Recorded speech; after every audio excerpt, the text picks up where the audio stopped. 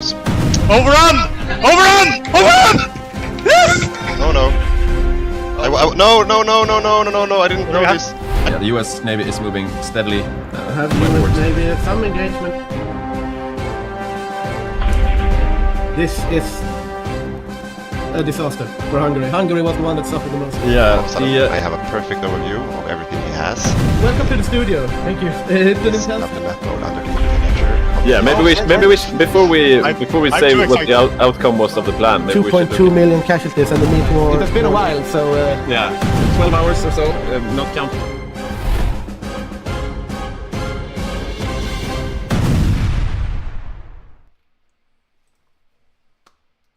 Hello and welcome to the front. This is the Hygge HOI community sending our grand game today in the middle between Christmas and New Year's, and we hope to have a nice time with all of you joining us to watch this multiplayer in-house game with a lot of players. We are going to play from the 1st of January 1936 until the inevitable capitulation of one of the factions in a historical game of World War II in their finest bra mod for Hearts of Iron 4. I am Victor and I will be one of your casters today, and joining me here is the newest addition to the caster team. Mine is Ek. Pleasure to be here. Pleasure to be with you throughout this grand war. And as Victor said, we'll be with you all day. We will be starting in 1936. We'll be playing all through the war, and we'll be guiding you through every front, every operation, every battle. If you are joining us from YouTube or Twitch, you have the possibility to comment on the live stream, and we will try to answer any and all of your questions throughout the day. We will also be doing interviews with the players when we have a kind of a lull in the game, or if we have a pause throughout the day. We will be taking a lunch break at about 12:30 or at 1 o'clock, but we hope that apart from that, we will be up live and streaming throughout the whole day. Yeah, we're looking forward to a very exciting game here today.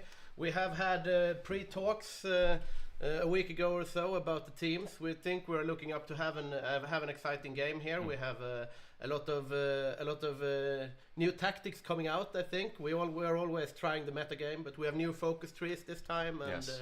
A lot of new stuff going on. Yeah. If you've joined us before, you know that we're usually about 35 people. I think we will be playing with 36 players today. Yeah. We've had some last minute changes, but if you joined us for our last game, you will notice that there are a lot of differences, because since then the new DLC for Hearts of Iron 4, Arms Against Tyranny, has gone live. We didn't play with that last time.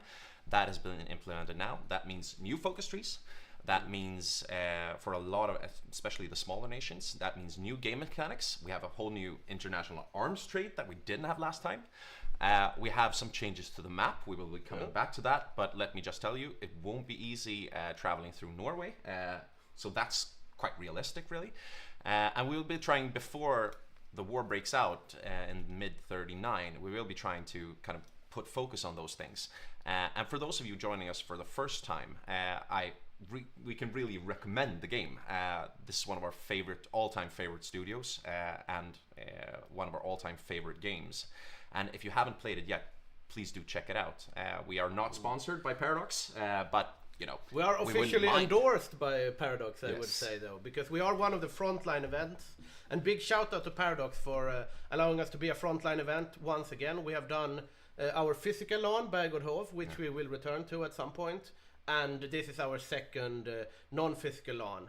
So also technician now is Petter. We will be rotating him in as a caster at some point, and we will be switching seats at some point. So you will have time to hear from him as well. Yeah. So don't be afraid if one of us is missing when if you leave the stream, you come back. One of us has been exchanged. We have not been shot at dawn. We are just switching with Petter into the technician's chair. Indeed. Yeah. Yeah. Could you move the light a few centimeters? I feel like I'm getting shadowed. Yeah, I liked it. I feel like I'm a bit of a James Bond villain here in the studio. Yeah, I feel I'm ending up in the shadow. Let's see here. That way? Yeah, just a few centimeters that way. Sorry, regular. Our technician made a very angry technician face at me when I touched his studio lights. Yeah, I think. Big no-no. Yeah, that's better. I think we're having some behind the scenes here in the other computer. So let me just I will bring up the chat here on the phone. Let's see here. There we are, and there we are. So now I have access to the chat. Yeah, we are. Yeah. Yeah, thank you for the nice comment on the outfits. I see Magnus here has gone with a classical look. Nice wool. This is a tweed jacket from Scottish House in Stockholm. Big shout out to them as well. It's one of the few things I bought for myself when I worked in Stockholm. We won't be talking anymore about clothes, but Victor here is wearing all navy blue, and you can see he has put on his medal from Paradox, which he got for participating in Bergård Wolf, right? Yeah, indeed. We got the medals. The winning team and the casters got these medals from Arms Against Tyranny. So we have a few of them around. I think Petter has one laying around too. So you didn't get one that game. No, I lost that game, and that kind of gets us on because this was 2 games ago, and we have seen a lot of winnings. Not really a winning streak, but a heavy. We are in a heavy slump for the Allies, and the Axis team has been winning a lot of games recently, and I think that this will be one of the interesting things with the new DLC, seeing if that changes the balance in some ways toward the Allied side. And we will soon be coming back with interviews with the first players to see really how they're feeling about today's game, if they have any predictions for us. Will we see a victory for freedom, honesty and liberty, or will we see a victory for the Axis of evil? We are just now initializing the game, so we will be starting soon. But don't expect to see too much action, too much explosions right away, because usually how this game works, it's not just about fighting the war. It's really about building the economy to be able to fight the war. And the first few years are really about building up your economy. The first hour or half an hour of the game is usually a lot of setup, trying to get your men working on the factories, trying to get that set up. And for us, I think that's just, for many of our players, that's really more the charm than fighting the actual war. Definitely. We have been talking before. We have a YouTube channel. Please like and subscribe and all of that stuff. And there you can also find guides that we do. Our Patreons get to vote on those. So big shout out to our Patreons. We will get a name list of you at some point and give you a proper shout out on the stream. And we have there an economy guide from the Excel master Don that has put that out, and now we have 2 Navy guides, the latest, so please check out our YouTube channel as well.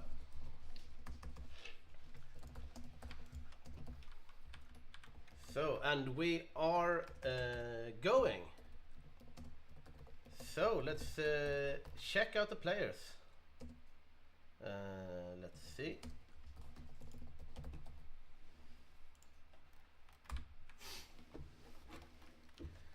So, as you can see here, we have players on a lot of different countries. We have Bulgaria on the British Raj. Interesting, he probably didn't change since the last game. We have Badger on Japan. Puyi on Manchukuo. We are doing AI China, so no player there. Over in Europe we have Sean on the UK, Gunther Mietnek here on Germany, Stalin the Master Purcher, I don't know who, Makko, and we have Falkenheim on Finland, and yeah. And usually how this goes is the more experienced players tend to go for greater countries, for the major countries of the war. And if you know your world history, you know that you should be looking at the United Kingdom, you should be looking at Germany, at Italy, the Soviet Union, US, Japan. But we also kind of switch it up because we want people to get into playing the major countries as well. So I think we have, for example, Sean, who's playing the UK. This is his second game with us. He joined us UK last time, had a valiant defeat, I would say. But he's coming back really, stoked on revenge, I think. We're also changing in some new people. Francis on Germany has played Germany before, one of our more experienced players, but joining him are co-ops that maybe wouldn't be up to the task or might be a bit nervous about playing Germany themselves, but are backing him up. Yep. And the reason why we have more players on the bigger countries is also that there's such a lot of things to keep track of. If you're playing, for example, Bulgaria, you're having a limited number of divisions, a limited number of factories, and a limited number of tasks. You can't invade the Soviet Union on your own, but you might be an important supporting player.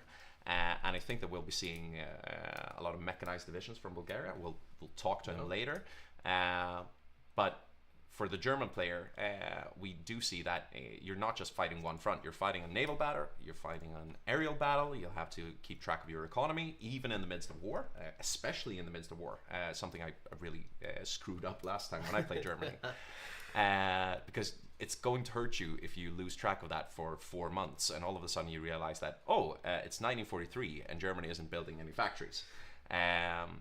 Yeah, you really need like that. That third share can really help to Absolutely. have control of like the economy, all the things going on in the background, making sure you click the correct buttons.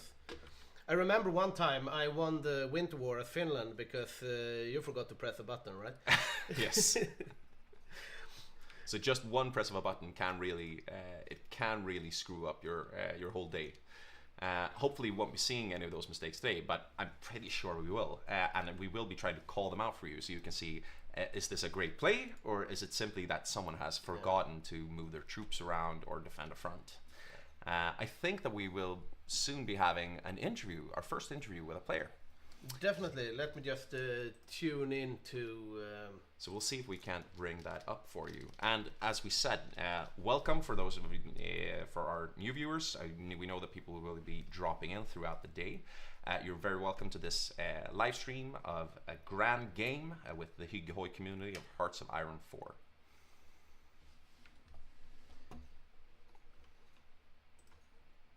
No, let's see. I won't tab out of the game now because then you will get my whole screen. So I will log into Discord at some point here. We have Steffens in the chat. Good morning. Hope you have a good day. Thank you so much, Robert. I hope you have a good day as well. Nice to have you join us. New for this game also is that you see the news reel here, where you will be getting breaking news from the different theaters of war throughout the game. Also we have the cat cam for these things. The cat is in position and ready to be cute when needed. I would say she's already started being cute. Yeah, definitely. It's more of a constant cute. Yes. Yeah, there we have the cat. And you needn't be worried that the cat isn't moving. This seems to be the natural state of the cat. But we will be giving you cat content throughout the day if which never happens with Paradox games. If we should have any technical difficulties or desyncs, of course we're counting on Paradox running a smooth game today. So hopefully we won't be seeing that, but it has a tendency to happen sometimes. We will see. See. We're still a bit off with our first interview. People are doing the setup for the game, but I thought we might check into some of the news here, because today we have a world first. We have a Danish player, so maybe we could tab into Denmark. We have a Danish player, that's new. At this moment we do not. Wait, let's see here. Yeah, we have Saddam. Yes, a worrying name there. Indeed. We will have. I mean, people are playing dictators here, so this isn't unique, and this doesn't mean that they have any support for the dictator or respect for the dictator in question. Let me just say that. But if you could tab into Germany, and I think for people that haven't played the game, we could try, and you'll have to tab out of Denmark. Yeah, and if we could bring up the German focus tree. Definitely. Yes. Scroll out a bit so we can see it. This is, I would say, quite a standard, quite a standard focus tree. You see that there are a lot of different focuses, and will be moving down through this focus tree during the day. So he will probably start off with focuses for strengthening the economy out on the left, choosing a path. Will he go more for a strong civilian economy that he can then transition into a strong military economy? And you have to balance that with the focuses that strengthens your army, your air force, and so on. And the focus is also very important for the major countries in the game because they trigger the events. So we can see if you scroll in at the we have both. So I mean, we have all these focuses, right? But we are playing a historical game, so you can't go too crazy, right? No. You can't go like democratic Germany or something. So at some point during 1939, you will reach. The Germans will have to take Danzig or war, and the Poles obviously can't just give up Danzig. So that will be the outbreak of the war. So we have some control over which focuses you go, but in general, just as Magnus said, you are going to want to strengthen your economy at first, get those factories up and rolling when the war is not going, and then really start churning out the war industry as you move along. Yeah, and this will be interesting for us to see.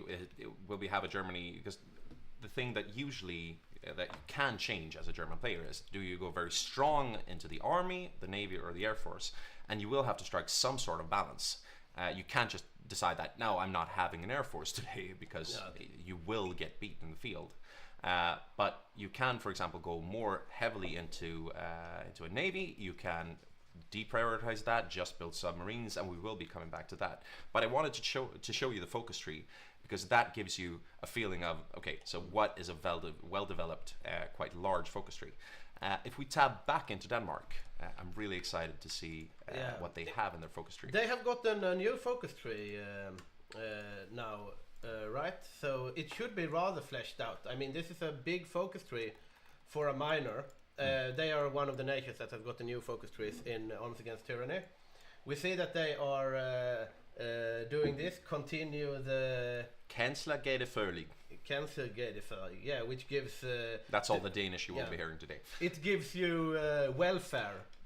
So Denmark has this interesting mechanic where they balance between welfare and militarization. I'm not sure how to bring that up, but there.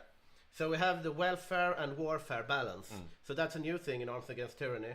So Denmark needs to balance between welfare spending and war spending. And obviously at some point you want to go towards the war spending, because then you can see here you get massive bonuses to your production efficiency, training time and conscription stuff. But then again, it's kind of nice with welfare spending in the beginning, I guess, because you get the production bonuses for infrastructure, civilian factories, and those things you really want to get out before the war. And not to get too nerdy about the political side of this and the historical side of this, but I think this is kind of sweet with the new DLC that they are trying. Kind of Paradox is kind of trying to show us the actual historical balance that was struck and the debate that was ongoing in the Nordic countries between those who wanted to expand the welfare state and those who wanted a strong defense, kind of the conservatives and the more progressive left. Of course, you can't show all that in a game that is based that is designed to let you play the Second World War. But it's nice that you can feel the echo of it. Yeah, definitely. And as you see here, we're going towards welfare spending here in the beginning, because we have Thorvald Stauning from the Social Democrats in power, and we have a Communist Party, a National Socialist Party, and a Farmers Party. And new also for Arms Against Tyranny, I'll check out Germany here, is that we have military-industrial organizations, which are companies that level up as they produce your equipment. So for example, Germany here has Porsche, Henschel, MAN, and Daimler-Benz. No one should choose Porsche. They have armor. Yeah, I'm just that scares me. Once again, going with the historical authenticity, I would be very afraid of picking Porsche. But the nice thing about it, and this mechanic is very new. I won't say I completely understand this mechanic yet, but basically, it's about picking a lane. And you really have to use your design companies to get them to give you better bonuses. You can't just save up on your political power, pick a company, and that's it. This is a mechanic that if you want to max it out, you will have to look at this. And I think we'll be coming back to, especially the major countries, seeing which path they go on with their design companies. Yeah, definitely, and this is also one of the things you can switch up. For example, if you in the beginning you might go man here because you get production output, so you can churn out more tanks. But once you start like Barbarossa, for example, then you might go for the speed one, and you can level them up as you go. So when you research, you get like experience that you can spend to invest in the military industrial organizations. Yes. And this is very new for both me and Magnus, so our understanding of this is limited, but yeah. Yeah, and for those of you who are new to Hearts of Iron, this is really a part of the evolution of the game and all Paradox games, that it's not that you buy a game and you play it for 5 years. The games tend to evolve with the downloadable content, and especially if you're like us playing mods. And we had the same kind of confusion when they switched up the Navy game. We had the same kind of confusion when they brought in naval designers and aircraft designers. And usually I tend to get a bit annoyed. I was like, I just started to understand this game and now you've shaken it up and I don't get it anymore and I'm losing games. Yeah. But give it time and give it 2 or 3 games and you feel like, yeah, I'm really starting to get the hang of this. And if you want to understand the game more, I can really recommend the tutorials that we have on the Hygge Gaming YouTube channel. So just search Hygge Gaming or Hygge HOI and you will find that on YouTube. Yeah, definitely, and we are doing like guides every week. Now we see here the game has started. We were paused for a while because everyone needs to prepare all their production lines and so on. So let's check out here. For example, we can see that Germany is going Rhineland right at start here. So they are going to remilitarize the Rhineland, and that will create some world tension. Yes, and I think that would be a great opportunity to explain world tension, because that is one of the basic mechanics of the game, where you balance world tension is a mechanic, and you can see right up on the right hand side of the screen. You can see that world tension is now at 0%. Everything is peachy keen, everyone's happy, everyone's friendly. The League of Nations is running smoothly. But as we progress along the game, that world tension is going to start to rise. And that means that the Allied and democratic countries can really start, especially the Allied and democratic countries, can start to ramp up their war production. So for example, if we look at the United States, we can see that a lot of their focuses, which brings them out of the Great Depression, gets their war economy started, is locked behind a certain level of world tension. Yeah, they also have the mechanic with Congress, so you need support in Congress for certain decisions. Yes. So now they are continuing the New Deal here, for example, which gives political power, and that political power can then be invested in order to get support in the Senate for different things. Yes. So, yeah, for example, here you can grant statehood to Puerto Rico. They still haven't done that. No, but they apparently they don't need the support in Congress. Let's bring this back a bit and leave the American Congress aside for a minute and just stay on world tension. So that means that for the Axis countries in the game, they will really need to balance world tension. They want to start annexing countries, they want to start wars, but they have to balance that with the rising world tension, because the world tension, it spikes up when, for example, you remilitarize the Rhineland, when you annex Austria, and then it takes slowly down. And usually the Axis want to keep that as low as possible for as long as possible. So I'm a bit surprised that they're taking Rhineland this soon. But I'm guessing that they count that on the world tension slowly coming down, and then they won't need to ramp it up a lot. Yeah, it might be smart as well, because if you remilitarize the Rhineland right away, then you will have a period of relative peace until the Spanish Civil War inevitably breaks out. And then you can go, because we have other like Anschluss and demanding the Sudetenland and invading the rest of Czechoslovakia, for example, will create a lot more world tension. So I guess that is their line of thinking here. Yes. But the upshot for you guys watching this is keep an eye on the little world tension counter in the right hand top of the screen. We will be coming back to this throughout the day. But basically the Allies want that up, because it means that they can start building up their war economy, they can start building up their war support and their local populations, and the Axis wants to keep it down for as long as possible. If we check out the UK here, we will have some, I was thinking the intelligence agencies, we might go over that. We have this was a couple of expansions ago, but you have these spies that you can have, and you can decipher some ciphers. Now what you see here, we got the remilitarization of the Rhineland, so world tension just went up. And you can use the spies to reduce the entrenchment of troops and create collaboration governments, which reduces the surrender limit of countries. So if you have, for example, especially for the Soviet Union, if you don't have collaboration governments on the Soviet Union, if you're the Axis, then you will need to cross the Urals more or less in order to capitulate them. But if you get the collaboration governments, then it will be way easier to capitulate them, and they will try with counter-espionage in order to counter that. So the espionage game can really make a big difference, and it has increasingly been good for the later games. Yeah, there are more mechanics that you can do with the spy agencies, but I would say that those two are the big ones. Building collaboration governments, which gives you less resistance in occupied countries and lets you capitulate them quicker. The other thing is that when you're really attacking, if you're having an offensive operation, if you have a spy network in the region, that will bring down the enemy's defense and entrenchment, and that makes a lot of difference, because this game is all about stacking up bonuses, and so this is, as with everything in this game, it's a trade-off. I mean, it costs you industrial power and factories that were working to build up these spy agencies.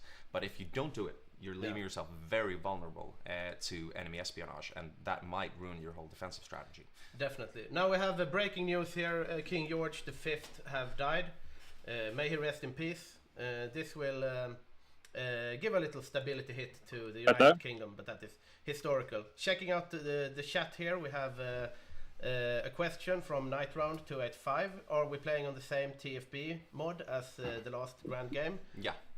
Yes, but we have the new focus tree, so I guess it's the latest version, right? But it's usually what we do is we start with their finest bra mod, really a fantastic mod, and that's also the thing about Paradox games. They are frequently modded.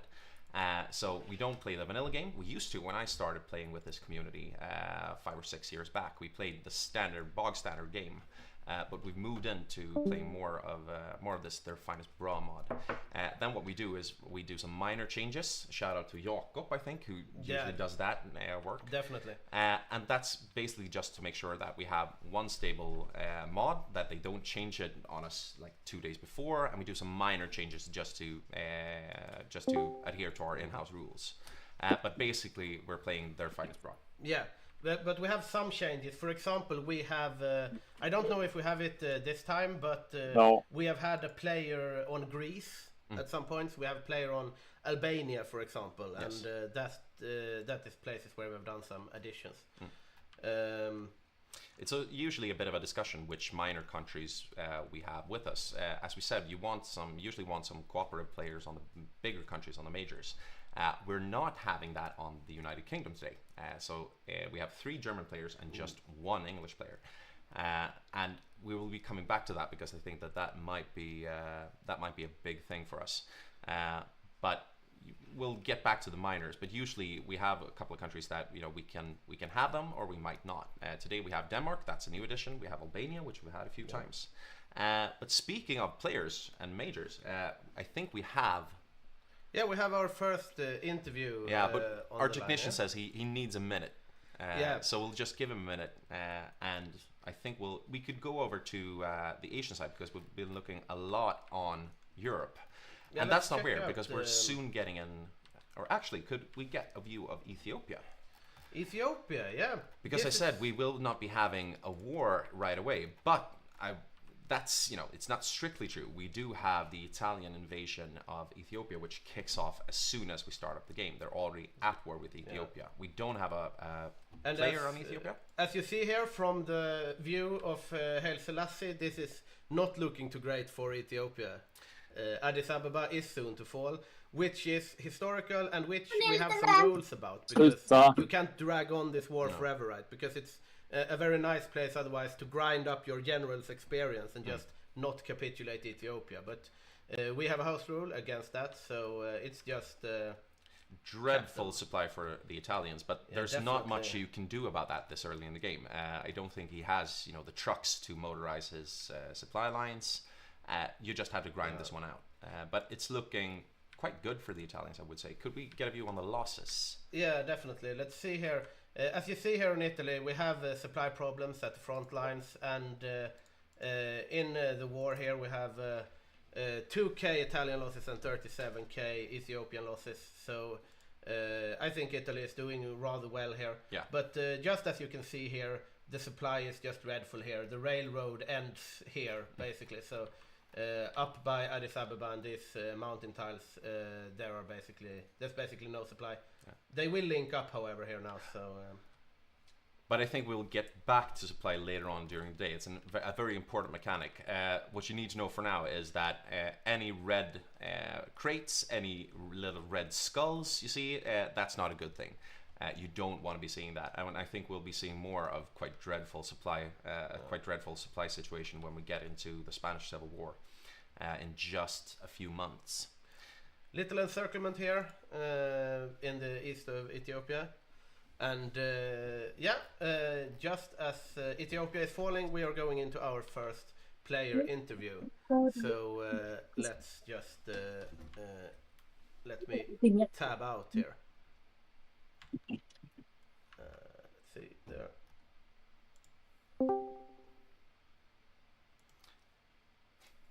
Yes. I'm just gonna check so I have everything. Need to mute Pete. There. And Hello. Could we get your cat? There we see you. Wow, such a beautiful man. Hello. How are you doing? I'm fine. A bit stressed, but it's okay. Yeah. How do you feel? How do you feel about your chances today? Yeah, he's just going through your headphones. Okay. So maybe we can get me into the interview as well. Here. Do you have your little earpiece? I think if I put in my earpiece in here, and we'll see. If I have an earpiece. No. There, I can hear you. Yeah. There we are. Thanks. We're still getting adjusted, you know, the technical side of the studio. Great to have you with us. Thank you. So, what do you think? We will have the Spanish Civil War breaking out soon. What's your plans? Well, the plan is to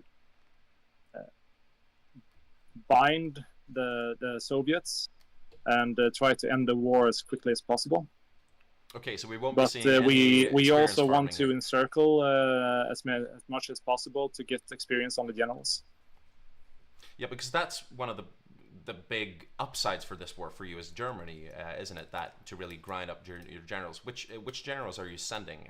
Can we get any clues as to your strategy for later on in the game, or who will you be sending to Spain? We are sending Guderian. Ah, so I'm guessing from that, since Guderian is quite a good panzer general, that we will be seeing armored warfare from the Germans. Might be, but we also have some other shenanigans. Do tell. No, I'm not going to tell. Okay, we just want to say that the studio is completely impartial, and we would be really curious to get any kind of clues on what how your bigger strategy for Germany is looking. The thing is that we don't want we want to how do you put it? It's a blitzkrieg, but it's also like in a controlled state, because we want to bleed as much as possible. And also we want to pinpoint the Soviets' assault troops and try to destroy them before we go on mass front assault. Yeah, and now we're talking about post Operation Barbarossa, so the Eastern Front. Yeah, exactly. Yeah. But in France, we don't really know what to expect because Ivan is quite unpredictable. Yeah, definitely. He can do some crazy template, try to hold, or he can just evacuate. We don't really know. I only played him when he was Finland, now was Soviet, and then he really tried to. He could have surrendered like a few months earlier, but he chose to remain in the fight. I don't really know why, but he has tenacity and a will to not lose. So it will be interesting to see how you perform on France. I think you read your opponent really quite rightly there. We saw that he played a very aggressive Lend-Lease Spain during the last exactly with his tanks and motorized. Yes, and I think we will also be very curious to see what Ivan is doing. But I'm guessing you're doing quite a heavy spy game on France to kind of get a glimpse of what he's doing, to kind of get the surrender limit down. Our aim is to get 3 collabs before the war. 3 collabs. That's an ambitious goal. That's a lot of German spies in France. If I could get back to the German build, we'll be seeing quite a classical build with a lot of armor troops. Or are there any? Do you think we'll be surprised by anything in the German build today? The German Army, Navy, Air Force. No, I don't think so. We will also have an adaptation to what the UK is doing and such. So Francis has like 3 different types of builds that he will adapt to. If UK is going heavy air, he will do some things, and if it's not going air, he will do other things. Interesting, and very interesting. An adaptable Germany then. I was wondering, we were discussing before about the world tension here. You went for the remilitarization of the Rhineland as your first focus. Is there some thought behind that? We don't really want to starve world tension. We don't really feel the need. So I don't know. We're going to get it up now. So now it's gone to 7. So it's free percentages off. Maybe it will go up to 10. Maybe not. We just went up to 11.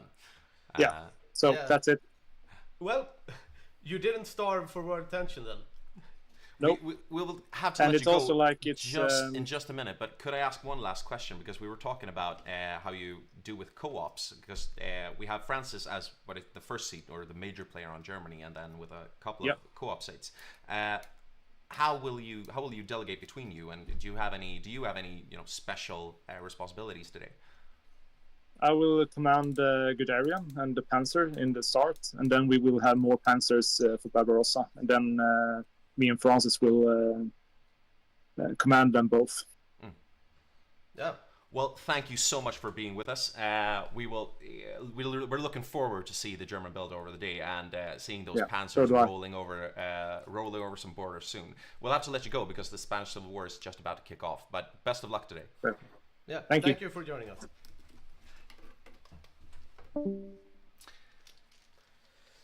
So that was Ivarsson, right? Yes. So our co-op on Germany, and I think we got some very interesting insights from him. And I'm intrigued by this flexible German build. So we will have to be we'll have to look quite keenly on the United Kingdom to see which build they're going down, because their path is going to decide the German path today. And I think that we will schedule an interview with Sean, the player on the United Kingdom, in about half an hour. So we'll be getting back to Sean. But we are now in June 1936. We are making good headway. And we can see that we're getting more and more pop-ups. The Ethiopian war has concluded. World tension has started to rise. And we will, in just about a month, we should be seeing the Spanish Civil War kicking off. I did get a little question in the chat about the Christmas jumper I have beneath my tweed jacket. It's not actually a jumper. It is a vest. Now you know. And it looks a bit Christmassy. The color scheme is... Yeah, I thought it looked, warlike and BBC-ish. But no, it doubles as a Christmas jumper. Also from the Scottish House. Well, let's see here. If we check into Spain, you can see at the moment it is Republican Spain, but very soon we will have a nationalist Spain. But now we have Remefors. Yeah, and I think we could get his player card up on the screen, because this is a great opportunity for us to present the players that will be fighting the Spanish Civil War.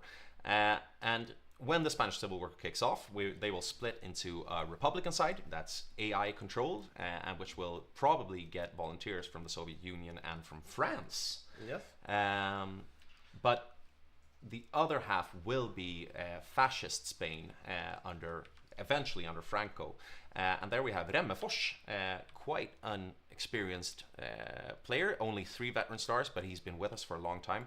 And we're actually seeing now that the Spanish Civil War is kicking off. Broke out. We're going into a pause to let Remmefors get his ducks in line.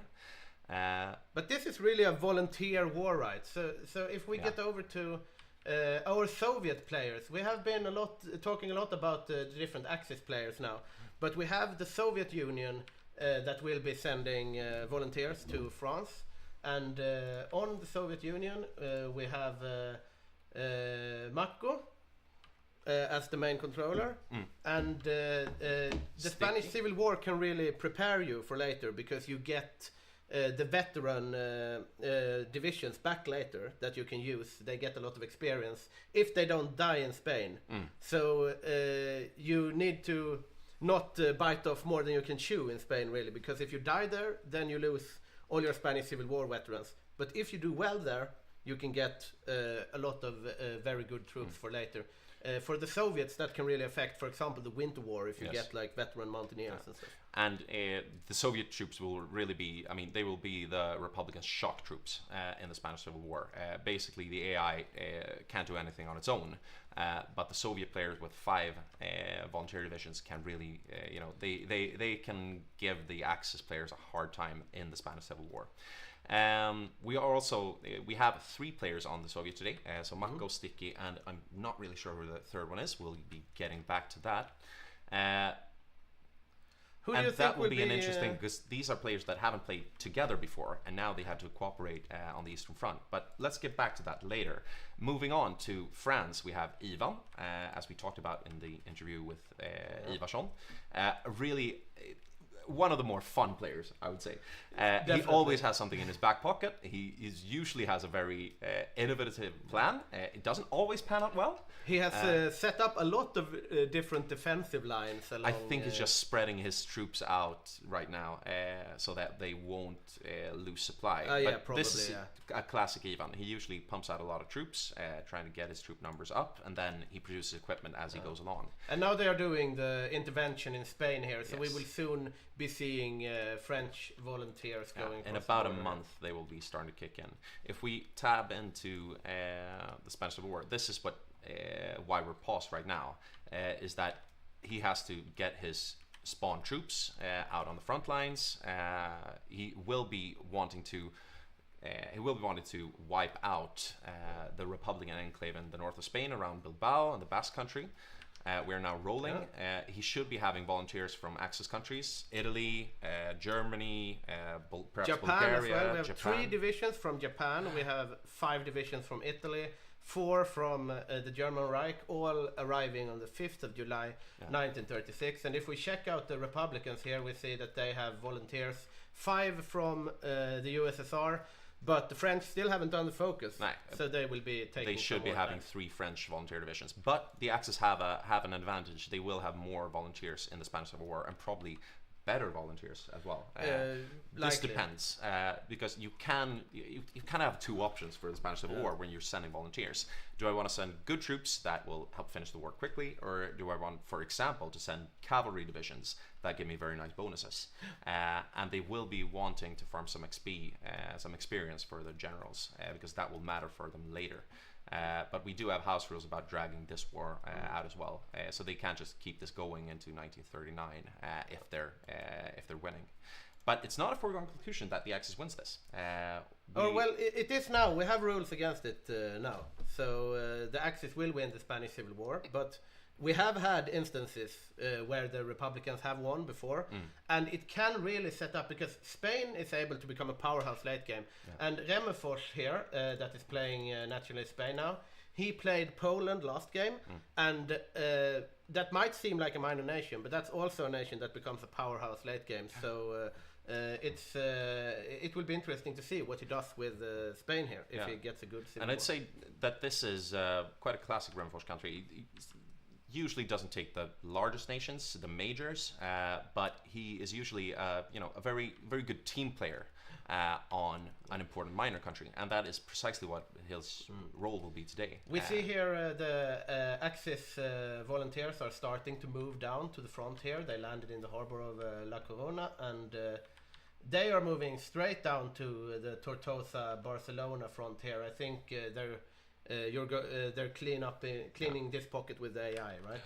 And we're seeing the Soviet troops pushing on from Barcelona. They will be looking to get an early encirclement, trying to kill off some nationalist troops. And I think they might just manage that. Oh, the Germans came in just at the last minute. And this is a very, this is an intense war if you're fighting it. So for the players that have volunteers in here, and especially for Remmefors, who's playing nationalist Spain, this will be an intense couple of hours or hour. But there are very few divisions in the Spanish Civil War. This will not be deciding the whole game, but it could give some countries an edge, and it could really it could screw up his whole day if the war drags on. He's not able to start building it up. And we have one very interesting thing with Republican Spain and also Vichy France later, is that if we get the focus tree up, I think we should be able to see it. They have the option of going for a volunteer build, so staying neutral in the war and sending volunteers to the Axis, or joining the war as an Axis nation. And Vichy France has the same option. And I think we can come back to this later, but this will be very interesting for how the game plays out if we have a Spain that's actively taking part in the war, or if we're seeing a volunteer build where he really focuses on getting on a few strong volunteer divisions. Yeah, and that will be interesting to see what Spain does, and the outcome of this war might also sway him either way in that regard. As we see now, the front has stabilized a bit. We saw some push from the Soviet volunteers here, but now we have quite a straight front here. But pretty much all of the fighting between the different volunteers are happening here in the north of Spain. I suppose that the Axis really would like to cut down to the coast of Tortosa and cut the Republican front in half. We heard in the interview before that they were going for like a blitzkrieg try here, so we'll see how that goes. And we're seeing really a slugfest between the Soviets, the Germans and the Italians. But I think the interesting thing is, because this should be more or less a stalemate, the interesting thing will be to see if the fascists can start getting other offensive going, start getting some surrounds, start killing off the AI troops from Republican Spain. But so far we're seeing them cleaning up the northern part of the front, and we're seeing a slug match between the Soviets and we're seeing actually that the Republicans actually took Zaragoza here, and that will improve the supply situation for them, and kind of... This is a really good opportunity to talk a bit about supplies. Yeah, go ahead. So Victor mentioned that they took Zaragoza, which is support for supply. If you can get the supply mode up there, we can see there that you have this icon. If you keep the screen still, we have this icon with barrels, and you can see the railways running to these supply hubs. And these supply hubs are really important for the game. And getting rail lines that lead up to supply hubs is really important to keep your troops supplied. And if you're losing that, you can see right away that the fascist troops in this instance, they are starting to pop up red on the map. You can see the barrels are going red. You can see little red skulls appearing. That means that the supply situation is bad, and that in turn means that they will be fighting. They will be a lot less effective in a fight. This is especially important for troops for areas like Burma later on in the game, where we will be seeing a match-off between North Africa, super important. This really means that you can't just keep on stacking up troops on the front line. If you move too many troops in, you will get low supply. You will start losing battles, and it's really hard to avoid this in the Spanish Civil War, because Spain doesn't have the industrial capacity. Yeah, I mean, if you look here, we have 13 supply here, and we have 30, so they are really lacking supply here. But the supply situation is looking bad on both sides, even if it is slightly in the favor of the Republicans now. But Zaragoza is switching hands a lot now, and that is just because you want that. so you get supply and you can push down to the coast. But the interesting thing here is to see if anyone manages to surround any troops, because that's when you really start taking divisions out of the game. You don't want just to push the front line back. You want to get encirclements. You want to actually wipe out the enemy divisions. Yeah. And right now we aren't seeing that. We're seeing a push back and forth, very much in you know, with the ambience of the First World War. Indeed. Rather than the Second World War. Very neat front line here. Nothing too exciting happening. The other thing we should say about supply is that it's not just about building rail lines. You can also motorize your supplies. And that means that if you have the trucks for it, you can. There's the option of motorizing your supply, which gives you a better supply situation, but it does require trucks. And right now, I don't think that any of the nations fighting this war have many trucks. We're seeing a small surround. First encirclement here. We have 3 nationalist divisions getting encircled by the French mountaineer see if the volunteers. French will be able to hold it. Looks like Yeah, they're I going think to be. so. Or maybe they will get pushed out here. The Italian infantry volunteers might be able to save this. We will see, but Could you hover over that? here. Let's see. Yes, if you just let me take over your mouse, you can see there 11 days. Don't take this too much, but that gives you an inclination at 3 days. So the communists want to move more troops in here, and right now I'm guessing this is a tense situation for Emfors. But we're seeing there that the Axis can't get through. We have the first surround of the game, and yeah, they are gone. So that's 2 divisions down for the nationalists. Only the standard divisions though, so none of the volunteers died in that engagement, and that's really what you're after. But no side. But I think we do have a very happy French player there. I think so. Well done, Ivan. Well done to the Soviet player. First round of the game. That goes to you. First blood. Indeed. And if we check out also the French, army here and the volunteers of France, you see that they are getting experience, and they have this general here. That's Jean de Lattre de Tassigny. Indeed. He is leveling up his hill fighter infantry leader, and. It's also interesting. We told you before that Ivan had a lot of divisions right now, and I think that this is why he's. If you look at France, you can see that he has. Look at the French divisions. He has a lot of divisions in the field. That gets his volunteer cap up, and in plain speak, that means that he can send more volunteers divisions to Spain. So he actually got 5 French mountaineer divisions to the Spanish Civil War, and that's. This is looking at interesting. least one more than usually. Yeah. This little axis salient here might get cut off because they have these extra volunteers from France. But they are not pinning the divisions they should be pinning. No, definitely. They should click around here. But the nationalists are looking to lose. They will probably lose like 1 more here. I do think that the Soviets will be able to push out this loss. I'm not sure, but not, right now a slight advantage for the Soviets.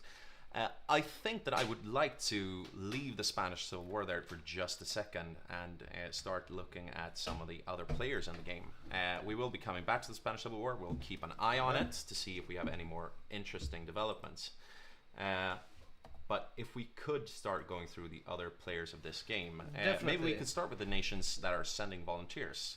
Italy, so for example, we haven't talked about yet, right? Let's talk about Italy. So on Italy we have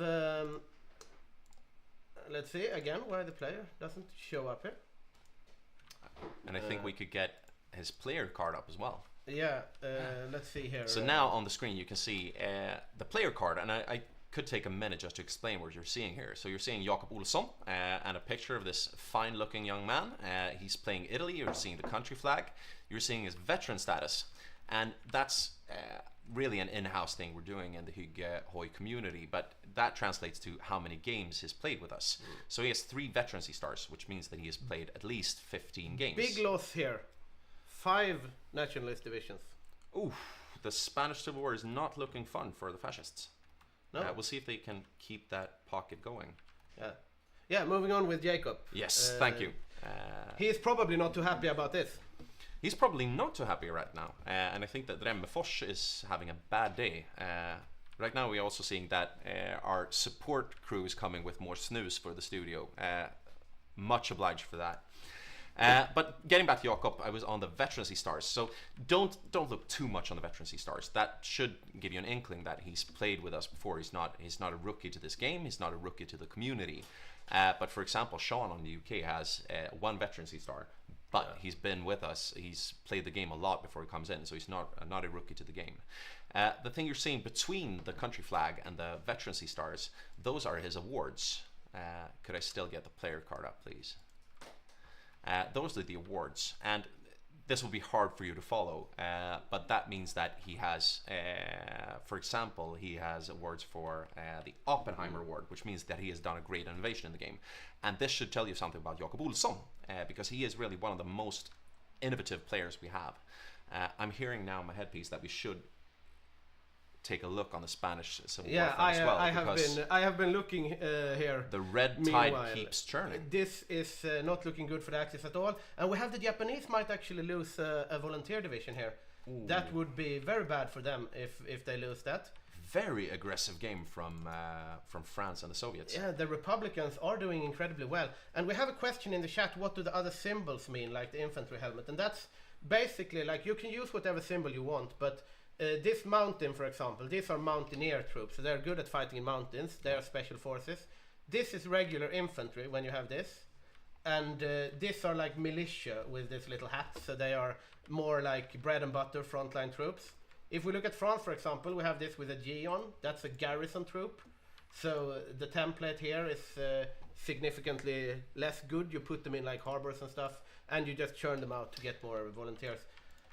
Looking here now, we actually saw a loss here, right? Yes, more encirclements for... The Japanese got out though with their one dude. I think that was very good for Japan. It would not have been nice. But they're still on the back heel. They're trying to start some kind of offensive in the south, but right now it's looking very dark for the fascists in the Spanish Civil War. I don't think anybody's crying over that, but it's this isn't going the way they want it to. But I think we will be getting back to some more players. I just wanted to round out on Jakob Olsson. We will be having a round for an interview later on, but as I said, one of the more innovative players, and I also happen to know that he is planning quite an innovative strategy for Italy. That's so I've heard. I don't think we'll be seeing the usual slog in North Africa, but we might be seeing something more unexpected. We have had a lot of interesting stuff in North Africa, though. We've had naval invasions from the Axis, the later games, that have failed quite miserably one time, succeeded one time, and it has not been like the El Alamein slog that is historical, rather like naval invasions of the Hormuz Strait or Tel Aviv, for example.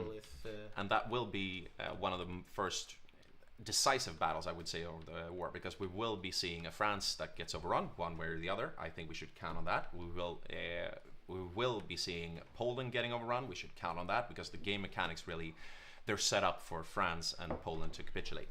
They're also quite set up for the fascists to lose to win the Spanish Civil War, but you never know. This might be we might have to get the house rules in option here, because we're seeing a really quite offensive Republican. We see also like the Soviet mountaineers are doing massive work here towards Portugal.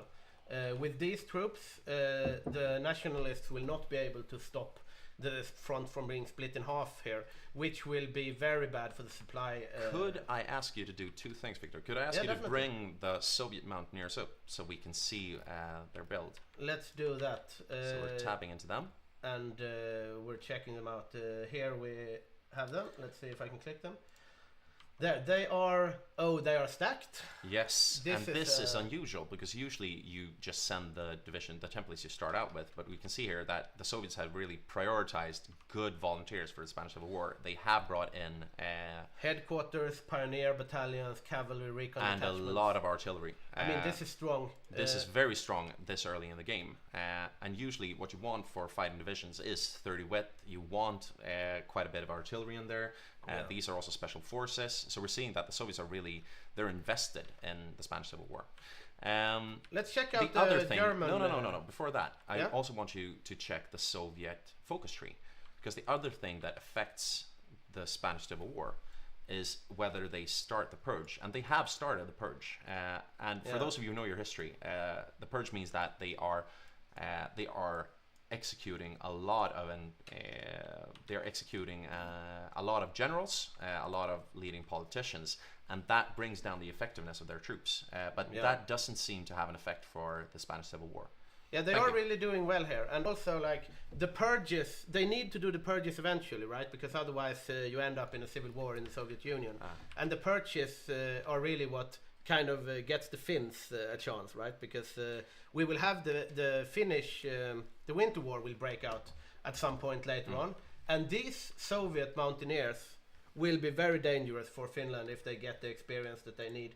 If these get veterancy, they can punch quite hard. Could we get up the Martin Popov, the Soviet general they sent? Because we said that definitely. It's important what generals you... If you click on the little plus there. Yeah, let's see here. We have winter specialist. They might be going for winter expert. They might be, but what I think is more important that is that they took a general that isn't specialized yet, so they can really turn him into whatever they want if they just get enough experience from him. And with this amount of encirclements, they will be getting that. We can see that the nationalists have started to push back a bit in the north, and this is the dangerous thing for the Soviets. You can't be everywhere at once, and you don't want to get your divisions encircled. But so far, really a good civil war for the Republican side, for France and for the Soviets. Really well played. I see that the Japanese are trying some small encirclements here. They will get some Republican troops. Yeah, but they might get the Soviets in the back there. I don't want to get too drawn into the Spanish Civil War, but I think that that's a bit too cocky from the Japanese. Yeah, it might be. We see here they are getting rolled up. All the nationalists get some a bit more veteran divisions. Those ones here from the Franco army from North Africa is dying here on the border of Gibraltar, and looking good for the Allies. Really, yeah. Yeah, this is a very bad pocket. But we're seeing encirclements from both sides right now. Let's try and zoom out of the Spanish Civil War, and we might get over to speaking about Japan. Yeah, let's check out their volunteer build also, see what they have sent. Because we said that the Soviets have really they have prioritized this civil war. If we compare here, we see.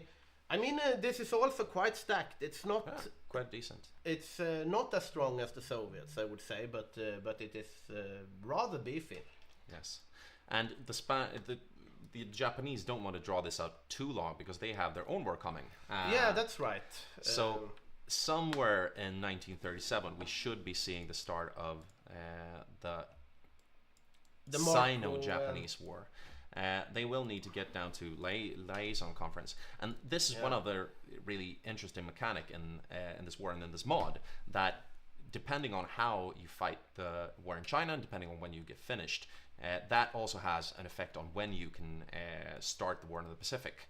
And basically you can go for an early war, which gives you some bonuses quickly but drops down your, if we stay on Japan. I'm just trying to see here if they get encircled here, the Japanese.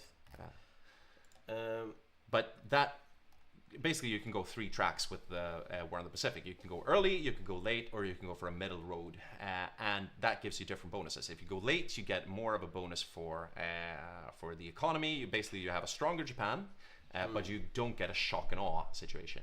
If you go early, that gives you bonuses quickly, but you will be weaker in the long run. You see, he has planned a naval invasion of Shanghai here. He will probably try to train up a general to get invader trait for the island hopping later. Yes. It's a common strategy. We have Night Round asking if he can see the Japanese player card again for the pick. I didn't see it myself, so let's see here.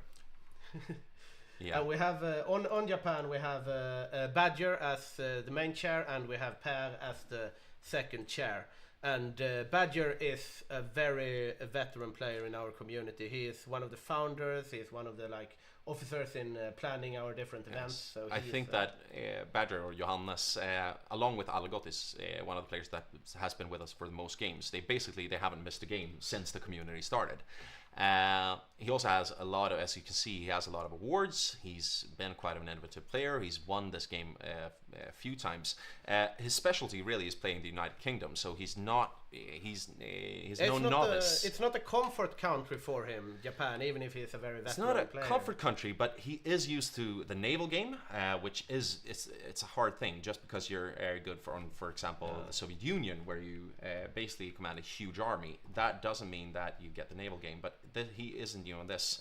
I also know that he will be going very heavily into building dockyards, prioritizing the navy, and that should be interesting for the rest of the Asia axis, because we have very veteran players on Manchu and on Siam as well, and we might get their player cards up actually if we start with Manchu. Yeah, Manchu is a very important nation to cooperate with as Japan. You're a puppet of Japan, but you are sorely needed for the Chinese front here once the Marco Polo Bridge incident kicks off and the Sino-Japanese war starts. And then you have a decision to make, like how much do you give to Manchu? Do you have big Manchu? Do you have small Manchu? And how will Manchu play? And on Manchu... And big Manchu, small Manchu, that basically the difference is how much of China do you get? Do you get a very strong Manchu that has a lot of Chinese ground? They get course on the Chinese states.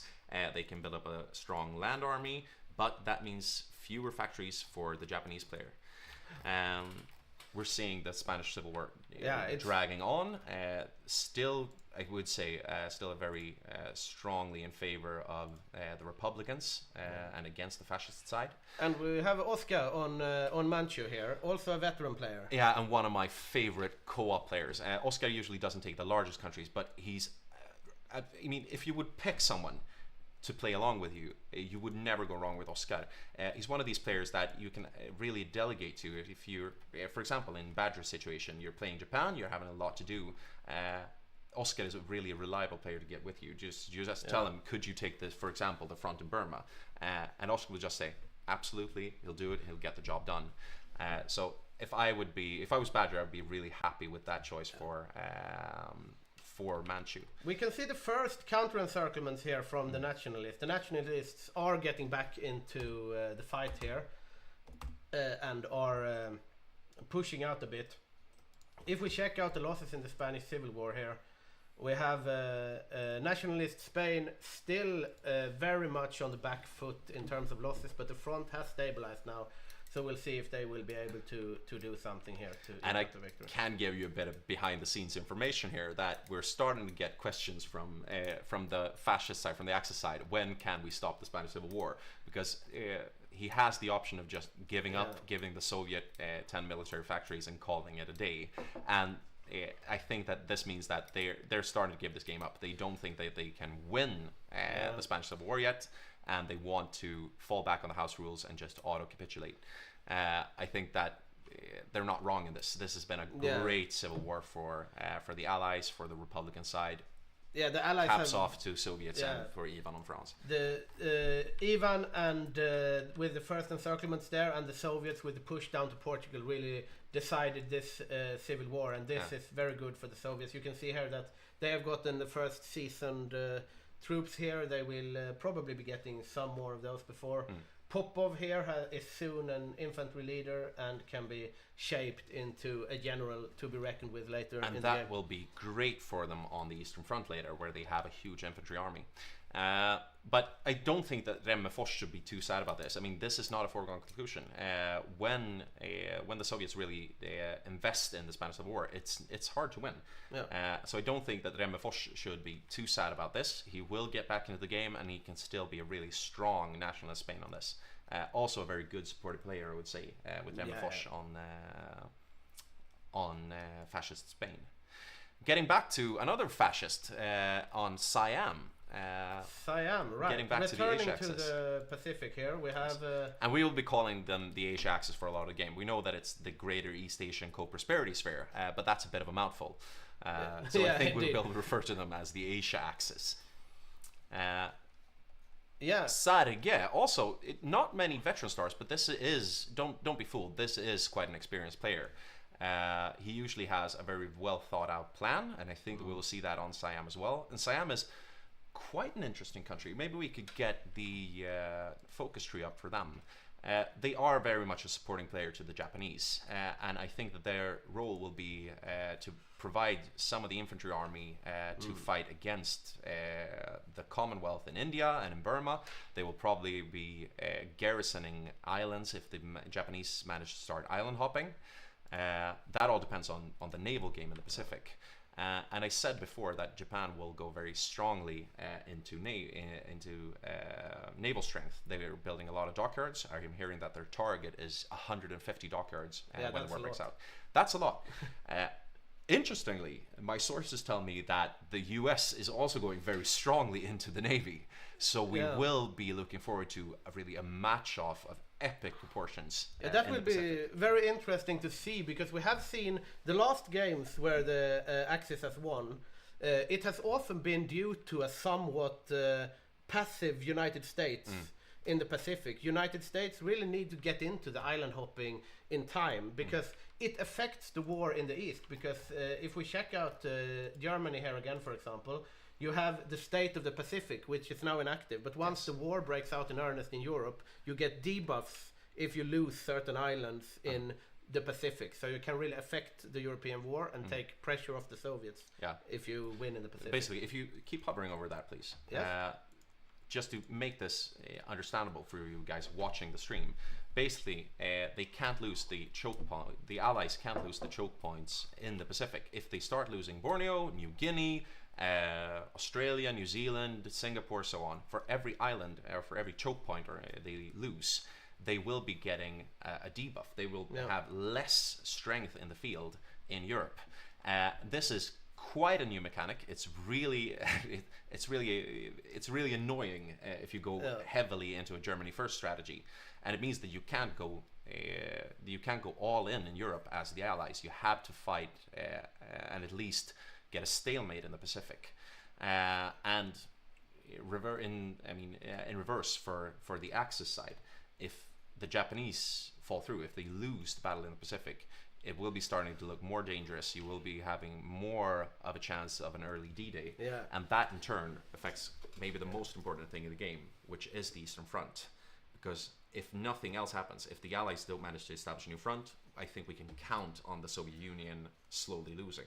Yeah, I mean that's in a historical game. It really it's like that you have the Eastern Front as the in the background, always the deciding factor, right? You need to take the pressure off the Soviets at some point in order to alleviate the pressure from the Germans in Barbarossa. And if you get this buffs from the state of the Pacific, you will have an easier time landing in the beaches of Normandy or in the south of France. Or we have even had D-Days in Hamburg and Spain if they join the Axis. So D-Days are one of the things that can happen quite ahistorically. But we can see here, going back to the Spanish Civil War, another encirclement of nationalist Spanish troops here. They will have manpower problems at some point.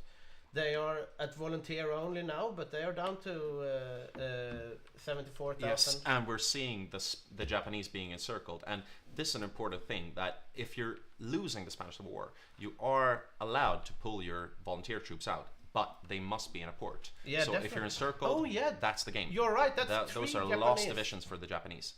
And the Bulgarian division. This is a disaster for the Axis. This is precisely the situation that the Axis didn't want to fall into, starting to lose volunteer troops. That's all the experience gone for those divisions. They still get the experience for the general. The general doesn't die, but this is a situation that you don't want to fall into.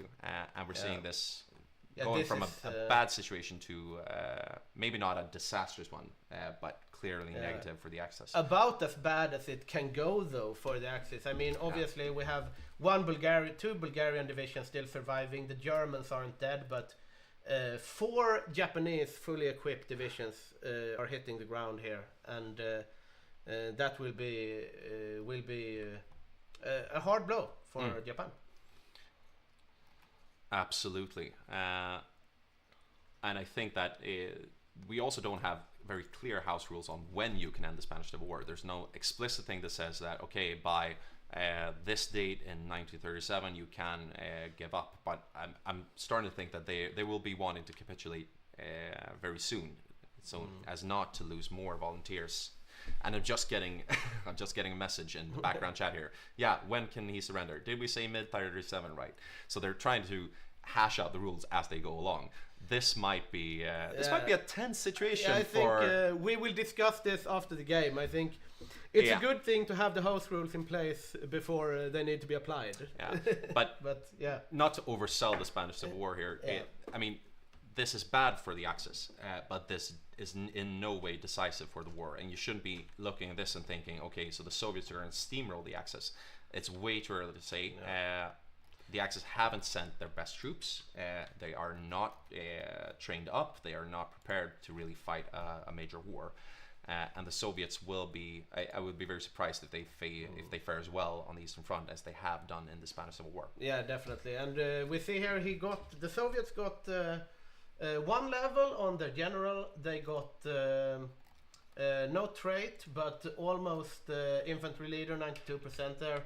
And we have all the 5 volunteer divisions getting the seasoned level, which gives 40% modifier in combat. So it will be interesting to see those hit the front in the Finnish Winter War. And we're seeing the Soviet player very graciously getting his troops pulled back from the front line. He's saying, it's fine by me if you surrender now. We're getting a question in the chat, really a good question, I think. Who do the commentators think will be the most impactful miner in the game? Discarding the major nations, UK, US, Soviets, Japan, Italy, Germany. What do you think, Victor? Who will be the most impactful miner? Well, I'm very interested to see what Finland can do with the new focus tree. And we have the player on Finland as well is... see here, Falkenheim.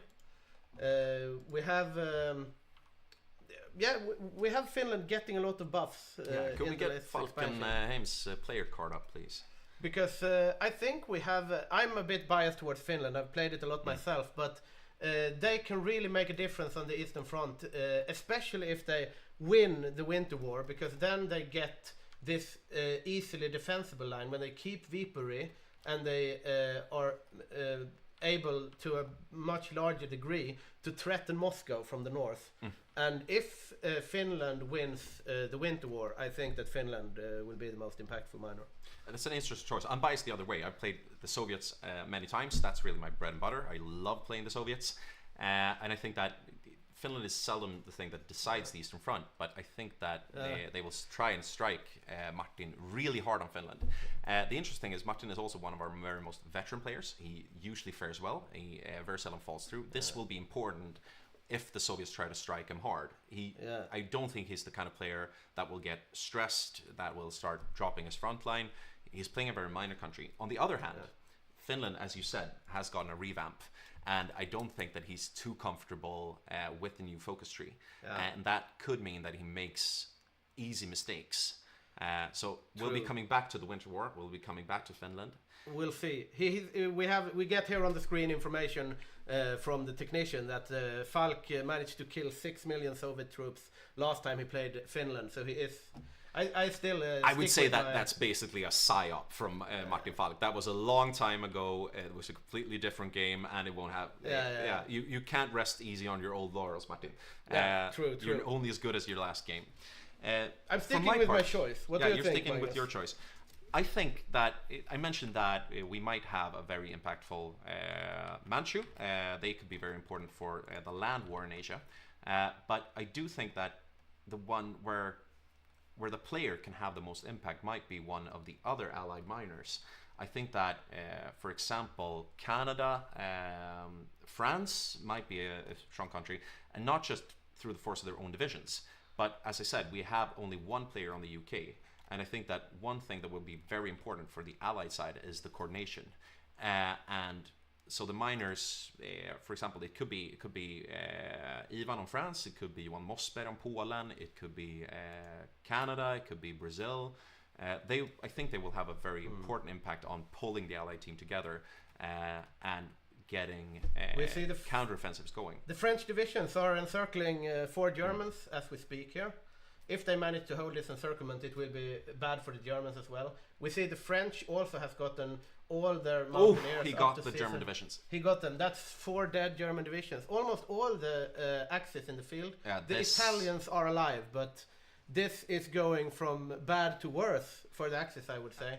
And the French, as you said, your choice might be a good one, because this has been incredible plays from the French player in the Spanish Civil War. Caps off from the studio. Well done, boys. I'm just getting word that the fascists are surrendering in the Spanish Civil War. This will not mean that we won't have a Spanish player. We will still have Remefors on nationalist Spain, but this means that the Soviets get a few more mills.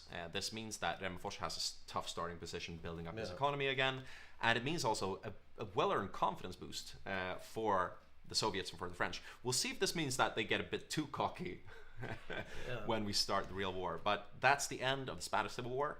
It's really de facto a Republican victory, but we now have fascist Spain licking their wounds, Remefors starting to build up his economy, and I think we will try and get Joachim Remefors, the Spanish player, in for an interview as soon as possible. Yeah, definitely. It will be very interesting to hear from him what he thinks about this. Hello. Are we ready? Hello, Remefors. Yes. We are getting into the studio here. Meanwhile, we have a question. Is it going to be tough managing UK with just one person? Absolutely. Yeah, I think that will be a challenge. You have the Navy, you have North Africa, you have the Commonwealth. That is a challenge indeed, but if there is one person that will be able to manage, I think it's we have Sean on UK, and he is an experienced UK player. I would say this is one of the more mystifying decisions for me going into this game. We have a central committee, a small group of players that are really managing the community. They usually decide on the teams, so they talk this through. They try to match the teams up so that we have an interesting, evenly matched game. But they have once again put as just a single player on the UK. This is the 3rd game in a row where we have a single person in the UK, no co-ops, and for my part, I really can't understand why. The UK has lost the last 3 games. You do get overmatched. It's just too many fronts and too many layers to handle. And Sean played a fantastic game last time, but he was on the defensive throughout the game. He got invaded. He lost the war in Africa. He basically lost the naval game, and he got Seelaved. And when the Soviets had capped, he got invaded last time. Not through any fault of his own. He played a very good game, but it's just too much to handle. That's my view, but I really think that he deserves a co-op. Yeah, definitely. And I remember last game also. We had some strong Commonwealth nations. We had Dankus Mimicus playing the Raj, and still. Let's get it, because the game is rolling, and we do have Gunvid Remefors from Spain. Great to have you with us, Jocke. And I'm also realizing that I'm have some muted.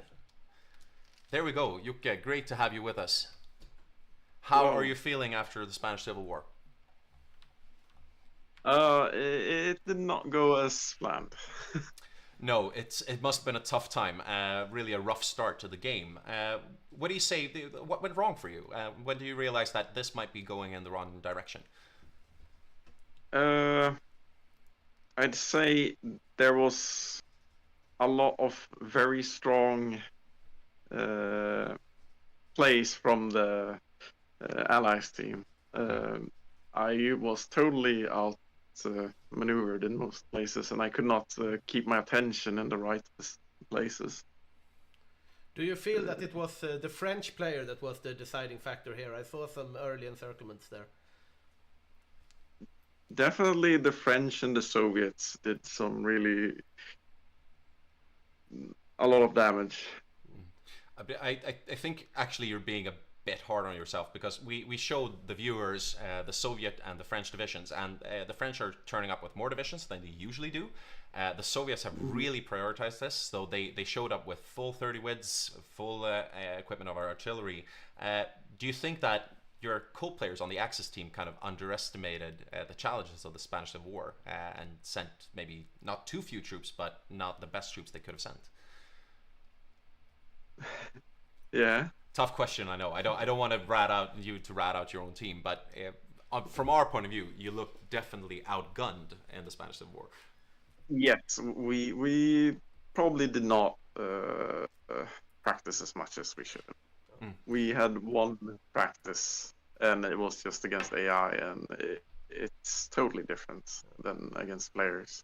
What's your plan for a comeback now? I mean, you can still punch way above your weight late game, but what are you planning to do in order to get back in this game? I'm probably going volunteer build and doing tanks. Very interesting. So something similar to what we saw last game. We tried to explain this to the viewers, but that's a big choice, going volunteer and being safe from naval invasions, really being able to focus on hard-hitting volunteer divisions for the Axis team. Will you be, what do you think your role will be? Will you be participating in the Eastern Front or more defending North Africa and the west of Europe? I'm not sure yet, but I'm quite sure I will get. Someone will tell me where my tanks need to be. What do you think is the biggest challenge for you to get ready? When do you think you will be ready to join the fray again and get back and get revenge? It shouldn't be much different from the initial plan of winning. I guess. I'm not sure exactly when I'm allowed to send volunteers. I think as soon as I get the focus done, which is probably somewhere 40, or something. Yeah, it will be very interesting to see how you perform later in the game and to follow your travels.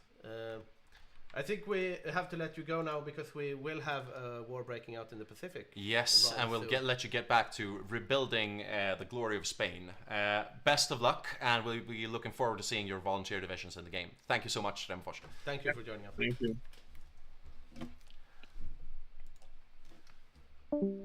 Very interesting to hear that we will be seeing a volunteer Spain. I told you before that I think that this is one of the very deciding factors for at least the European theater of war. That means we won't be seeing any naval invasions of Spain. They will be a neutral country, but it also means that it will be a bit harder for the Axis team to conquer Gibraltar. They won't be able to base any troops or any air forces in Spain.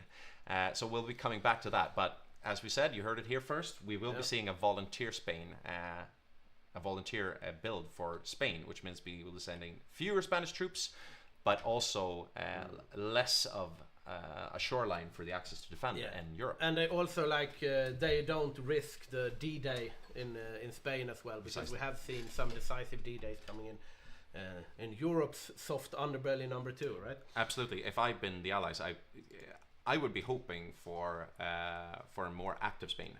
It means you have more Spanish troops and a Spanish navy coming against you, but it also means that you don't have a very tough naval invasion in Spain, and those are hard to throw out.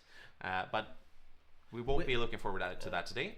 We'll be coming back to the west of Europe, but you have gone over to Asia. What will be happening there? We have the Japanese are now doing the liaison conference. And this means that the next focus, or they will be ready to take the Marco Polo Bridge incident next, and that is only a 7-day focus. So if they go Marco Polo Bridge incident next, we will have the Sino-Japanese war breaking out. As you can see, they have already planned a push with 26 divisions here from the border to Jiangsu and across Beijing, and a naval invasion with 10 divisions of Shanghai. So the Sino-Japanese war is probably soon to start here. They have gone Navy dominance in the inter-service rivalry as well, because as we said before, they are going heavy into dockyards. I don't know if this is new in Arms Against Tyranny, but as Japan, you have this rivalry between the army and the navy. and they are focused on the navy, so that might impact them a bit when it comes to the planning speed of the Chinese invasion, but it will serve them well later on when it's the island hopping and the marine invasion. Yeah, and for those of you who never played this mod, you might be thinking, yeah, it's just war against China. It's an AI, you know, China are meant to lose. You shouldn't get too cocky as Japan. This is a hard war to win. It can take time, it can take troops, and especially we have new house rules regarding this civil war. Because last game we really saw that Jakob on Japan really he took advantage of the fact that this is an AI player, and we had to introduce a new house rule to make sure that he doesn't just starve the Chinese and get all their equipment. So this war could take a while.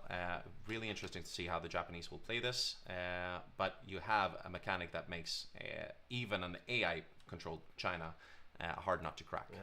And now we have the Marco Polo bridge incident has fired off. And now we're below 10% world tension again. Now it increased to 18. Yes. But yeah, also we got Anschluss done, so Germany has annexed Austria. But we are going to see a declaration of war here very, very soon. And from now on, world tension should just keep rising. So this is the point where the allied countries can really get their war economy going. They can start to build military factories. They can start to ramp up, and they will really, it will be sorely needed. But we're seeing the war in China kicking off any second, I should think. We're seeing Japanese naval invasions outside Nanjing already prepared. They're not invading Qingdao straight away. No, they are invading Shanghai, and they are marching down to Jiangsu here. Quite a thin front. It's more of a spearhead than attack on a broad front, but I think that I would guess that they want to get some big encirclements going, trying to get Chinese troops standing in port, not being able to be navigated, but they won't be doing any paradrops. They will be naval invasions and land invasions. And now we have the military attaches as well coming in from Germany. That's another mechanic. You can send military attaches to countries that are at war within your faction, and you get army experience for them. Okay. But that costs political power, right? Yeah, indeed. And command power, which is you're quite starved of at this point. But that also means that not just world tension is spiking upwards. It should also mean that army experience for countries on both sides of the line will be starting to rise. Do we have volunteers in China from allied nations? Only Soviet air volunteers, and I'm not sure. You can click in on China and see if they're getting any air volunteers. Well, nothing as of now, and the air is looking red over northern China, obviously, since Japan has the superior air force. And yeah, this push is going to cut like a knife through butter here. Yeah. And I think that the Japanese has really built up their infrastructure so they have an edge over the Chinese troops here. Yeah, you see here that they have railroads going down here, and they have motorized the supply. Really important thing. But the supply situation will get worse for them when they get into China. Checking out their army as well. They have motorized the army. They have motorized the supply hubs. So they are indeed ready for this. And the push is going well at this point. They are running into some trouble here in the hills outside Beijing, but this is going to go well for them, I think. But I think that we can leave the Japanese to it for now. We will be coming back as the war progresses, but it's not the most interesting to look at every aspect of it. We will be looking at the casualty figures for the Chinese and the Japanese to see how they stack up, but they're starting out with a large offensive south of Beijing. Yeah, we'll see how it pans out. Yes. You want to look at North Africa, maybe see if they're preparing the front lines. I would be very interesting. I think it's a bit early for the British to start building up. We can see they're starting moving troops, and let me just get into this a bit, because as I said, this is usually one of the more decisive fronts in the early war. As soon as France has fallen, usually you see an Axis push on Egypt. And Egypt is not crucial in itself. I mean, there are not a lot of factories, there are not a lot of resources, but there are two things that make it important. The first thing is, of course, the Suez Canal. This is the only link between the Mediterranean and the Red Sea. It's if the Axis manage to capture this, that means that they can start threatening India from the west. It means they can start threatening Allied shipping lanes. The other thing is that this is a really important thing to close off the Mediterranean. If we can keep the... Yeah, I'm just interested. I can see that there is one Canadian armor division that has arrived. So I want to check out the template there. I don't think he's built that template up yet. We'll be seeing that template advancing. He's just started ramping up his production, I should think. And this means that... but the Canadians are usually one of the hard hitters of the Allied front, and they will be wanting Canadian and South African armor in Egypt to counter Italian shock troops and to counter German tanks. Usually what you need to do is hold this, because if you lose this from the Allied side, you will be having an uphill battle to get back into the Mediterranean and starting to threaten the Balkans, threaten Italy from the south, and keeping troops off the Eastern Front. So basically, a lot of what makes Egypt important is just being a credible threat towards mainland Europe, and also the Suez Canal. And this I'm not sure that everyone agrees with me, but I think that this is one of the things that usually is important for deciding the game. If the Allies lose Egypt, if they lose the Suez Canal, it usually means that they don't get back into the game and get back into the European theater early enough to really alleviate some of the pressure on the Soviets. And it hurts you so much also if you need to go and help out in the Mediterranean. I mean, once you go really late game and you start with the wars in the Raj and island hopping over here, it's really a big difference if the navy of the Allies has to go around the Cape instead of just going through the Suez Canal. So it gets you spread out as the Allies. If we zoom back in on the Suez, if we're seeing a threat towards it early, it usually comes over El Alamein. They will be building forts up. Notice this is 2 tiles. If you go back a few years, this was just 1 tile, one really hard choke point. Now you have 2 tiles, usually well fortified. We've also been seeing, as you said, a lot of Axis naval invasions, and I think that's one of the keys to really kind of jerk it up. You need to move in Axis air cover. We'll be seeing if we see a battle over Egypt, we should be seeing a huge air battle where the Germans and the UK battle out for control of the skies. And if the UK loses aerial control, you usually lose the battle. If you lose the naval battle in the Med, you're starting to see a lot of naval invasions coming in, not just on Alexandria, not just on Port Said, but on Tel Aviv. And then it starts to get, it's really choppy to hold Egypt. But having said all this, I have some big news, because I talked to the Italian player last night. Oh, let's hear. And what I hear from my sources is that we won't be seeing an early battle for Egypt. We won't be seeing an early Axis push for El Alamein. They are striking out the Allies on other fronts, and they will be trying to get an early Seelave, an early invasion of the United Kingdom. Please be a bit. We don't want the Allies finding out about this, but this is one of the things we should be looking out for. Not really looking at Egypt, but looking at what the Italian player does to break out of the Mediterranean and going straight after the juggler of the UK player. And at that point, we will be having a very tense and exciting moment in the game, because at that point, the UK player will have to shift back his air force, his navy, and maybe troops out of Egypt. And I think that could be really interesting in late 1939, early 1940. Yeah, definitely. We have, as we said, Jakob, a very innovative player on Italy. And we see here the Allies have wisened up. They are already now starting to garrison like the ports of Tel Aviv and little defense in depth around Jerusalem and stuff, because we have had a lot of naval invasions here, as we said before. Looking over, see how Japan is doing. Nothing new here. We have the naval invasion of Shanghai is kicking off here. I wonder if they will retreat right away in order to train the general, or if this is actually an attempt to get a big encirclement. We will see here once they inevitably land on the shores of Shanghai. An important thing to know for you guys watching the stream is that there's also a mechanic for China that when they've lost enough, I think it's troops, or if is it surrender progress? Yeah, I think it's troop. No, it's surrender progress. Surrender progress. When they start losing territory, they will spawn new troops.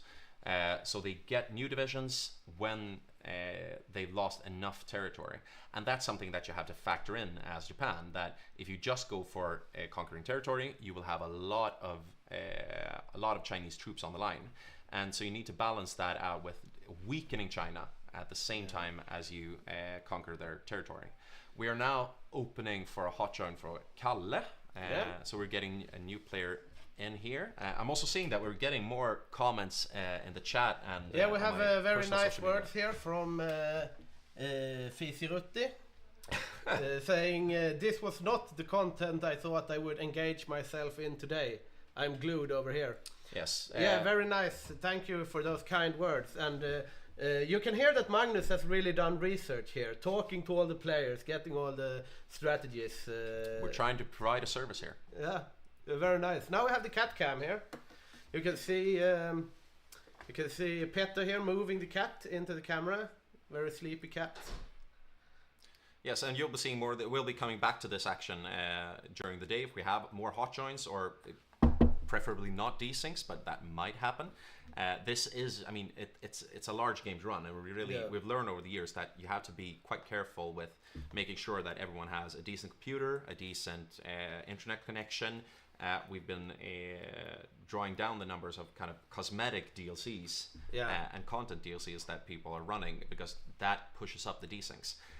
But you know, it's a large machine getting one of these games going. Yeah, definitely. I mean, there is so much data, there is so much factors running, and we are improving consistently. So now we say that everyone has to have the DLC. Now we're disabling the cosmetic stuff.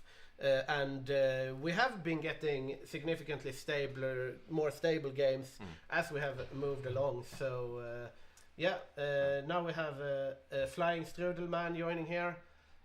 We might want to switch casters at some point. I see that Petter has taken on his suit jacket and might be ready.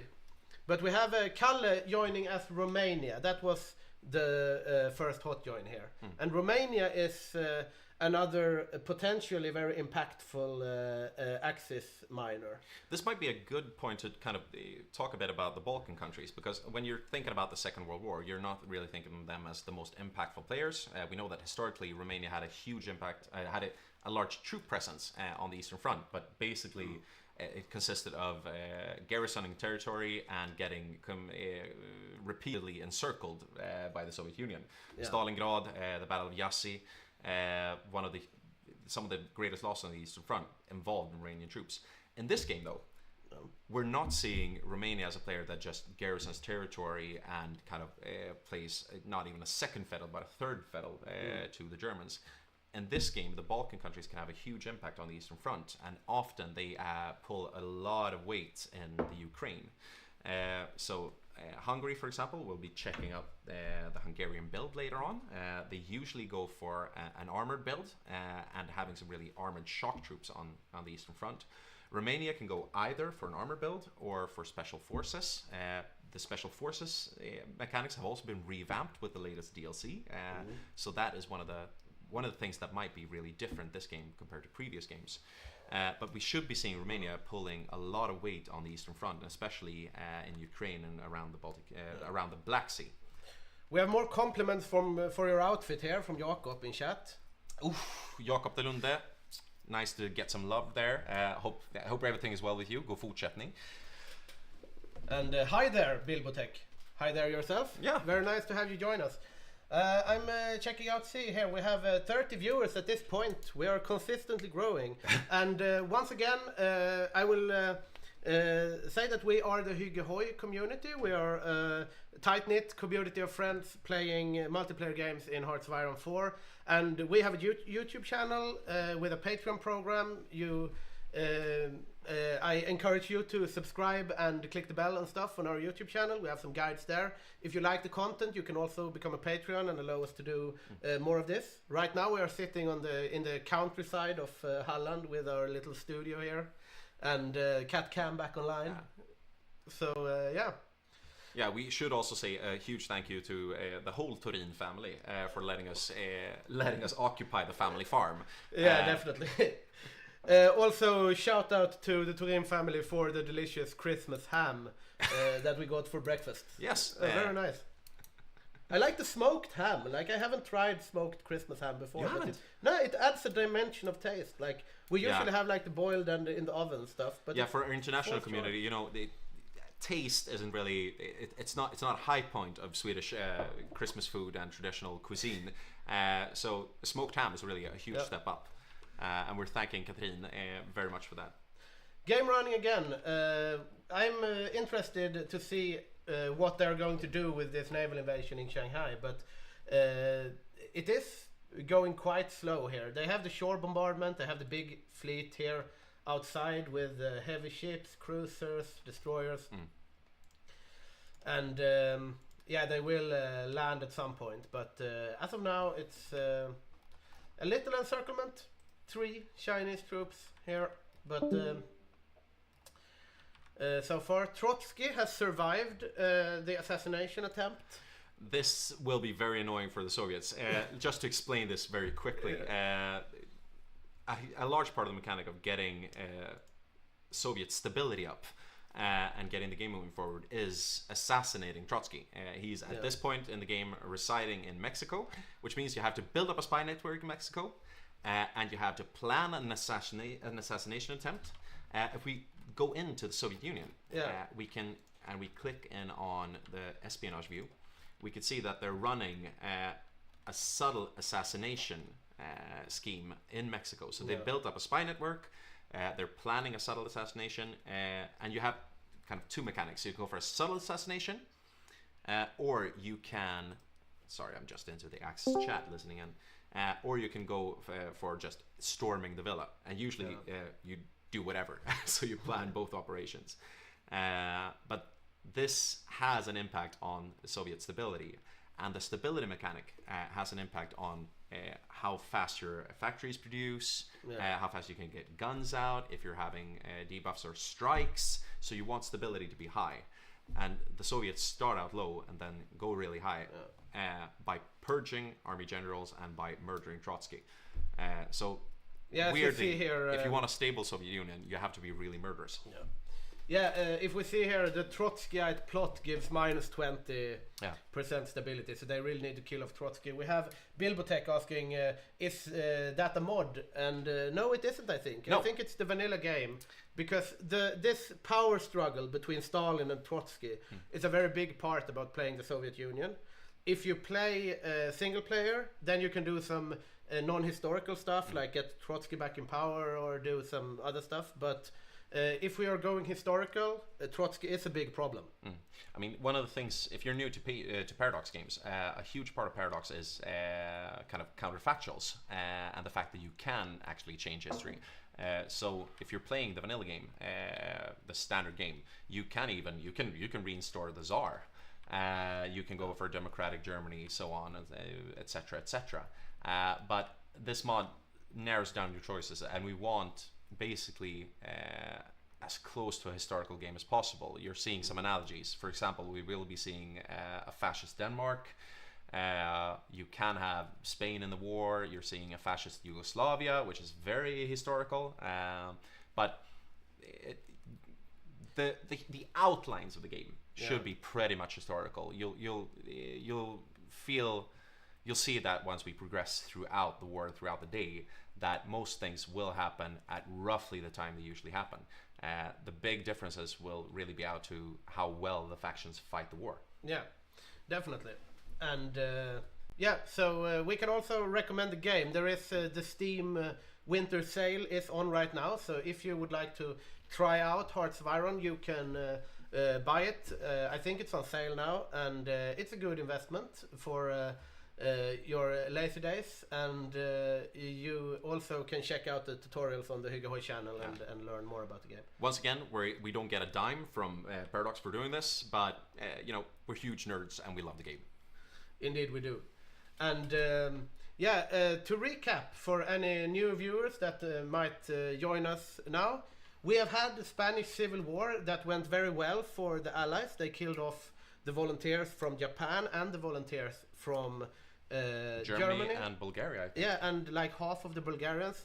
So the Allies have been doing very well so far. Now, if we're looking at the Sino-Japanese war, though, we can see that the Japanese naval invasion of Shanghai is a great success for the Japanese, and there are not many Chinese troops defending this line. So soon, first wave mobilization will probably trigger once Nanjing falls. I think that will be the surrender progress. If we check out the war here, they are. Yeah, I think we will have. Could we just check how much, what the surrender limit is on the Chinese? Because the Japanese have, if you get the war view up again, yeah, we can see that if you hover over the hand, Japan has 40% collaboration, and this means that they raise China's surrender level by 8. That might not sound like a lot, but if you don't do this, the Chinese has a surrender limit of 5%. That means they need to lose basically all of their territory to capitulate. And it could have a huge impact for the Japanese, or huge impact, but a large impact for the Japanese, raising the surrender cap of China. So this is one of the really important benefits of building up a spy network and having your spies build collaboration governments in the countries you occupy. It also means that you'll have less resistance and more factories straight away when you occupy their territory or when they surrender. Yeah.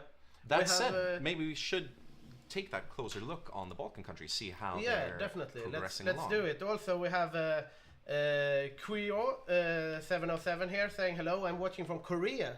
Ooh. Very nice to have a viewer from so far away. I actually studied there once upon a time. Yeah. So very nice with Korean viewers. And let's see here on the Balkans. And he also says that it would be nice to see the Korean Peninsula implement as well.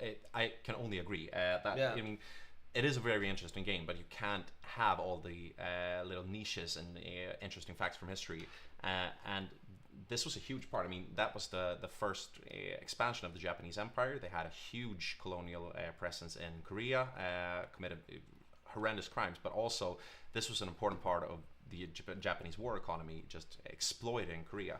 And I think it would be really cool to see more of that implemented in the game and the Korean government general. But for now, it's basically just occupied territory.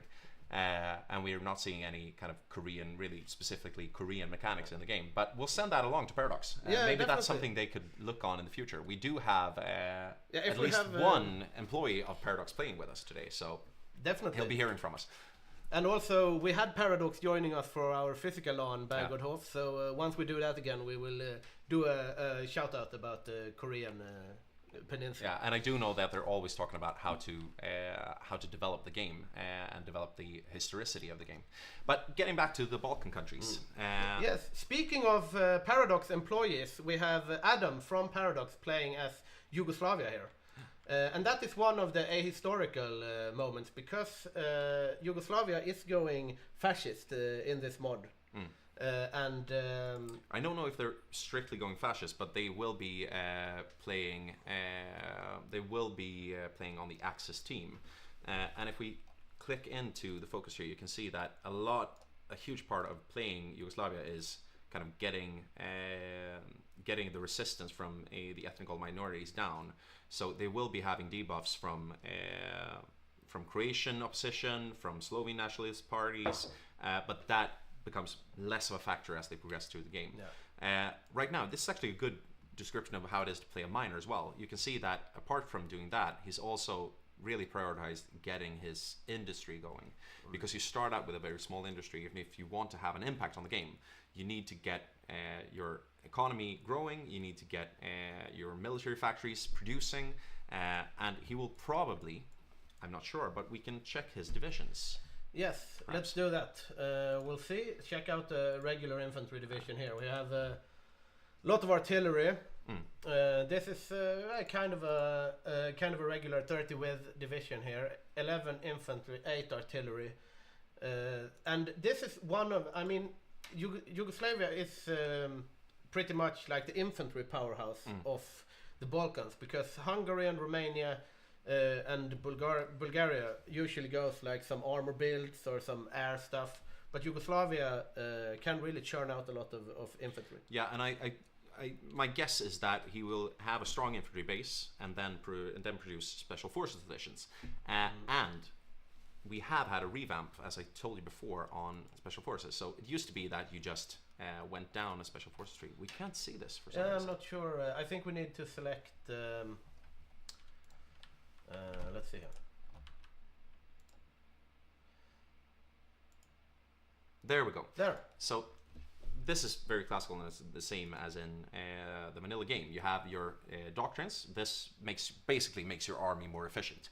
And you can go down some different lines. If we're going armored warfare, you want mobile warfare doctrine. That gives you bonuses for armor divisions. Grand battle plan is kind of has a tinge of the First World War. It gets you great bonuses for planning. It's very good if you're going down an infantry line. Mass assault doctrine is basically if you're playing a classic Soviet. It's rare to see anyone going down this. But the new thing is that you have a special forces tree, where you can choose if you want to focus on mountaineers or rangers, on marines or on paratroopers. And this means that you have to prioritize your army experience, your naval experience, or your air experience for this. And this is new. So I think we'll be seeing more countries really hedging in on either marines, paratroopers, or mountaineers, instead of kind of changing over mid-game or having some paras and some marines. But my guess is that Yugoslavia will go for an infantry build and then combine that with some very sharp special forces divisions. Yeah, I think so as well. We see here they are starting to form their army command as well. They're doing professional officer corps first here. It gives you army experience, reduces doctrine cost, and gives you command power gain. So this is one you want to go early game in order to build up. And then you can switch it out later. Yeah, and we can see that he's trying to get his army experience up. He's training his troops. That gives you army experience. It will cost you equipment, but I would think that he will go for mountaineers. But we'll check back in with him. Let's check on the other Balkan bros. We have the Kingdom of Hungary here, played by none other than Eric, and we have one lone cavalry division standing in Budapest. And he is churning out more cavalry divisions here, the hussars here, only with horses now. I think it's for exercise mainly, but Hungary usually goes a armor focused build. Also, as Hungary, you have a big problem in the beginning because you have the Treaty of Trianon forced upon Hungary, or Austria-Hungary rather, after the First World War, which means that they are pretty much a disarmed nation. They lose a lot of recruitable population, the factory output is down, the military factory construction speed is down, and also you cannot change your conscription law until you have renounced the Treaty of Trianon. So that is probably something, that is usually something you want to go for quite quickly as Hungary, just to get your industry and your war economy going. So you see here he's working down with GER program, labor reform, and eventually he will renounce the Treaty of Trianon. But he's prioritized getting his industry going, and for my part I think that's very much the right choice. He won't be having a large impact in 1939, but Hungary should be very important on the Eastern Front. And I think we'll be seeing an armored Hungary. He might go special forces as well. And I think that might be an interesting choice, but it's more fun to run around with armored divisions. Indeed. We have a question from Kuwo in the chat. I'm playing this game too, but are you in a competition now? And yes, we are. So like we are. This game is started, and we are going to play out the entire war. But we are always interested in more like applicants and so on. The community is rather full at the moment, I would say, but. Shoot us an email and or talk to some guys from the central committee, and we'll be in touch. Yeah, and even if you can't play with us, we think it's fantastic to have people engaging, watching the streams, asking questions, and I can really highly recommend the tutorial videos. I played this for years when we started the tutorial videos, and I watched through them, and I realized that I've been playing this game wrong. So even if you've played it for a while, you can get some really useful tips. And the game is also always evolving. So usually when we get a new DLC, when the mod evolves, I usually take a look at Archer's Order Village just to make sure that I haven't missed any important mechanics. It's Romania. Romania. Now Trotsky is dead. Second time was the charm for Stalin, and if you see here now, the Trotskyite plot is gone. It's only reducing the stability now with -5%. So that's a big boon for the Soviets being able to assassinate Trotsky. And we have Kalle, our latest joining player here on Romania. What do you think about this, Magnus? What will we see from Romania? I'd be guessing that we might be seeing an armored build. Let's check out if he started redesigning his divisions. He has not, so we're not really sure yet. He's pumping out some infantry, but he has two functions. He will be looking hard at Ukraine, I should think. They might send him to Finland. We've seen that sometimes with a kind of a Romanian expeditionary force backing up Finland. Bit historical, but probably his main thing is joining in Operation Barbarossa, having a nice look at the southern front. So he's going to churn out some infantry to garrison his ports. He should also keep an eye on the Soviets, because the Soviet player usually goes for trying to get a quick punch in before the Eastern Front really gets going. Usually this takes place on a quick attack on Romania, a quick attack on Finland, trying to cap them, wipe their divisions, and getting a bit of an edge and taking some of the pressure off before the Axis can really ramp it up on the Eastern Front. But this, I would say, is arguably the most powerful Balkan country. He also has a lot of debuffs starting out with. He needs to get his economy going. He needs to get his troops in order. But I think that for him, it's also it's not a good thing with the new system for special forces, because he won't be able to get the experience to go down the special forces tree before Barbarossa. So we'll be seeing a bit less of a punch if he goes down the special forces line.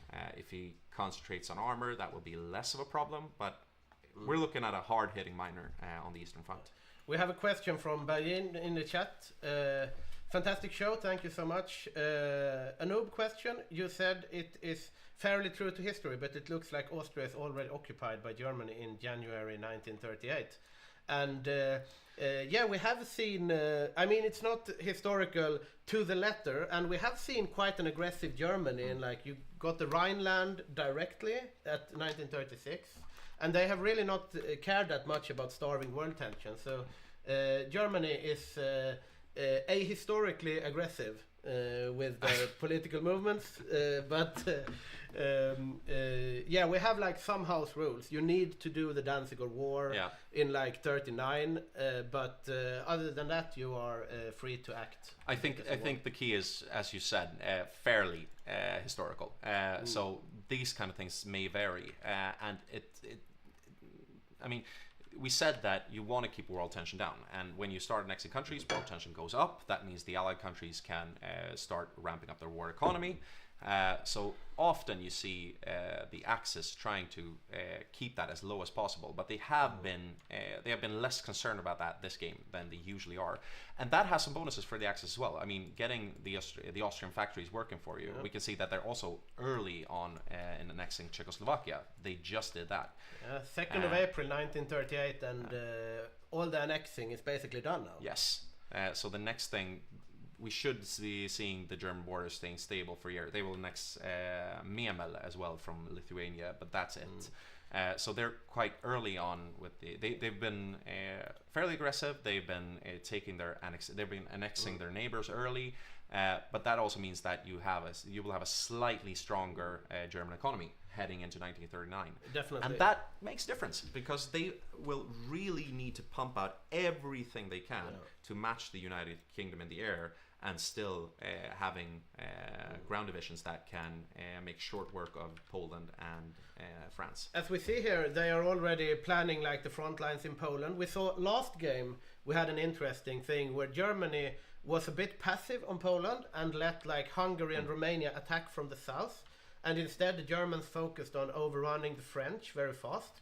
At this moment, I think we are going to see quite a German charge towards Warsaw, and perhaps more of a historical phony war with the French, because we do not have many troops on the border here. Then again, it's some ways to go before the outbreak of the war. Yeah, it doesn't have it doesn't have a huge impact on the war, but this is a bit of it's a bit of a question of German strategy if you want to cap Poland or France first and quickly. It's nice to get the French factories. It's nice to get the war rolling fast, because you have a limited amount of time before 1941 and before you want to invade the Soviet Union, where you need to cap France, you need to cap Poland, you need to decide if you're invading Norway, you need to make time for a push on Egypt, on Gibraltar, and especially if you want to try and invade the United Kingdom before you invade the Soviet Union, you really need to get the ball rolling quickly. Stuff is happening in the Pacific. Also, this is interesting. We have this is like an axis interaction here. Like, do you want to give Hungary northern Transylvania? Do you give Hungary all of Transylvania, or do you let Romania keep Transylvania, for example? Like, how do you play that with your minors? But looking over at the Sino-Japanese war, I think we have the first wave mobilization of mobilized in China, and as you can see here, China has a lot of troops on the front now, and that's that mobilization. And I think that the Japanese are going to try to expand the landing here. They just took Nanjing. They will work up the supply again, and they will probably try to reconnect these two fronts in order to encircle this northern pocket here. And if we get that pocket, then the China war might get, the Sino-Japanese war, I should say, might start moving a bit. But so far, not the fastest Chinese war. Could we have a look on the casualties? Yeah, the casualties are still very much in favor of Japan. They haven't lost much. No, this is looking either. So they are. It's not the fastest, as we said, but they are conserving their manpower here. But if they want to get in the war as early as possible, they should be looking at finishing this war ideally in 1938 or early 1939, because they want a bit of time to consolidate, build up the forces, prepare for a war with the Allies. This might be a symptom, though, because they have gone so heavily into Navy. They are really favored the Navy in the inter-service rivalry. So, I mean, that loses out on some of the speed. You get the minus on the planning speed, you get the minus on the land doctrine. So we'll see how this kicks back when the Navy game. And I'd be surprised if we see a very early Japanese entry into the war. But as I said, from what I hear, we'll have a very aggressive Euro axis. So Italy and Germany will be looking to knock out the UK early. And if they manage that, then the Japanese can kind of lean back. They don't need to get in the war early. The Commonwealth should be sufficiently weakened that they should have no problem getting an edge over the Commonwealth nations. What does happen is that if the United Kingdom falls, then the US and the rest of the Commonwealth nations get some bonuses. They will have a stronger economy, which in some ways compensates for a weakened United Kingdom. We'll be getting back into that, but I do think that we want to get Italy in here before the war starts, because I think that will have a huge impact. Very interesting. We're having a new question from, and you called it a noob question. I don't think that was a noob question. Oh, it's a really good question. Yeah. What happens to the guy, or was someone playing Austria? And if so, what happened to the gameplay after being annexed? No one was playing Austria, and we do have a lot of countries that are AI controlled, and Austria and Czechoslovakia are great examples. They will be annexed. It's not worth putting anyone on them. We have had countries that in earlier games that are player controlled that we kind of expect to get capitulated, and we do have that today. Poland, for example, will be capitulated. It will be taken over, but we do have a Polish player who will continue in exile. And looking when that at happens, Poland, they have if you see the Poland focus tree, for example, they will fall, but they get a lot of bonuses in exile. So like the Polish get like very good air volunteers. They get they can really punch way above their weight, even if they do not have a country in most of the game. yeah, Poland is actually becomes stronger than some countries that doesn't capitulate. So Poland will be one of these hard-hitting miners. I think we should expect that. And talking about that, I do know that Poland is looking to go for an armor build, which is quite unusual. Interesting. So we should be seeing Polish armor running around the place. I know that his initial plan was to kind of go around and back up the USSR, so the Soviets. And that would have been really interesting to see a hard-hitting miner with armor troops on the Eastern Front. But sadly, the game rules do not allow that, so he's had to change that plan. They do, however, have a hard-hitting miner with mobile troops in Mongolia, where we have a player. This is very ahistorical, but it's also really fun. On Mongolia, we have Pontus Khan. And it is one of those miners that you don't really expect to. I mean, historically they were not that impactful, but they can really be the specialization guys on the Eastern Front. They have the ability to build. We have seen rocket artillery, for example, coming out from Mongolia, earlier games that have been able to create a lot of impact on the Eastern Front. And it's also one of those because you get the micro challenge, right? You have the Axis players and the Soviet players needing to keep a check on the whole line, seeing where the pushes are, not get encircled. And the Mongolians can really surprise and do pushes, just as the Axis miners. So it will be interesting to see. And this is very important because usually Soviet armor divisions are not as good as the Axis. They need a lot of strong infantry divisions, a lot of strong defensive divisions. So the Mongolians can really be shock troops and fast-moving troops, and the Axis miners will have to keep an eye out for the Mongolians because otherwise you tend to get counter-encirclements. And I'm very much looking forward to covering that when we get into the Eastern Front. Definitely. We can see the Japanese are starting to connect the bubbles here. So we will probably see an encirclement here. I'm checking on China a bit here to see if they have mobilized the second wave. They haven't, but once this pocket gets closed, I think we will get the second wave mobilized. Then it's the third wave, and then it's over for Chiang Kai-shek. And I would be very surprised if this war is wrapped up before 1939. I think we will see this wrapping up maybe towards the second half of 1939. That would be my guess. I won't swear to that. We'll see. I should think that the Japanese have trained.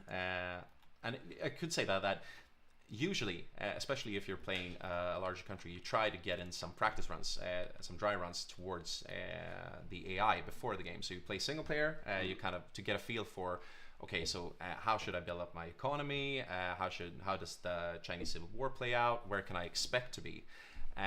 And sadly, that it's hard to practice because it's such a different game when you're playing against the AI in a single player game or versus when you play a full-on multiplayer game. That's one of the really fun things about having this community and being able to play large-scale games against 35 other players.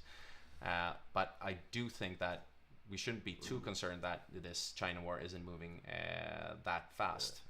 It's interesting to see though, like the Japan had quite a painful Spanish Civil War, and are also not having a too fast Sino-Japanese war. So it will be really interesting to see how the Navy pans out later, if they are able to punch back stronger, because so far they have not performed that well, I would say, but they have a lot of potential in the Navy. But they're not losing many troops.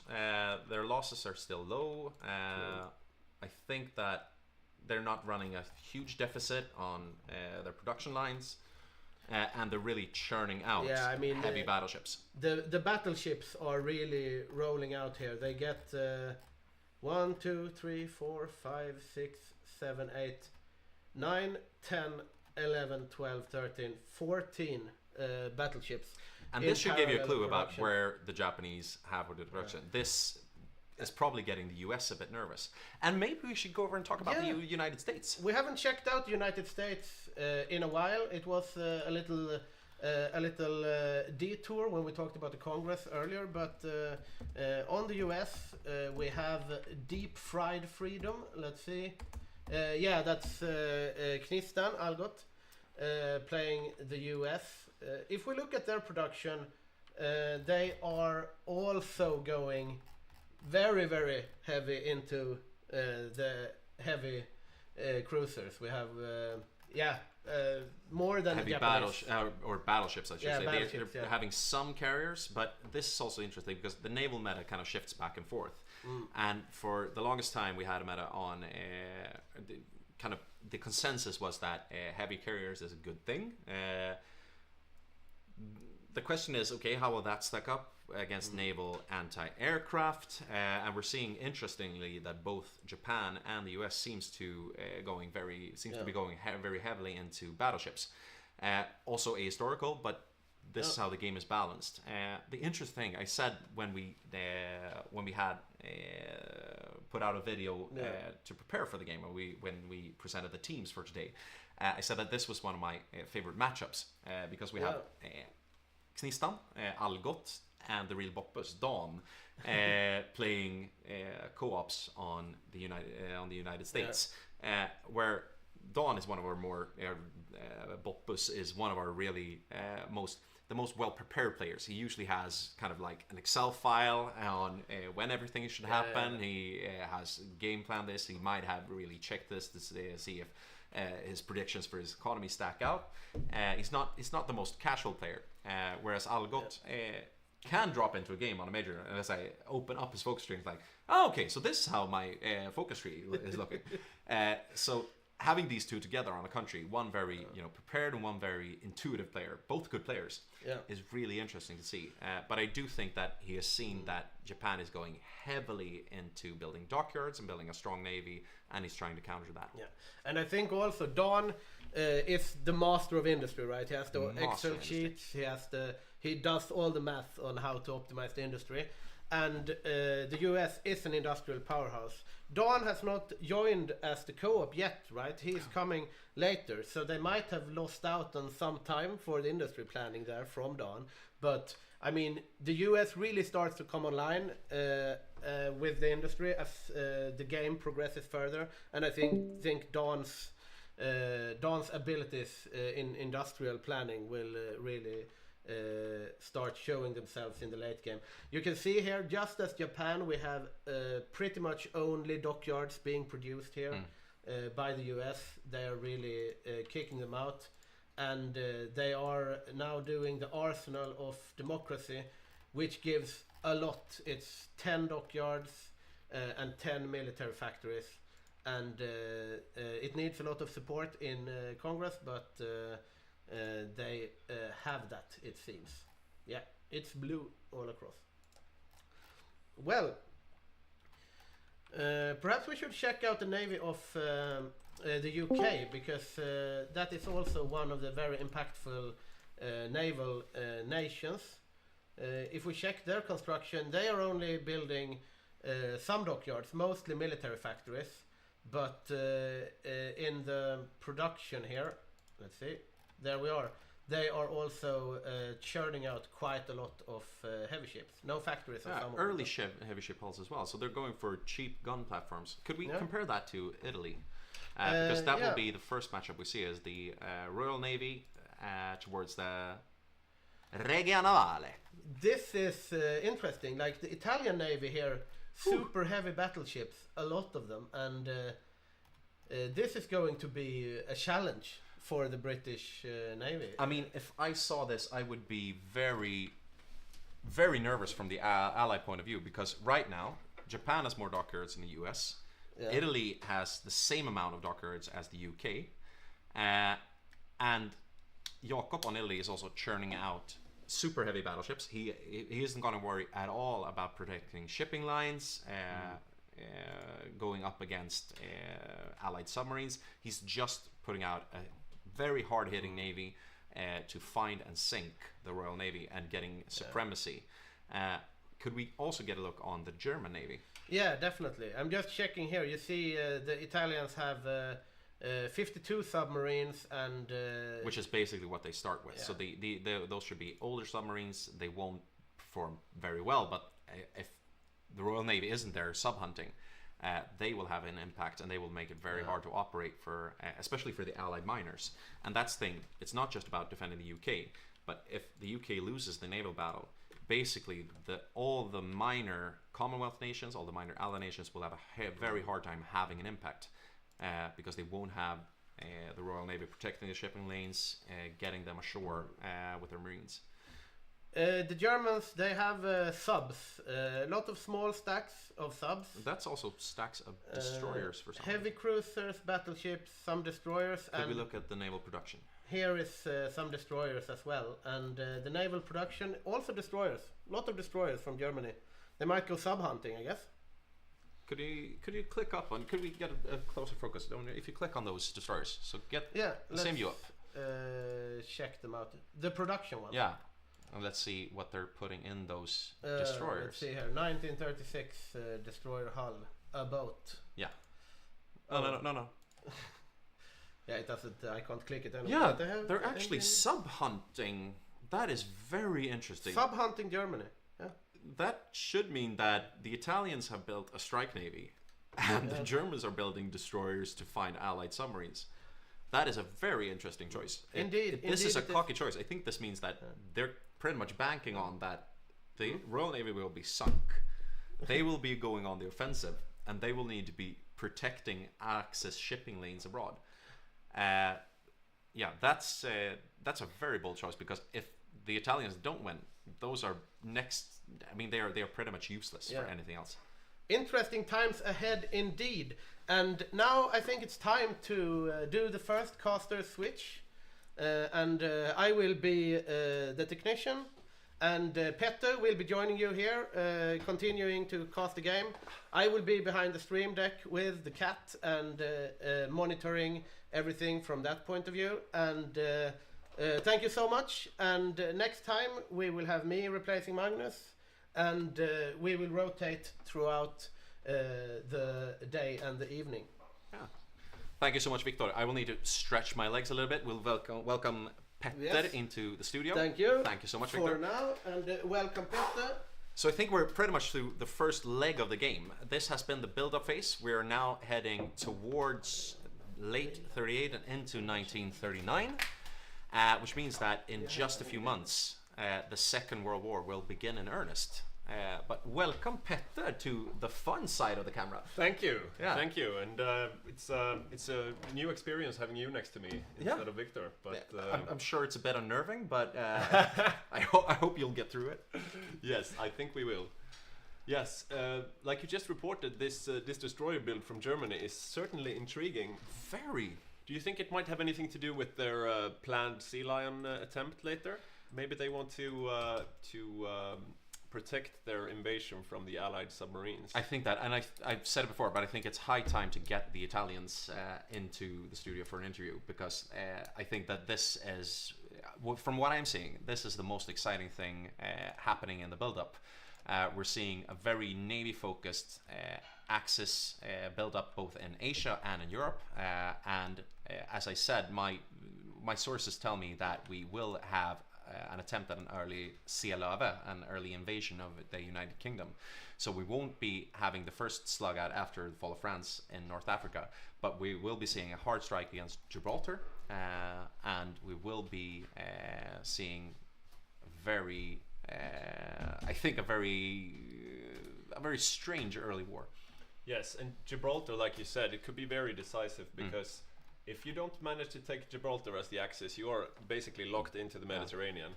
And in this mod, as you can see here, Gibraltar has 2 tiles. So ideally you want to attack both at the same time, one from the east and one from the west.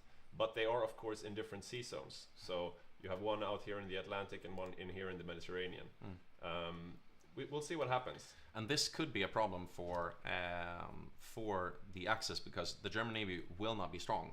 Basically, they can't go toe-to-toe with the Royal Navy, with the UK, but they can manage to get some kind of pressure out in the Atlantic. So I think that my guess would be that Jacob in Italy, he wants an early battle with the Royal Navy. He wants to start sinking British ships. He wants them to get nervous and wants them to pull back. and he wants to establish dominance over the Mediterranean, so that the German navy can come out and start threatening Gibraltar from the west.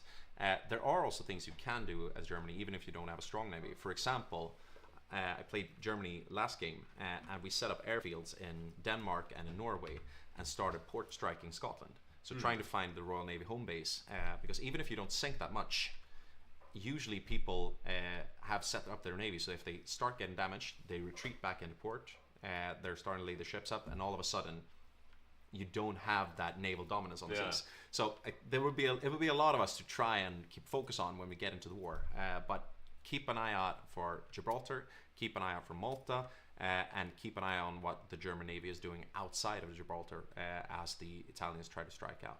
And one thing complicating the Gibraltar invasion now is that Spain will be a volunteer Spain, which means he won't be in the Axis faction, which also means that the Axis can't use the Spanish provinces or ports to attack from.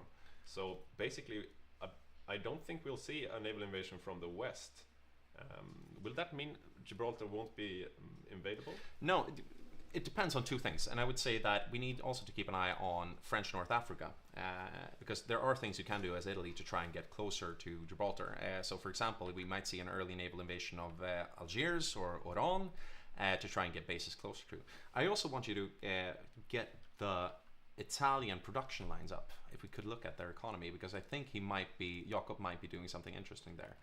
If we're looking at his production, you see that he's put 15 factories on building strategic bombers. This is interesting. This is very interesting, because in this game you can build strategic bombers or tactical bombers, and tactical bombers are more versatile, but also has a shorter range of operations. They are the jack of all trades. They're the jack of all trades, and basically early game they don't really have the range to effectively strike Gibraltar. So you need to cap France to get French airfields, or you need Spanish airfields to really reach Gibraltar.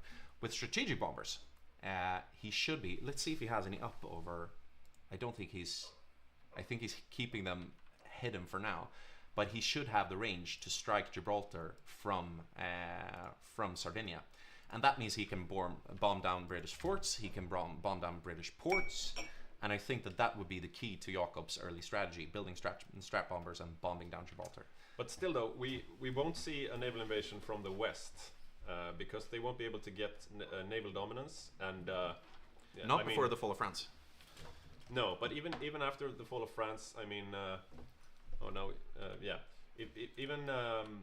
Even after the fall of France, I mean, they would have to go from Bordeaux or something, and you would need to control all these 2 sea zones on the way, and the Marines will be very vulnerable to. Yeah, but I can tell you for a fact that it's doable. We did that last game. We didn't succeed in that, but it is possible if you put the German Navy on. If you put that in port in the west of France, and you put them on just those sea zones, because the British will be focused on their home waters, they will be focused on the Mediterranean, so usually you can get naval supremacy. The Marines are vulnerable, they're especially vulnerable to submarines, but it's possible to get them out and get them going. And the reason why we're talking so much about this is because since Gibraltar is 2 zones, if you attack the eastern zone, the troops will be able to retreat out into the western zone, get reorganized, and move back in, and that might keep them fighting while your Marines are trying to land, and you're not sure that you can get shore. Another thing we might check with Italy is if we could look at the Italian research, and specifically if he's trying to he's researching landing craft. He might be wanting to get amphibious tracks very soon. That would be one way of getting very hard-hitting troops. If you look into, I think they're under support equipment or under armor companies. So if you scroll down. Maybe not here. Where is it? Yeah. It's not that important. We're getting deep into nerd country now. This is just for the more advanced players of you, the ones who are looking for their own strategies. It looks like he's going for Malta first. Yeah. And I'm not strategy. surprised. I think he would want to get Malta to get the Royal Navy out of the central Mediterranean, get aerial dominance. So he's probably going to strike Malta and then look at striking Gibraltar. And he will have time to strike at Malta because he's going to need a few weeks to bomb down the forts in Gibraltar either way.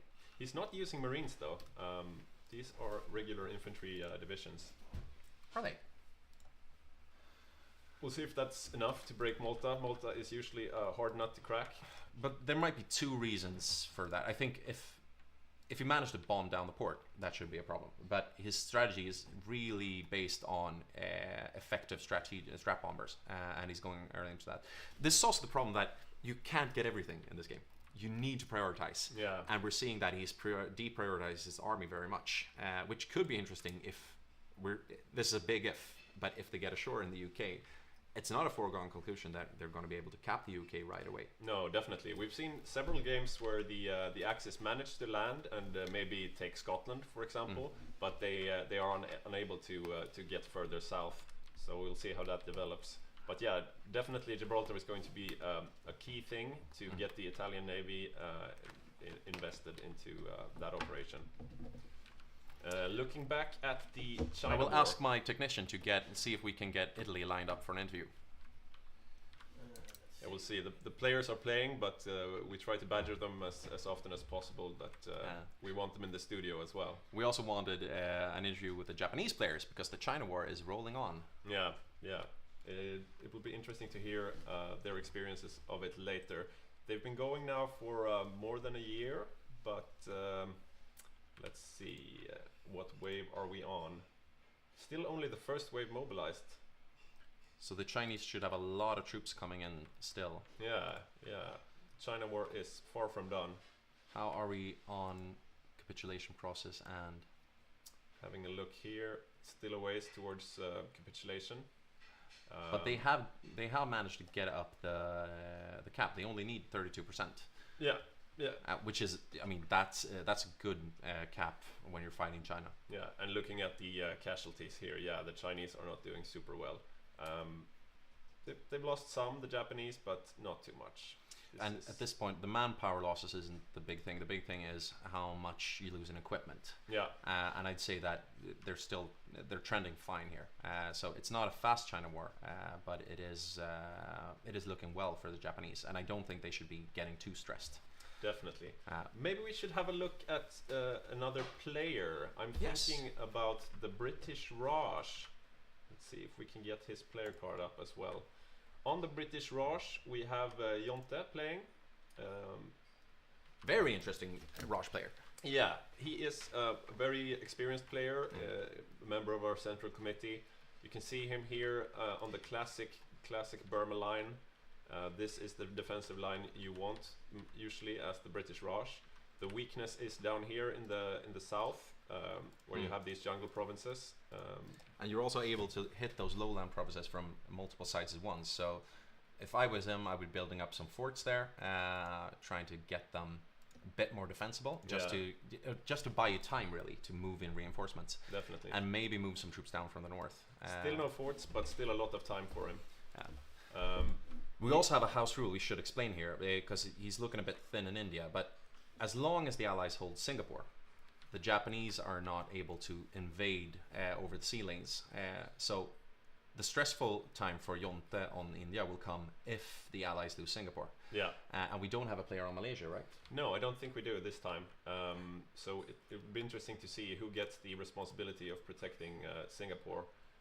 In some games, the Allies have abandoned Singapore to its fate, but I think that's not a very good idea because Singapore is strategically very important, and you also have all the resources there. Look at this. This is rubber that the Axis forces desperately need. They don't have too much of that. So but interestingly, I noticed that the United States were building rubber refineries. Which really? Feels like quite a defeatist move. That's really interesting. Because I don't think I've ever seen that. Oh, yeah, I've seen it, but this early on, that surprised me a bit. It's usually like when they're losing Indonesia. If you click the rubber refineries, we should be able to see how much they've built. So not a ton, but they have been building some refineries for rubber, and they wouldn't be doing that if they were completely, if they were confident in the Allied ability to hold on to Singapore and the Dutch East Indies. Could this be a lack of faith in the Commonwealth miners here in the Asia Pacific area? Well, maybe. What we know is that you can never hold on to everything, so it's not wrong to prioritize. But even if you lose something, oftentimes it might be worth just hanging on to regions just to make sure that your enemy doesn't get them too soon, and just try to stall them. Because the Allies will be getting progressively more strong throughout the game, and so just slowing the Asia axis up might be worthwhile. Yeah, definitely. And on Australia, I don't think we've presented this player. No. Playing on Australia, we have Kevin. He's been playing with us for some time. He didn't play in the last Grand Game, but during Bergagård HOI4, which was our physical LAN event, he played one of the Soviet players and had a good showing.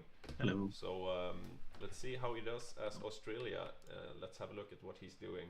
We got some garrisons going and some type of infantry division. Yeah, he's going for an infantry build. This is a pretty strong 30 width.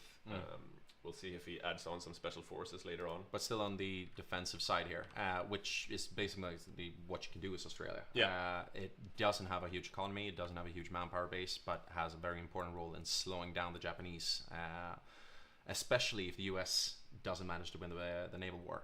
This will be pretty much the only thing that's stopping the Japanese from conquering all of Southeast Asia. Yeah, and notably we had a cancellation from the New Zealand player, so we don't have a New Zealand player, but I think there's a decision in the focus tree for Australia to occupy New Zealand, so we'll see a pretty beefed up Australia this game. It's a beefed up.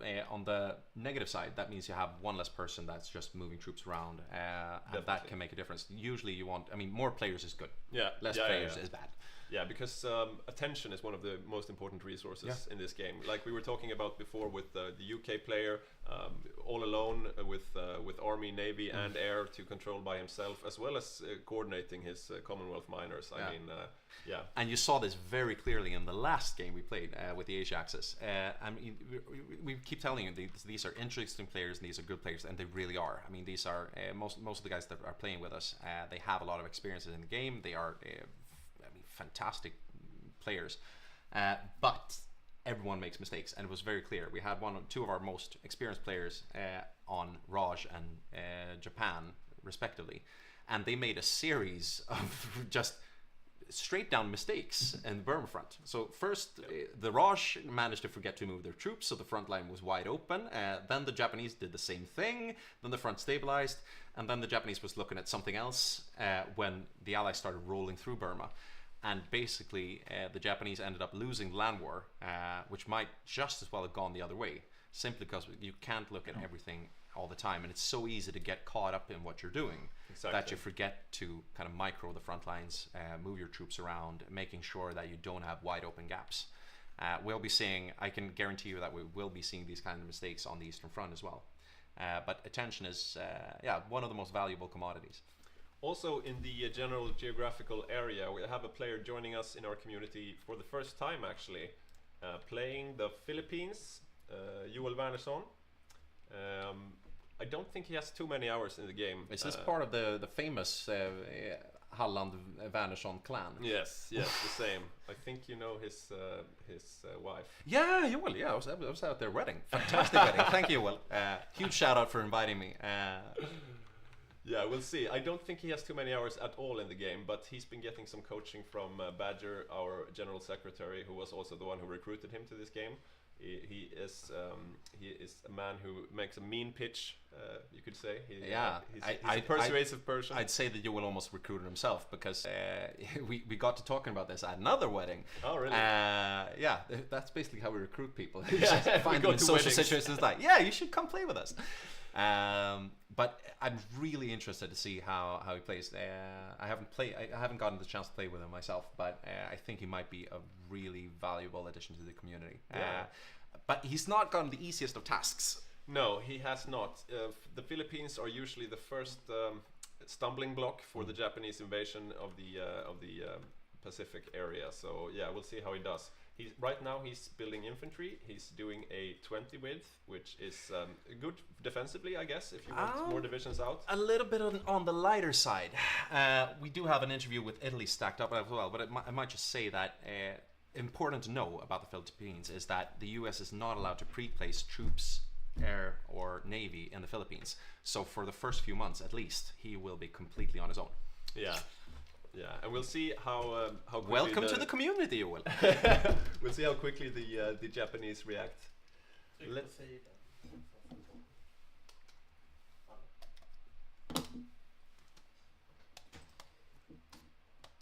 Yeah. Let's see here. I think we might have Italy on the line. You do. Hello. And I hope you can hear me.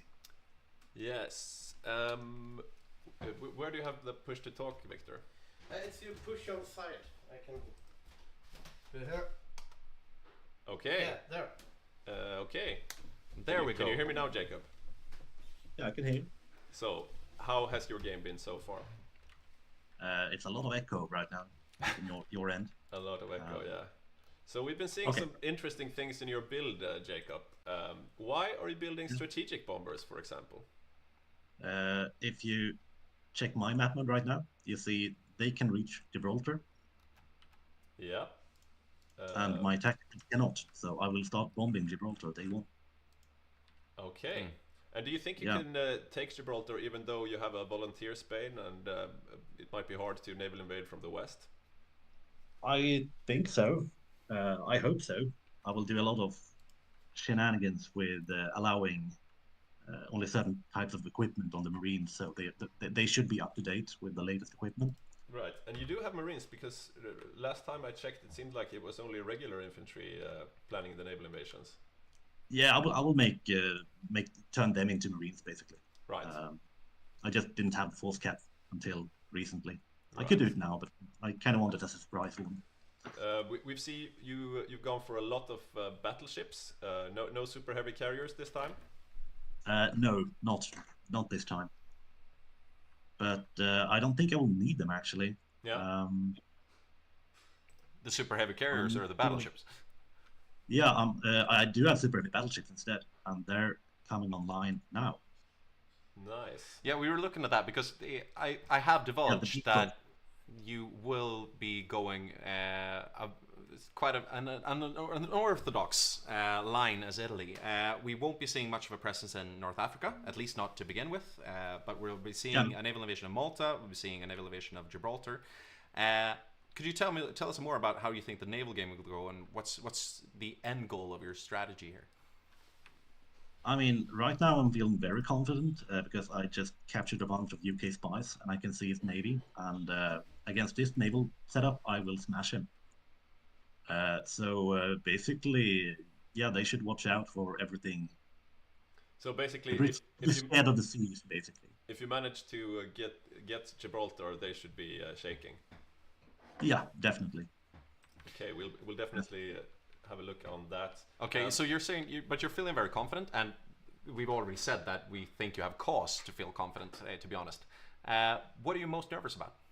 What could trip this strategy up in your view? Germany. No. Sorry. The US could mess things up. Right. Okay, so you're not worried that you'll have to carry Germany this whole game. No, I'm not. Speaking of Germany, they seem to be building a lot of destroyers to hunt submarines. Is that a part of your overall plan? Like, does that complement your battleships in any way? Yeah, they will. Because I don't have enough dockyards to build escorts as well. So you're the heavy hitter, and they do the supporting roles, so to speak. Precisely. I would say that it's a huge vote of confidence from your allies in Germany. Right now, it's fine. Sorry, can't quite hear you, Magnus. Oh, sorry. It might be my microphone that is bad. No, I hear you. Just I hear a lot of you. I think you might be hearing him through my microphone. Yeah, probably. We're still ironing out the technical aspects of this streaming business. Yeah. But yeah, thank you for the interview, Jacob, and good luck in the game. Thank you.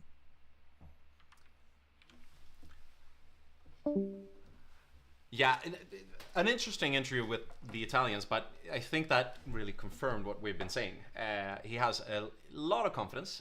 He's taken it very hard on one strategy. I think that it might be very awkward for him if he doesn't take Gibraltar right away. Yeah. That might slow him down, but even if that slows him down, I mean, sooner or later he should be able to break out of the Med. And I think that he's read the UK Navy rightly here. That will trade very badly against his super heavy battleships. Yeah. But it is it's a one trick pony. And if he breaks out, I think that this will mean quite a bit of panic for the Allies. We will be seeing a Sea Lava because if he gets out of the Med with that navy, the UK won't be able to keep supremacy over the English Channel and the waters around the British Isles. So I'm guessing that this will mean that they will have a lot of troops standing around in Egypt and not a lot for them to do.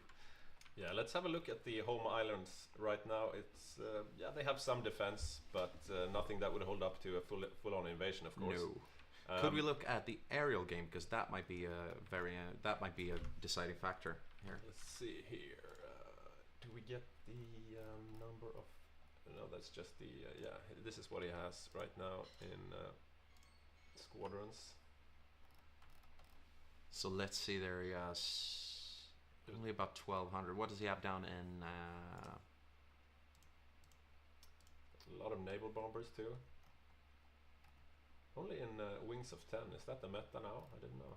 Oh no, that's the carrier fighters. Yeah, yeah. Could we get a look over Egypt? What he has down there? Yep. I think the last game he had a very specific. Yeah, he's doing it now as well. He had a very specific El Alamein strategy that he produces these tanks, and their only purpose is to hold these two tiles, and they are supported by the Canadian tanks right here. Canada, of course, is being played by Rosen, one of our Shetland Island players. He's one of our strongest players, I would say. He plays weekly and in other communities as well. He's also a great team player. As we said, I mean, coordination and being able to think on your feet is one of the big things that decide these battles. And he's, I'd say he's outstanding at that. He broke through that line as the Italians last time. So I mean, he knows how to attack and how to defend El Alamein. The problem is what will happen if, you know, defending El Alamein isn't the main thing. That will mean trouble for the Allies, and I do think they should try and wipe out the Italian presence in North Africa as quickly as possible, so that at least the Italians have to take it all back. One thing that's curiously missing here are the South Africans, who usually get tasked with defending here as well. Yeah, but look down south. We can see. You can see that they're headed up. Yeah, he's coming up here. Yeah, there we have them. But he should be having more divisions out. Yeah, just one tank division. Okay, so far. how is his production looking? Let's see. I would say that he has, he screwed this up someplace along the line, because he should be having at least 2 of these divisions out and running. But isn't it still a bit early though? I mean, the war hasn't started. It's April 39. Yeah, maybe and a bit just slow. Started. Maybe a bit slow, like you say. I would say that is too slow. You can see his. It won't be the deciding factor because the Italians won't be coming fast. But I'm sorry, you should be having more troops on the line by this point. He is focusing on assault guns, which means he is maxing out the soft attack. And for you who don't know the game so well, this is basically for soft targets like infantry and so on. So his hard attack is not very high. So if he meets German armor, then these tanks won't be the best. Which is a curious choice. I mean, usually you try to defend from German tanks up here in Egypt, so you want some hard attack. Who do we have on South Africa? We haven't introduced that player yet. That's very true. I will just bring it up here. On South Africa we have Patrick, who's been playing with us for quite some time. Usually quite a stable player. Yeah, let's see how he does this time. He has remembered to garrison his ports. Sometimes we see some cheeky naval invasions of South Africa, and you don't want that. But he might have gone a bit unnecessarily a bit too much infantry. It shouldn't make a huge difference, but that can mean that you're getting that might be why he's getting his armor divisions out of Probably, too late. yeah. I mean, priority one is his tanks, of course. Can we look at the Canadian tanks? Let's. They could, even if they might not have a huge impact early game, these will be very important later on. And we see that Rosen's done pretty much a bog standard for now. He's probably looking to juice this up later on, getting better tanks in. Probably mechanized, yeah. So he will try to get up the hard attack, I should think. How much does he have out right now? He's got some cavalry, 2 tank divisions. Some Marines. Yeah. That's very interesting. He might be going down a dual line here. And they are quite heavy as well. We don't usually see this at all. Canadian Marines? Canadian Marines as well as tanks. No, it means that he has. Look at this. He's in Gibraltar. That is very interesting. Sneaky. Maybe we should try and get Rosen into here if he has something nice planned. That could be a stumbling block for Italy as well. As I said, he needs to get Gibraltar out of the way. And right now, he had 10 Marines stacked up for naval invasion. He's only invading from the east. I think that might be the small stumbling block that screws up Jakob's plans. But that should at least. They are probably not here to defend, though. They're probably here to attack somewhere. But where? No, but even if they're there, I think it might be they just will still defend. Even just having them there, that means, that is a smart move actually. Yeah. But maybe we could get Rosen on the line. Yeah, we'll see. It usually takes a while to get the players' attention and rip them from the game and into the Discord for interviews. But we'll also have a lunch break very soon because we're getting to May 1939 and the war is just a few minutes away. We got some new viewers in the chat. Hello Oba, hello Hugo. Shout out to you. I hope you enjoy the content today. So we are in May 1939, and as you all know, the World War II usually arrives in 1939, and when it does, as soon as Germany says we want Danzig or there will be war, then we go for our lunch break, which is usually around 45 minutes. So you know, right now he is on the focus right before Danzig War, so the war could be coming soon, but it depends on the choices of the German player. And playing Germany, we've already presented them, but the main controller is Francis. I don't know if he's been the main controller before. Yeah, he has played. He's played Germany before. Yeah, he's played Germany, but has he been the main guy? Okay. I played a game as Italy with him on Germany, and he's a very nice player to play with. Because he's not too intense. He's fun to play with. We lost the game though. if things get heated, you get some real Hitler in the bunker vibes. We had a bit of an incident during the Battle of Hoevlon when he got divisions encircled as Hungary on the Eastern Front, and he might have broken his headset. I think so too. Really, almost rage quit the entire. But he managed to pull through, to pull together, and came back and won the game. So he's, but he's an intense guy. He's a bit like, a 17th century Swedish general. He's, it's a lot of emotions, a lot of emotions, all attack, all the time. Let's see, Germany has still not chosen its next focus. You have some days grace before you lose progress. We'll see what they choose. But Danzig War should be the next, or the next focus, or the focus after that. Definitely. We now have Rosen in the social channel, and we'll see if you're able to hear me through your microphone. Let's see. Hello? Rosen, can you hear me? No. Can you hear me, guys? Rosen? I can hear you. Can you hear me now? Yeah, I can hear you. I don't know how you can hear me though. Anyways, well, if it works, it works. Can you hear me, Rosen? No, he can't hear you. Anyways, Rosen, we are very curious about your Marines hanging out in Gibraltar. What's the dealio? Call it hedging bets. I have the sneaky suspicion, and call it sneaky suspicion if you will, that they're going to try and break out of Gibraltar and come for Sea Line. Can you explain for our viewers why? What made you have this suspicion? Based on the Italian naval build of super heavies, I think they're going to try and smash whatever's in the Royal Navy, get supremacy, and come through Gibraltar. Okay, Right. So I but you're thought, having some tanks on the line in El Alamein I'm as having well. both. So But, You're hedging every bet. What's the reasoning behind building Marines and not just some garrison troops then? I will show you. So I think if you go up onto the land auctions I've got, you can see I'm going down the Marine one under Special Forces. Let's see where we got the here. Special Forces. Special Forces. Right. And you see Marine Commandos underneath there. Yeah. Right. Marine Commandos have the ability to exfiltrate from any coastal province. Oh wow. So, so even if, say, they don't come from Gibraltar, these are going to be here to ruin everyone's day of supplies, because I can just blow up railways and run away again, and then push the armor up. Very interesting thing. So if they're not going for Gibraltar, I'm allowed to basically use that to go completely on the defensive and just destroy the logistics behind the German armor and overrun them. Interesting. I hadn't noticed gamble. that. You're using some of the new mechanics of the Special Forces. Of course, it's me. Come on now. And this is what I mean. This is an innovative strategy. You really have to. I mean, we hadn't even noticed that you could do that. That's So quite overpowered. if you look on a lot of the Special Forces, so now I've noticed this one under. You mean the units or the new doctrines? The new doctrines. Right. So, for example, on paratroopers, this is a really disgusting one, but I don't know if it's still in here. I just need to find it for a second. There's one called Airborne Light Armor, which is one I can't wait to use on somebody, but I'm not going to use it this game.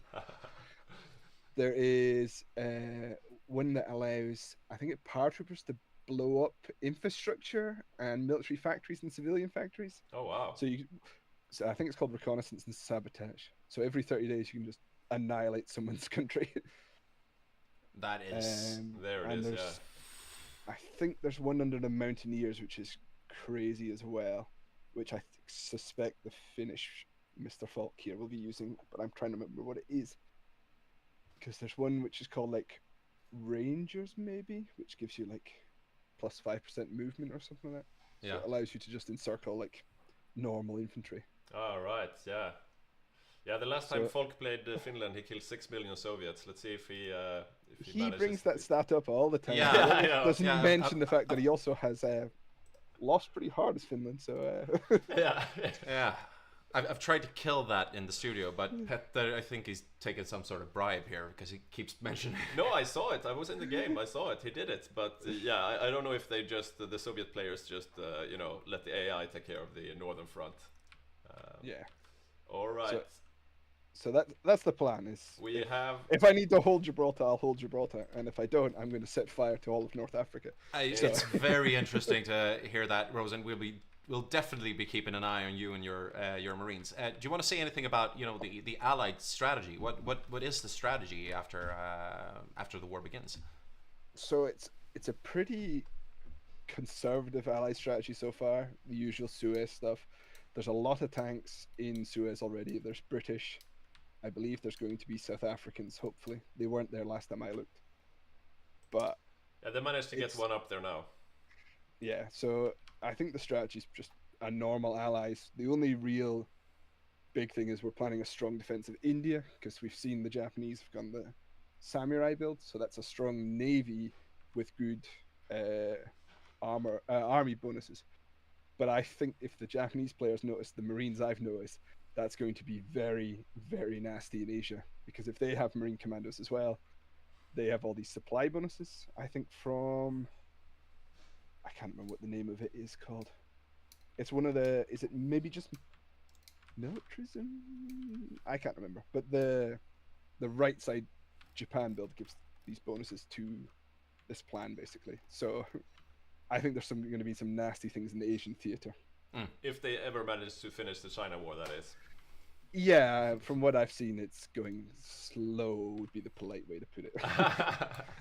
Well, Germany seems to be sending some sort of ultimatum towards Poland, so we'll let you get back to your preparations. Yeah, right. We'll see you all later, I suppose. Pleasure to have you as always. Good luck. Best of luck. Yeah, no worries. Also full of confidence, as usual. Full of confidence, but For the first time, I'm hearing something from the allies that actually inspires confidence. And as I said, I mean, Rosen is a perceptive player, more perceptive than the studio, as you realized. So I think he can do some very nasty things with those Marines. He's also put them in the right place. And it seems that he has read Jacob the right way. And I'm not seeing that the rest... The strange thing is I'm not seeing that the rest of the allies are really reading that play.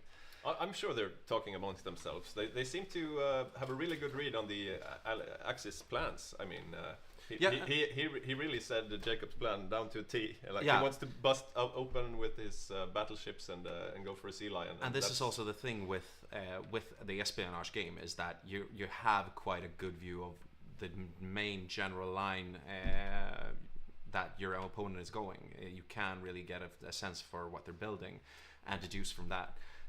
And it's not subtle. I mean, pumping out super heavy battleships. Poland refuses the German ultimatum. This means war, sadly, but expectedly. So this also means that we will go on a lunch break. I will look at the time right now. It is in Sweden, at least. It's about 10 minutes past 1. I will try to see what the plan is for when we resume. I will tell you the time before we pause the stream. Victor, do you get any indication of when we're returning? Right now you see all the different Axis countries joining the war. Mossberg has arrayed his defenses, but yeah, he's left the western front completely open, and he will probably fall quite quickly. The German tanks are here moving in. And we can say that about Poland. I mean, the mechanic for Poland is that you're just nerfed. Even if you survive, your troops become basically worthless. So the best thing you can do is try to strike somewhere and strike hard. And I should think that that's what he's been doing. If we could just click in on Poland, see what he's probably stacked up his troops in the south, in the north, and around Warsaw. Yeah. But yeah. And as I said, we will be seeing a tank build from him later on, but that doesn't kick in right now. So now he basically has his garrison troops he starts with. He's just gonna try and hang in there for as long as he can. Yeah, and Poland, if you're new to this game or new to this mod, Poland as well as Holland, as well as France, they have a surrender mechanic. So when their country surrenders, they still have some factories off map, and they get some exile divisions. Poland gets them in the UK. So their war continues even though they lost their homeland. So we will resume the stream at 2 o'clock Central European time, which is about in, let's see, 52 minutes. And yeah, so go grab some lunch and coffee or whatever. We will start drinking beers after lunch, I think. Maybe you should too. It's 5 o'clock somewhere. We are on vacation. Yeah, but with that, we will see you all at 2 o'clock for the exciting World War. So.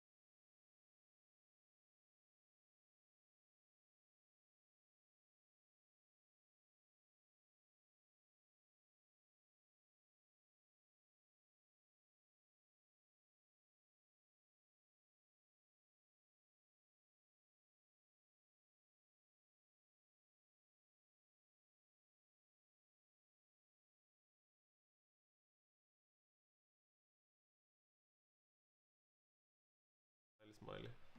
Ja, men den blir sned. Så det är lugnt. Tur. Hörni, då är vi live med katt. Lägger muspekarna.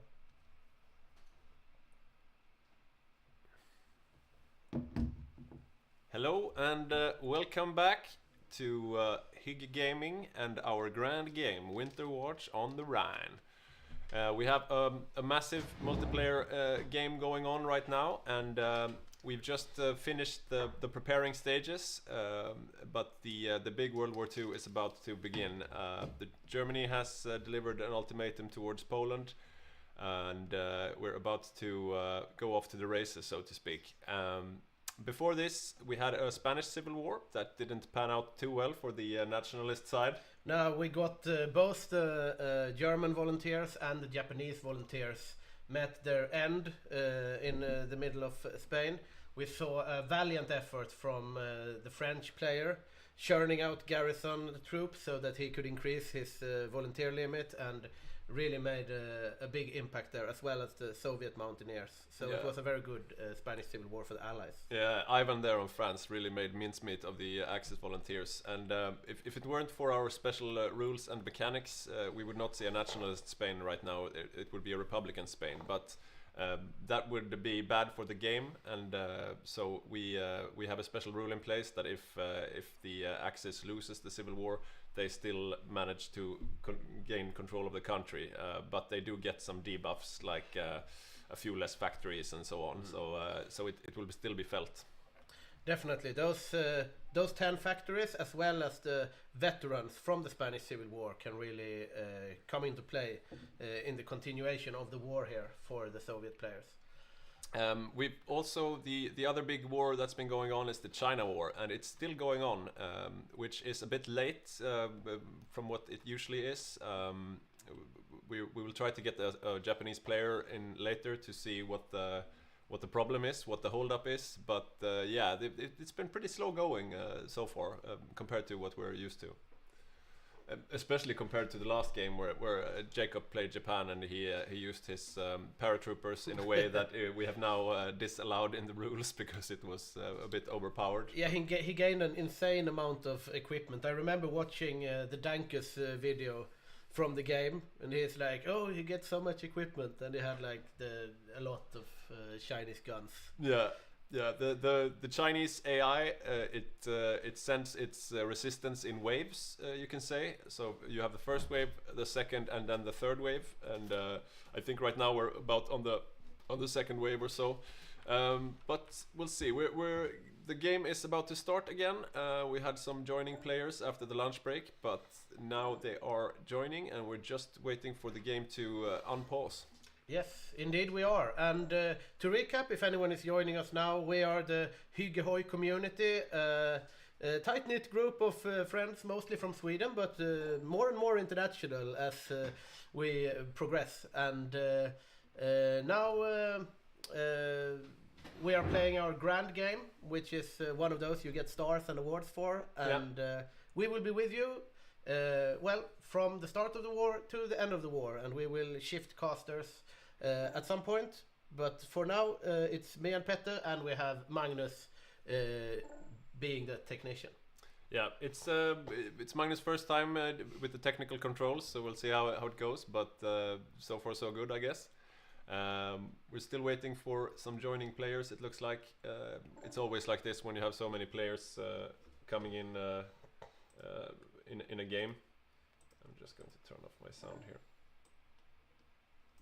Don't know what that was. Yes. Yeah, as I was saying, we have more than 35 players, so there's bound to be some technical issues here and there, and the guys are just getting collected after the lunch break. Yeah. If anyone has been with us earlier, then you see that we have this new newsreel. When you press save, it updates the text. So if you just save the file, then you get a bit communication here, and we can give you the breaking news in text, and we will give you the breaking news here on the screen. And the newest breaking news is that we have a war in Europe. There is a war in Europe, despite Chamberlain's best wishes and hopes. So we see Johan Mossberg on Poland. He has a stiff task ahead of himself to try to defend against the German attack. You can see down in the south, Romania has started building tanks there. Yeah, definitely. Here is something happening here. So like you predicted before, it seems like Romania is going for tanks. I like this though. I can see that Poland is not giving up without a fight. He is trying to push towards Budapest. Yeah. And trying to capitulate Hungary. And I mean, it's not that much of a defense here, but I don't think he will be able to be honest. I mean... yeah. Optimistic, to say the least. Yeah. But I mean, you might as well go out with a bang, I guess. Poland is one of those countries that... I mean, they will inevitably capitulate, but... they get the government in exile, and they can really come into play late game with a lot of different. I think they get a lot of air force and stuff. Right, we had a player disconnecting. It's rejoining right now. Maybe we can get the cat cam on, so you don't have to see this boring multiplayer lobby picture. We'll see. We of course have Ulla the cat with us. Great content, great team player. Indeed, indeed. We will have the cat playing a minor at some point, maybe. Maybe. No, but cats aside, we do have quite a diverse community of players. Like some people are really experienced. They've been playing the game since it came out. They have thousands of hours in it. And for other players, like our Philippine players right now, Joel Wernersson, it's his first time playing with us, and I think it's his like second time opening the game or something. Now we are going. The war has broken out. And we see a lot of red balloons over Poland. Indeed we do. Our audience mostly sees the cat though. Warsaw is being attacked. Warsaw is still holding for the moment, but we have German armor advancing in from the west as well. This is going to be a fast Poland cap. We have... I mean, as we saw before, when me and Magnus was analyzing this, we have a bit of a historical going here with the phony war, because last game we saw that the Germans practically did nothing in Poland and let the miners handle it, and they just stormed over the French front. But looking at it now, they have basically nothing on the Benelux countries, and instead are going all in for a fast capitulation of Poland, and Warsaw is soon to fall. And Mossberg's tactic of pushing towards Budapest has not worked out in his favor. Not really, no. He is still holding though. He hasn't capitulated yet. I don't know how long is a long time for Poland. They usually capitulate quite fast. Yeah, this is he's gone. There goes Poland. He's gone once Lords fall, which is well, now less than a day. Yeah, it's about to go. He made a valiant effort, but it is an impossible task. Coming right up though is probably Ivan on France, and he's had a really nice showing in the Spanish Civil War. His French mountaineers killed both German volunteers as well as Bulgarian volunteers. He seems to be full of confidence, and he has said, he is quoted to have said that France will not fall at all. We will see if how true that is. Yeah, he has built up a lot here. I mean, if you look at this, the mountaineers that were in Spain are now fully and there goes equipped. Poland. There goes Poland. There goes Poland. F's in chat for Poland. And they have anti-tank equipment now in the veterans from the Spanish Civil War. This is vital. And they also have a French railway gun. Interesting. Première batterie. It seems like he is putting his defense a bit away from the Belgian border. This is it's not quite so common, I think. You do have some forts there that he is now not using at all. Yeah, this is an interesting tactic. We'll see. I mean, they are not in the war yet, but now they honor their guarantee of Poland. Little too late for Poland. A bit late for Poland. Okay, so you see the German army moving west now from Poland, setting up towards the Benelux countries. Indeed we do, and we have the armor here, the panzer divisions under Heinz Guderian, and he kept his experience from the Spanish Civil War. So even though they lost their volunteers, Heinz Guderian got a lot of XP and traits probably. So then again, it was infantry that they lost, so the armor traits are not really there. But I mean, this is scary tanks, assault guns, motorized and artillery. And if you look at where they are positioned right now, it looks like Stan on Holland is next on the chopping block. They will go for Holland first before they go for France, it looks like. And there you see the attack orders coming up right now. Yeah, indeed. They will push towards, they will probably try to cut them off here and just take out the Netherlands. And then the Netherlands will also form a government in exile. Or not in exile, they will actually move their entire capital to Indonesia and continue fighting in the Pacific. So they might become a force to be reckoned with there. And there comes the invasion of the Netherlands. And so far it seems like smooth sailing for the Germans.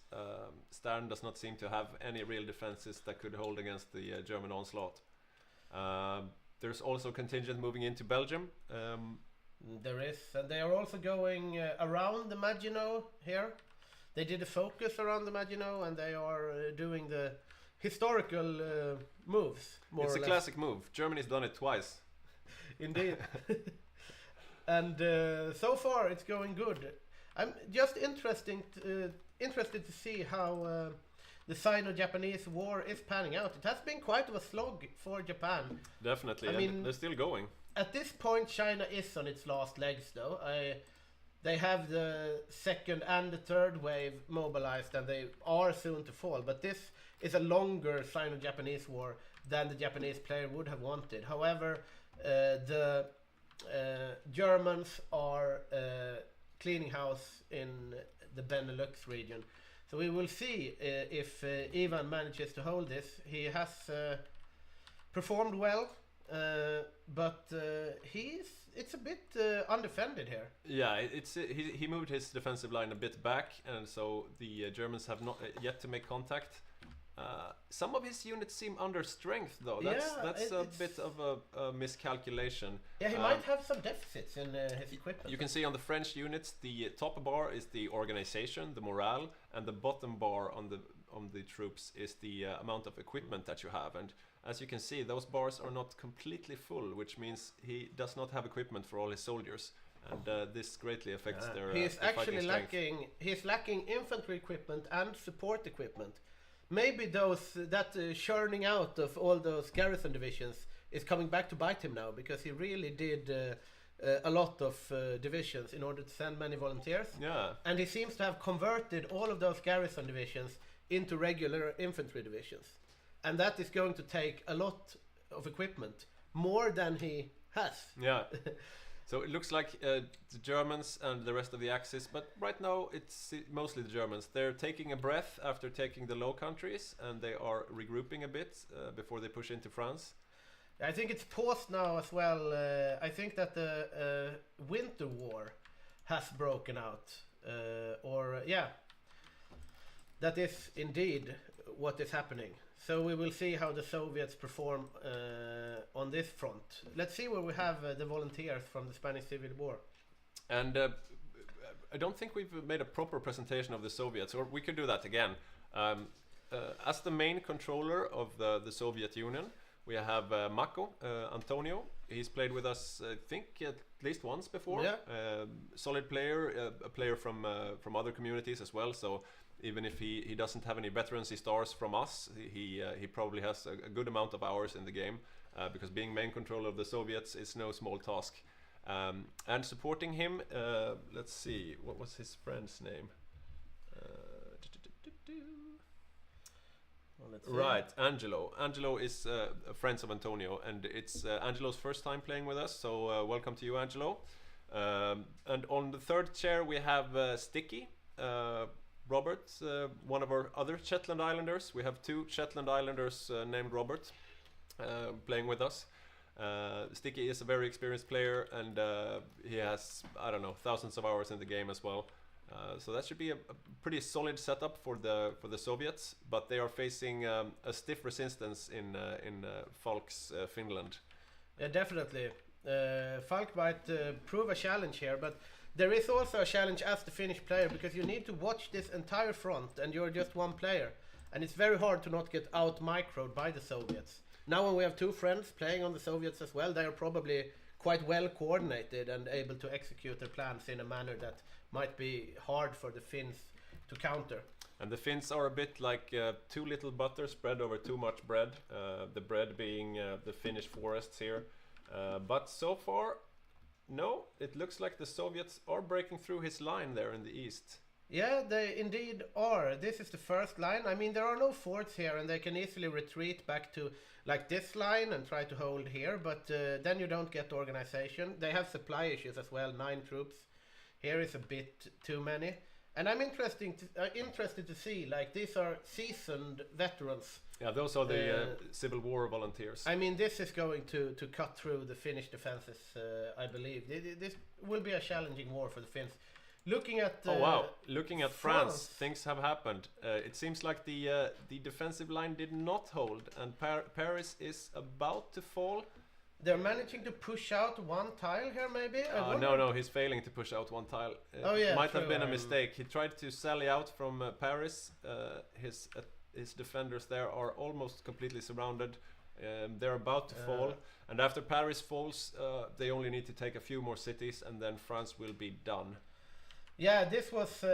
We were having quite high hopes for Ivan here. He performed very well in the Civil War, but this just goes to show that the Germans can really punch quite hard. I mean, even if they lose those veterans, this is going very well for the German player, and Paris is falling in quite a quick manner. Yeah, and as we've been saying before, like, France is meant to fall. It's just a matter of how long can you hold out before you do fall. Yeah. And after you capitulate, you will get a free France mechanic, so you will keep fighting from the colonies. Looking at Finland, we have the line south of Viipuri is holding, but the... It doesn't seem like he followed up the initial attack there right away. He has some supply issues there, the Soviet player does. And this is interesting also, the Finns have a railway gun. It might actually be quite smart as Finland, because you lack manpower, and yeah, definitely. I mean, it doesn't take manpower to have a railway gun. Yeah, it's a good idea. And they also have this new focus tree, so they have probably got it a lot. The Sisu and Motti and all of those Finnish things. Seems like Martin is about to lose another tile in the east there. Nothing spectacular yet, but... Yeah, and France is having a hard time coping with the German push. Seems like he's trying to stabilize a new front line, though. Yeah, he has drawn a new front line with 21 divisions from Troy to the coast. And I'm interested to see his surrender limit here. It's close.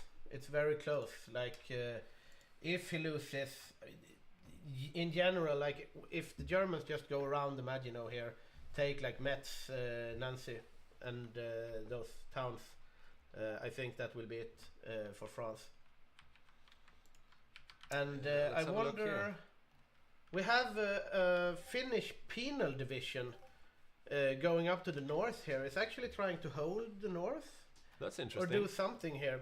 That's an interesting tactic, because usually the Finns, like, they give up the north and they defend like here along this river, and just between all these lakes.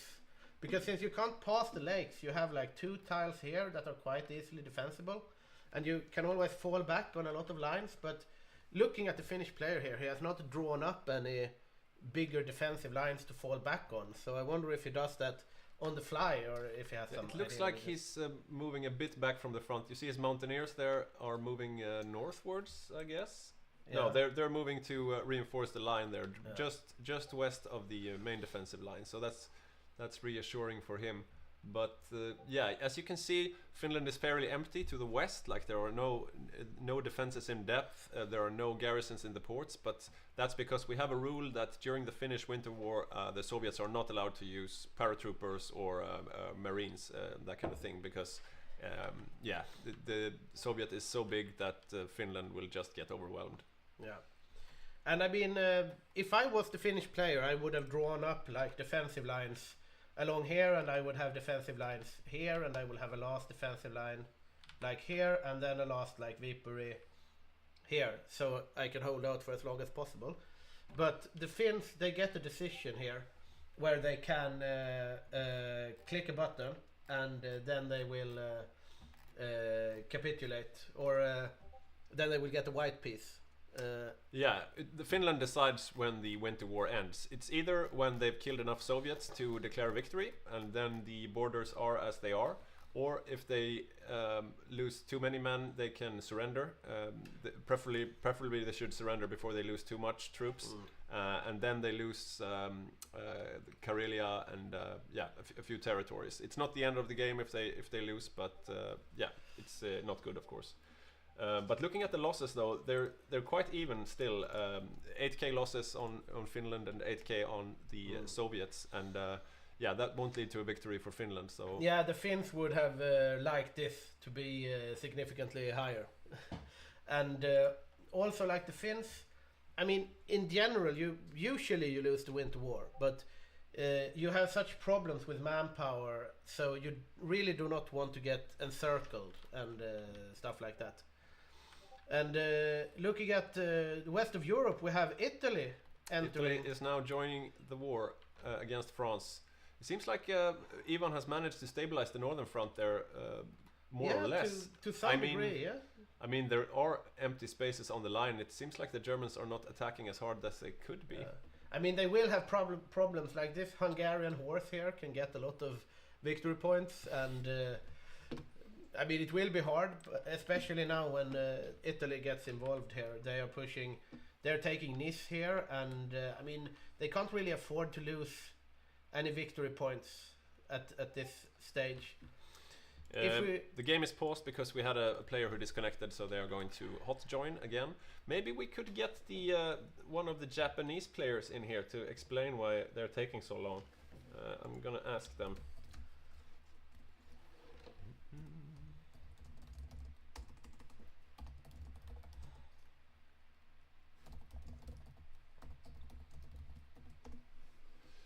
We'll see what they say. They are, of course, very busy, but right now the game is paused, so I think they could grace us with an interview. I think, I mean, this is over rather soon now. When I looked at the current wars, there is, I mean, it's just a couple of percentages left before China falls, but they would probably have wanted them to fall significantly earlier.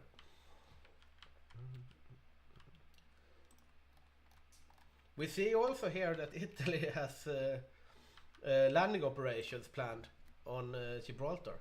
Yes, that is what he was planning before, but if I'm not mistaken, the Canadian Marines, so they're waiting for them. They've completely read through their plans, and they are awaiting them.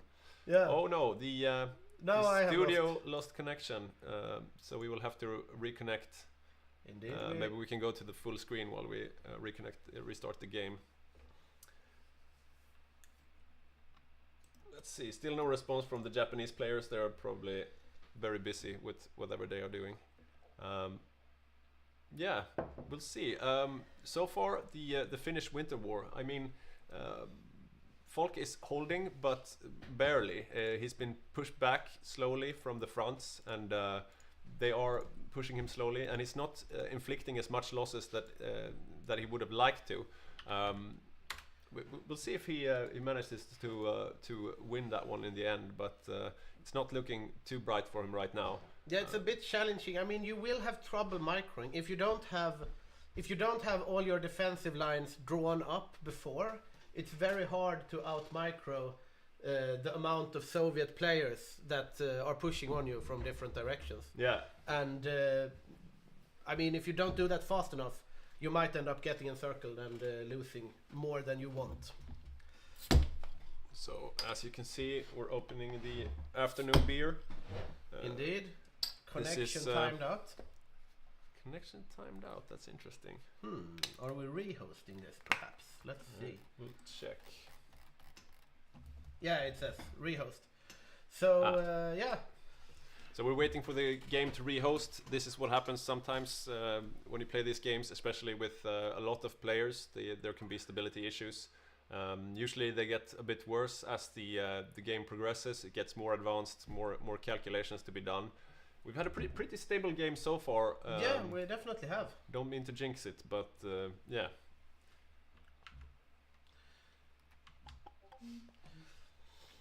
Yeah, so once again, we are the HOI4 community, and we just have a war breaking out in Europe. And we'll see how it goes. Poland capitulated rather fast. And Holland, don't forget Holland. Yeah, Holland, also Belgium. It's not looking too good for France either. We were having our hopes up for France. I remember me and Magnus before got asked the question in the chat, who do you think will be the most impactful minor this game? And Magnus said France and I said Finland. Yeah. And so far, France is taking a beating. Game still has a lot of time to go, but we'll see how Finland does. Yeah. So far, we're in his defensive stage, you could say. Later on, when the Eastern Front opens up for real, then you could see Finland making some moves. But right now, he's just trying to keep his nose above water and stay alive, basically. Let's see. Is this the new game? Only 2 players, probably. We'll see. We are still rejoining the game. There seems to be some bug with some missing convoys and so on, but it looks like everything is okay. Yep. We have a bit of a chat with the different players on playing the different majors, so we can keep a track of what's going on. And we are drinking a Czech lager. Yeah, yeah. Remember the Sudetenland? Remember Sudetenland? Yeah, Czechoslovakia was just given away to the Axis as they were in history. There was no defense of the Czechs this time either. No. And Transylvania got given away also to Hungary. Yeah, we so see... slightly larger Hungary, slightly smaller Romania. Slightly larger, maybe not greater? No, not yet at least. Slightly larger Hungary instead of greater Hungary. It will be interesting to see how Hungary is doing on renouncing the Treaty of Trianon as well. That is probably in the works rather soon if they haven't done it already. Now we have a game here with 5 people. That's probably it. I'll just join that. Meanwhile, you guys in the chat, where are you watching us from? I'm guessing there's a lot of Swedish people, but maybe we have people from some other place as well. Earlier we had a Korean person watching us. It's always nice in the wondrous age of the internet that you can join from wherever you are. I got kicked. That's odd. Don't join. Just checking if it's bugged. They are checking the save game file to see if there is some bug. We're not completely sure what the bug consists of, but we'll see. It would be nice if we could get a little interview here in the meantime.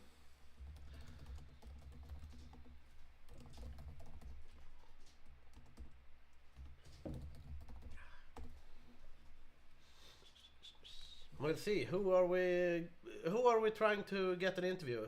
I'm thinking the second chair of Japan, because I think the first chair of Japan, Badger, is working on a fix to the save game situation. But we have Pat also playing Japan, and it would be nice to have him with us. Yeah, the second chair of Japan is very interesting as well. I mean, Japan is one of those countries that you really have a lot of stuff going on, but it's not like Germany where you have the front line.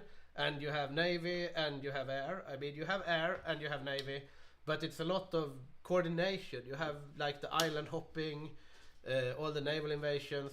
Once China is done, you basically don't move troops along a front line. You have to coordinate like Navy and air and invasions and... Depending on what happens in India. Usually it becomes quite a static front, but yeah.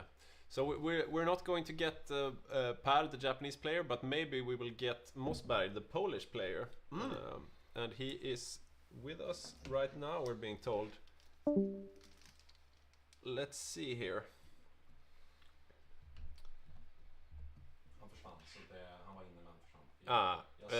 We had him, but we lost him. He will probably be right back. And now my headphones gave up. Here we go.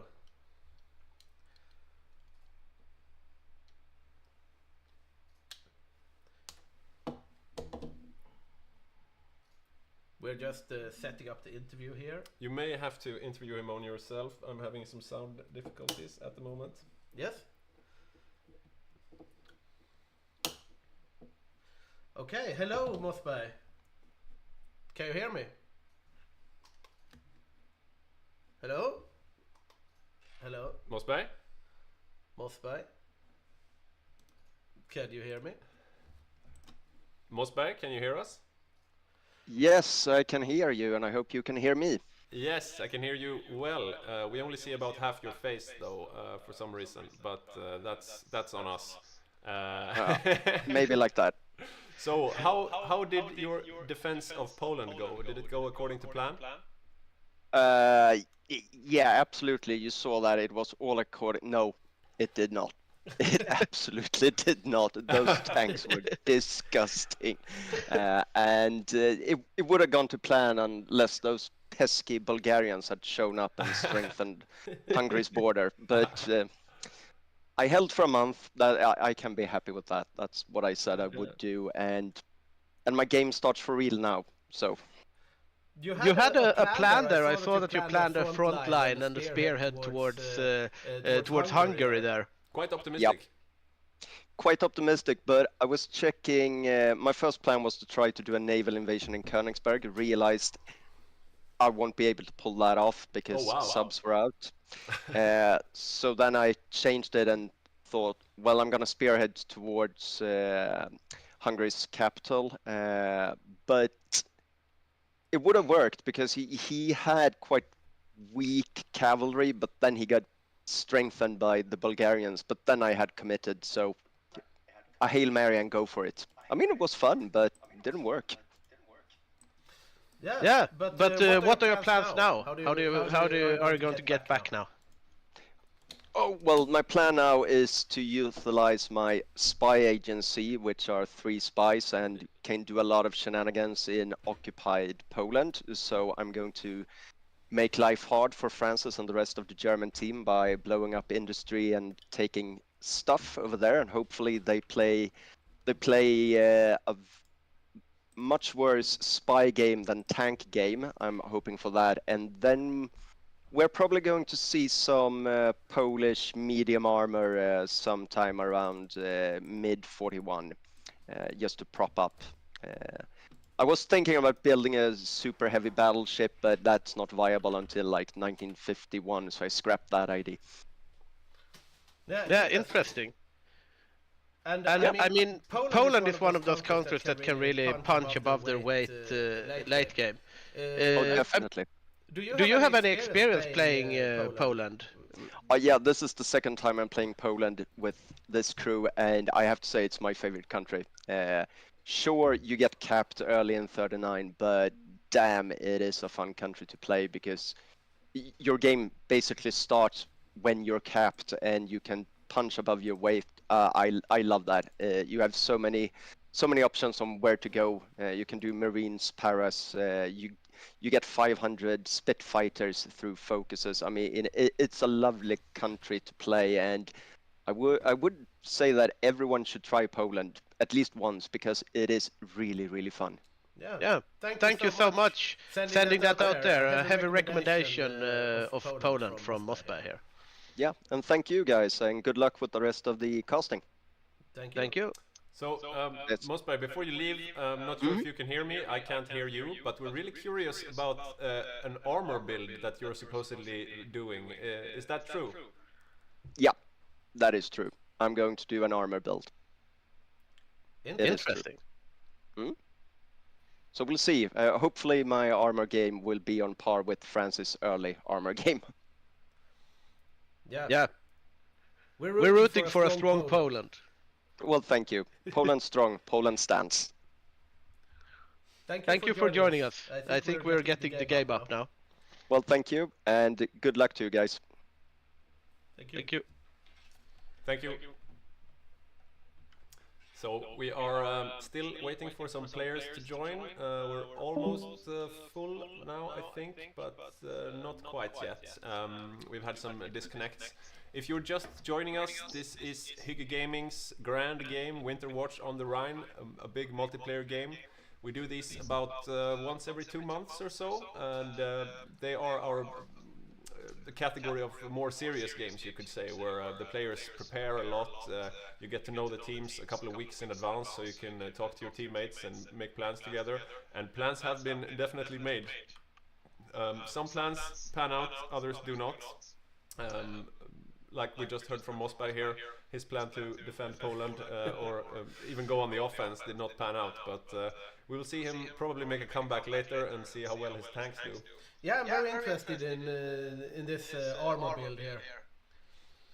And now it looks like the game is up. We are just waiting for them to unpause the game. But we have another interview lined up right now with the Japanese second seat, Per. And no, first seat. Yeah, first seat. It's the first seat, Badger. So can you hear again, Petter? No, I can't hear anything. You want to do this one then? Sure, why not? So, can you hear me, Badger? Yep. Yes. Nice. So, I bet you're a bit of a preppy player. You probably played the China War once or twice. Is this how it was supposed to go? It's a little bit slower than planned, but I think we will capitulate them within a 2-3 months time. So like 3 months time schedule or so. Okay, and what kind of consequences will that have on your overall strategy and build? We don't think it will have much of an impact, to be honest. We are going quite heavily on the naval build, as you might know, so that won't be affected at all. So it's just a question of how strong manager will be. Interesting. Yeah. On the other hand, you get more collaboration governments, right? The longer it takes. So. And there we go. China is capitulated. Right. So we were only 1 month behind the schedule. We just lost our observer computer again. So I'm sorry. I joined as co-host Japan instead of an observer. Oh wow. Okay, so the streamer studios have fucked up the game. No, I'm back. We could.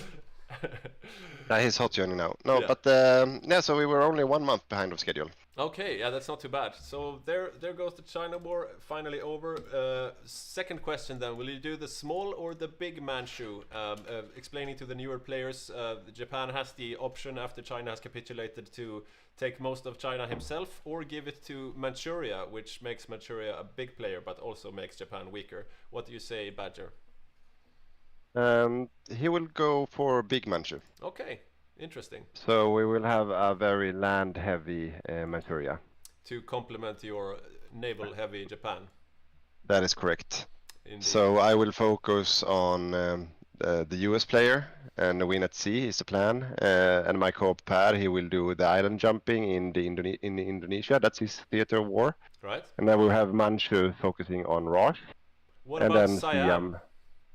He's also focusing on Indonesia. Okay, interesting. So we have 2 players going into Indonesia and 1 focusing on Burma. So we can look forward to the Japanese octopus spreading its tentacles all over the Southeast Asia then.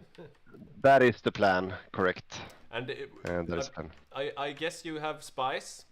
What do your spies tell you about the great threat to the east, the big Satan, US of A? No, I was waiting until 39 to see if he would swap from base strike to fleeting being, and he did, which means that he will go a battleship build, which meant that I was waiting to refit all my ships until I saw what he was going to do, and he ate the bait, so to say. So I refitted everything to battleships with armor 3 now.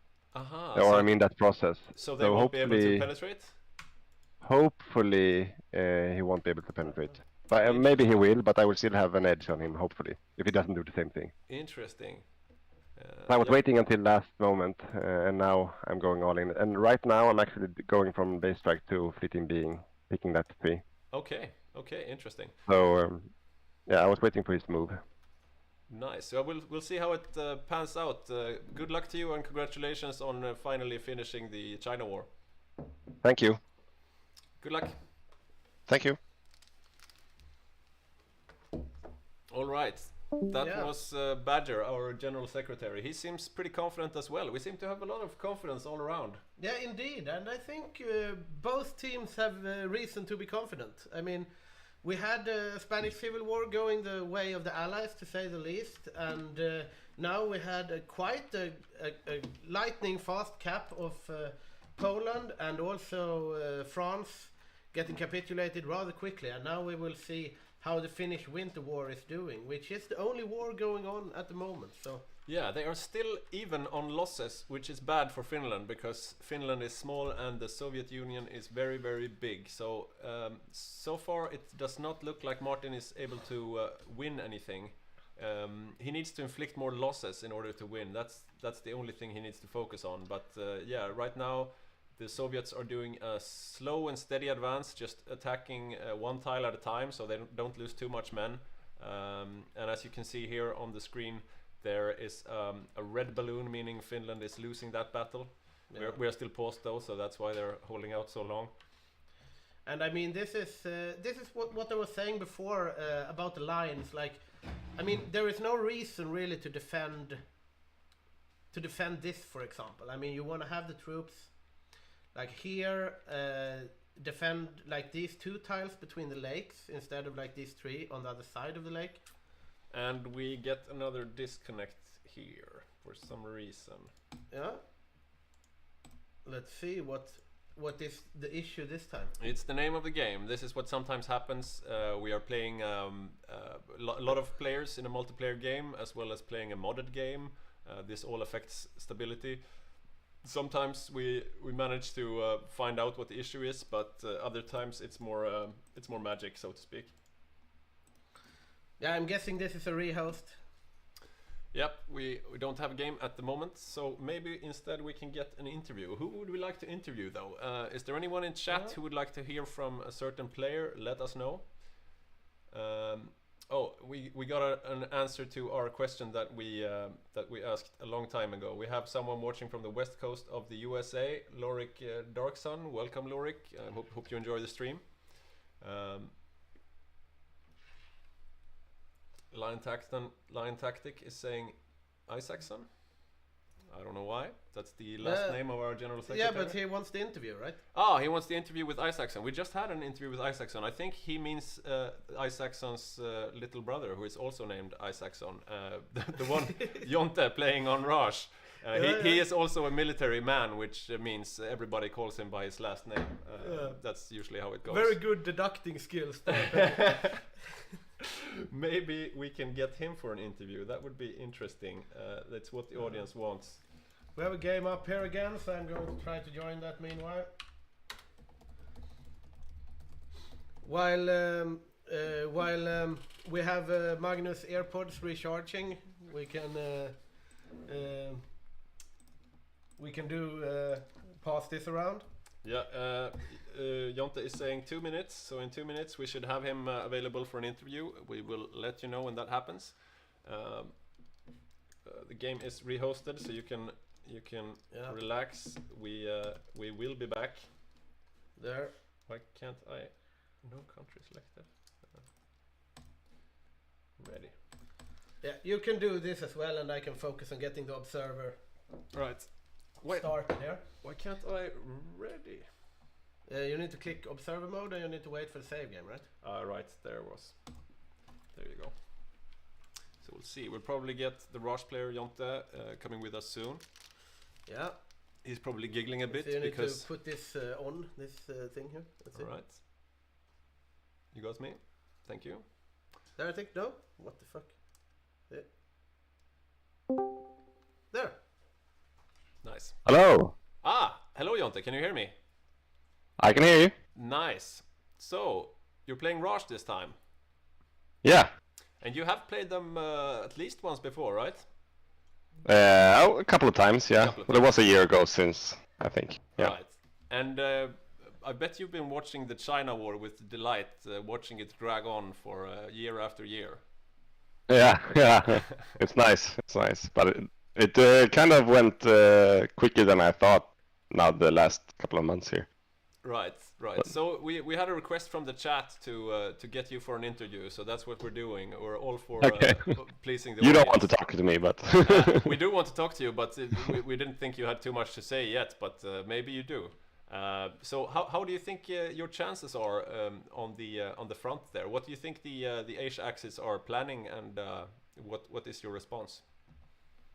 Well, we've discovered that Japan is doing a very heavy navy. Surprise, surprise, as Johannes is playing Japan. Yeah. And then the big Manchu. So we're kind of not afraid, but we're expecting a lot of naval invasions here and there. So basically, that's how far I've gotten right now. We're gonna defend with at least Brazil, me, hopefully Mexico, and South Africa is coming to Asia. Okay. We're gonna try to defend the coasts of parts of Dutch East Indies and India, together with Singapore. So hopefully we have enough troops. Interesting. So will you send troops down there as well, or will you just defend India and Burma? I'm gonna focus on India, and then we'll see how many divisions I get out. Fair enough. So, yeah. According to our rules, the Asia Axis are not allowed to naval invade you before they've taken Singapore. So, does that mean you won't have any navies close by in the beginning? Well, me personally, I won't have a navy except for submarines. I'm building a lot of submarines soon. But I was thinking if you asked one of your bigger friends to help you out with the navy, or. Yeah, we've asked US, and they're building a lot. They have it under control. I think they know that Japan is building a lot, so they're countering that. So we'll see during the Tora part how dangerous they get, and then I don't. After that, I'm not that afraid. Interesting. I think. Will you be engaged at all in Africa before you go home to defend, or? Yeah, I am in Ethiopia right now, but that was undefended, so we'll see what the UK wants. Maybe I can stay a bit longer, but we don't know when Japan starts now. It could be early, so we'll see. Yeah, and I guess you're going for an infantry build with the legendary Indian Gorkha infantry? Absolutely. Together with my subs, we're gonna wreak havoc. Okay, interesting. Well, good luck to you, and thank you for this interview. Maybe we'll hear from you later. Yeah, thank you. Have a nice one. You too. So, there we are. There we have it. A lot more confidence there. Yeah, definitely. Everyone is confident. Yeah. But the war has not gone on for so long, so... Yeah. I think there will be many dreams broken in the hours to come. Most likely, yes. And now we have the last player joining in the game here, named Player. Maybe we could get the cat cam going for a bit, so you have some good content to watch while we're waiting for people to join the game.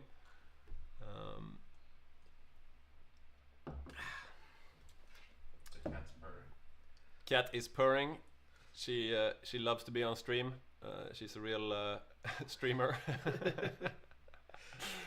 Excellent. Yeah, so we're waiting for the players to rejoin. We have how many are we today? We'll see. 35 at this point. But that's including you and me as observers. So 33 players at the moment. I said before we had a little bit of a camera angle issue with the cat cam. So behind the scenes we rotate the cat on different occasions. So she's like a very good prop, you know. She's very easy to rotate. Yeah. Some cats do not like to get rotated. No, but she's very easygoing, you could say. So we are back in the game now. We're just waiting for it to be unpaused, and the only action going on right now is the Finnish Winter War, where Martin Falk on Finland is slowly losing ground. He's not. They haven't had any real breakthroughs, but he is slowly losing. And unless he inflicts a lot more losses on the Soviets than they inflict on him, he won't win. And right now they are still even Steven at 12k losses each. Yeah. So. Yeah, not looking super bright. He needs to stabilize, I think. I mean, he has all these forts. If he just falls back to like, I mean, these guys, there is no reason for them to be standing here where there is no fort. Right? I'm not sure. I think if they are entrenched, in theory, they should inflict more casualties on the Soviets than they take. Yeah.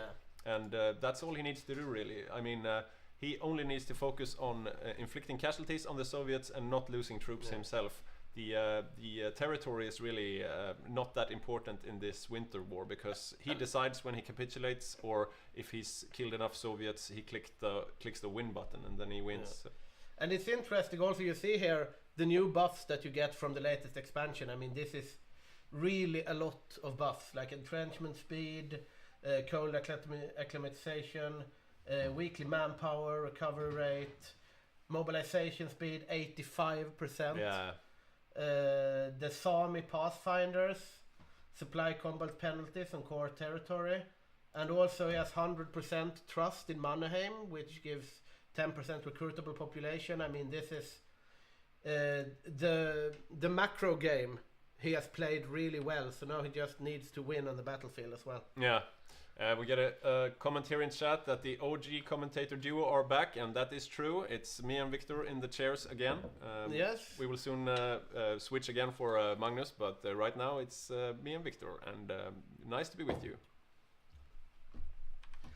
Let's see here. There is a bit of a lull in the Winter War at the moment. The game is unpaused and it's ticking steadily forward, but there is no real movement. We have some movement in the north, but otherwise quiet. Now we get a push here.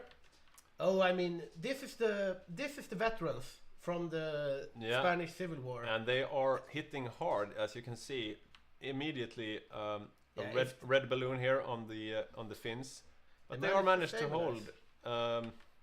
What the Soviets need to do is to string together attacks in a continuous attack, so to speak. They have the manpower for it. And if you keep attacking the same troops over and over, you never give them the chance to recover. This is exactly what is happening here outside Viipuri. And this is very dangerous for Finland, because he has no second line of defense. If they break through here, the road to Helsinki is open. Yeah, this is looking bad for What? The fall of Gibraltar? What's going on? What the hell? It looks like we missed something vital here in the studio. Definitely. Gibraltar this early. 17 Italian Marine divisions have landed in Gibraltar. Oh wow! It seems like the Canadian Marines did not manage to stop the inevitable. Yeah, that is a lot of Marines. That's a lot of Marines from Jacob. That is indeed a lot of Marines. That's 20 full Marine divisions. And this is scary for the Allies, because they correctly predicted Jacob's plan. The plan is to get his big battleship fleet out from the Med and start fighting in the Atlantic, and eventually go for a Sea Lion, an attack on the UK home isles. And right now the road is open. Yeah, I mean, this was a real surprise. I thought that they would be able to hold this, to be honest. And, yeah, definitely. And I mean, Jacob has played the economy so well this game to be able to get out 20 Marine divisions and securing this. I think we might see a rule break right there. He is landing in Spain. I don't think he is allowed to land in Spain, because Spain is neutral. They are doing a volunteer build, if I'm not mistaken. So I'm not sure what he's doing. We'll see what they say in the chat. This might get some hurt feelings there, because indeed he cannot land in a neutral country. Going back to Finland, we have the line here falling. We have a naval battle going on. Indeed we do. Where I'm not... Okay. Yeah, we have. There is no naval battle going on, but there might be, since. But the subs are out in force now. You can see these small stacks of like 5 Italian submarines out here, and they are They're getting sunk, to be honest. Lost one submarine to some British cruises. I mean, yeah, they won't sink the British fleet using submarines. You can see the Italy and the Axis are starting to plan their Sea Lion attack. We'll see how that goes. In the meantime, Germany is invading Norway. And they are sinking some convoys out here. I mean, the thing is, they can get Gibraltar, but in order to succeed with the plan, they actually need to win. I mean, it's high stakes. If they fail the Sea Lion, then I mean, they still have Gibraltar, obviously. But yeah, looking at Norway, I mean, yeah, this is going to be over in a definitely short manner, yeah. Unless they get some support from the rest of the allies, but I don't think they are. I'm not seeing any allied convoys with troops heading to help the Norwegians, so I think the Norwegians will be routed. As we talked about before, though, there is a change to the map. So in order for the Germans to take northern Norway, you see there is an impassable terrain marker, and that means they have to do a naval invasion in order to, or use paratroopers in order to take the north of Norway. So there is a possibility for the allies to, occupy it before they get there, or to disturb their attacks. Yeah. Yeah, it will be interesting to see how that pans out. We have Denmark fallen to the Germans quite quickly. Or, I mean, they are Axis, right? German protectorate of Denmark. Yeah. Yeah, we have a Danish player, so that's new. Yeah, it's the first time we have a Danish player, and I think it's the first time this particular Danish player is playing with us as well. Let me just double check his name, because we have he's so new.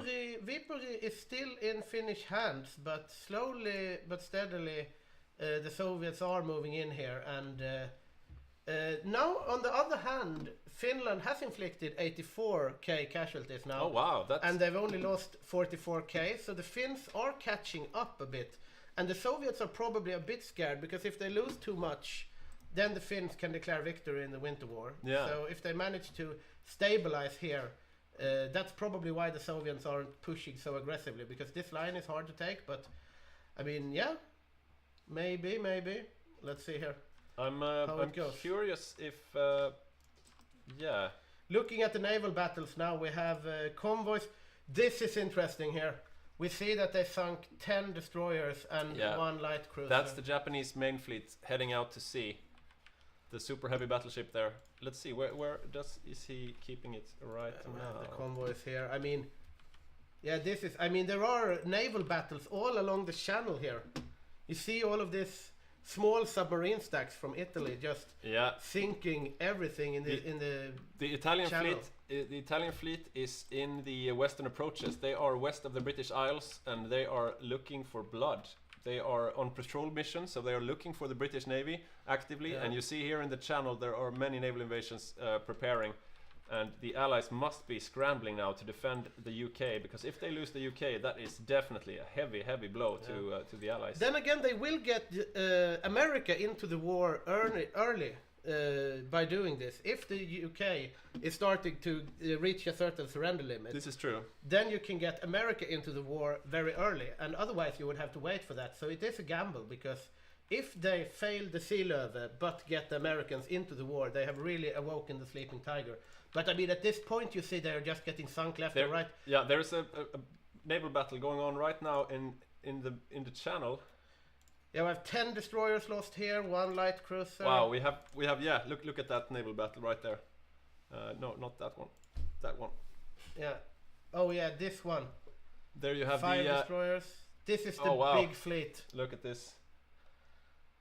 So far, no capitals lost. Yeah, but we have the naval bombers from Germany just doing work from the coast here. The Italian Navy is withdrawing. Yeah, they are taking a beating here, actually. They lost that and one. they have landed. They have landed in the UK. Indeed, they have Dover and Norwich. The Italian Marines are leading the way. Jacob's Marines have made some headway. They've taken 2 ports already, and there is nothing that the UK defenders can do at the moment. They are still holding London for now, but it does not look likely that they will be able to hold for long. Let's see now if the Axis are able to bring more reinforcements, because I mean, this Marine build is insane. How did he get so many Marines out? Yeah, it's probably his one and only focus has been building Marines. as well as battleships, of course, who have made this possible. Because since the sea zone now is green for the Axis, all the Axis troops can just flow over the channel, and you see them adding more and more strength by the minute. And they are just thinking, here we have 10 convoys falling here, or 10 destroyers, I mean.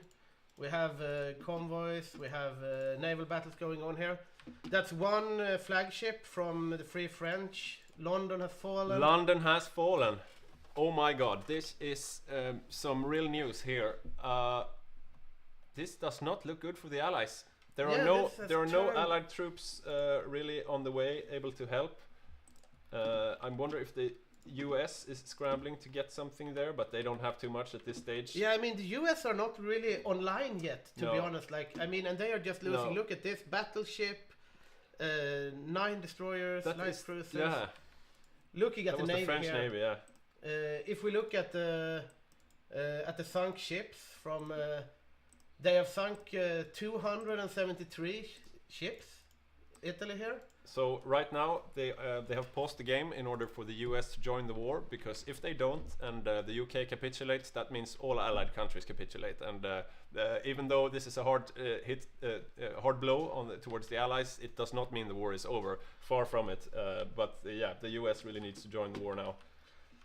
Yeah, this was an interesting turn of events. However, since the Italians have only built Marines, they have completely given up in North Africa. So you see, Tobruk, Benghazi, everything has fallen. He has no troops down there at all. I mean, they have just given up North Africa. It is a good trade, though. If you can trade the British Isles towards against the sand in North Africa, you take the British Isles every time. And I mean, they are so unprepared for this. They have just marched in here in North Africa, and they just like Gibraltar, and then instantly naval invasions and ship battles in the channel, and they are winning pretty much all of these battles. It's just, yeah, this is looking there was something very bad. For something about Jacob's Italian battleship build has really shown to be effective. You can see him here in another battle against one of the few remaining French carriers, and yeah, they're really getting sunk. And I mean, he has just done this focus, right? No one expects Italy to go like only marine Italy. I mean, that's a new thing. Like no one is prepared for 20 Marines naval invading Gibraltar in 1939. Yeah. And yeah, even though they knew the Allied plan, they weren't able to stop it.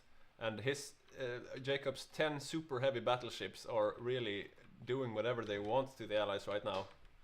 Yeah, I mean the Navy. Looking at the Navy from Italy here. I mean, this is pretty much, they haven't even built, I mean, that many ships, right? But they have, I mean, he has converted, he had like a lot to start with, but do the Allies get any buffs to counter losing UK? I think they do. I think there are some buffs. This doesn't happen too often, so I'm not quite 100% sure, but I do think they do get some buffs if the UK surrenders. There are some modifiers to it. We see Magnus nodding here, confirming that. They are starting to lose now, though. We have 17 Italian destroyers sunk here. Yeah, so I mean, there's still a British fleet working, but they are losing their main island, and that is the important thing. Yeah, I mean, it's not looking good at all for the British. But yeah, we'll see. With Night Round says that on their finest bra, I think the Soviets get a big buff, but you might play a different version. And I mean, if that's the case, they probably do. I don't think we've changed that. But I mean, now in Liverpool, Manchester, and Sheffield Falls, this is it for the United Kingdom, and they will have to keep going in exile. Most of their naval forces are intact. They have one fleet operating in the area, but they also have another bigger fleet heading all the way from Asia, because since they... that's it. That's it. The UK has capitulated, and they will continue as a government in exile. Oh my. Yeah, this is a very interesting turn of events.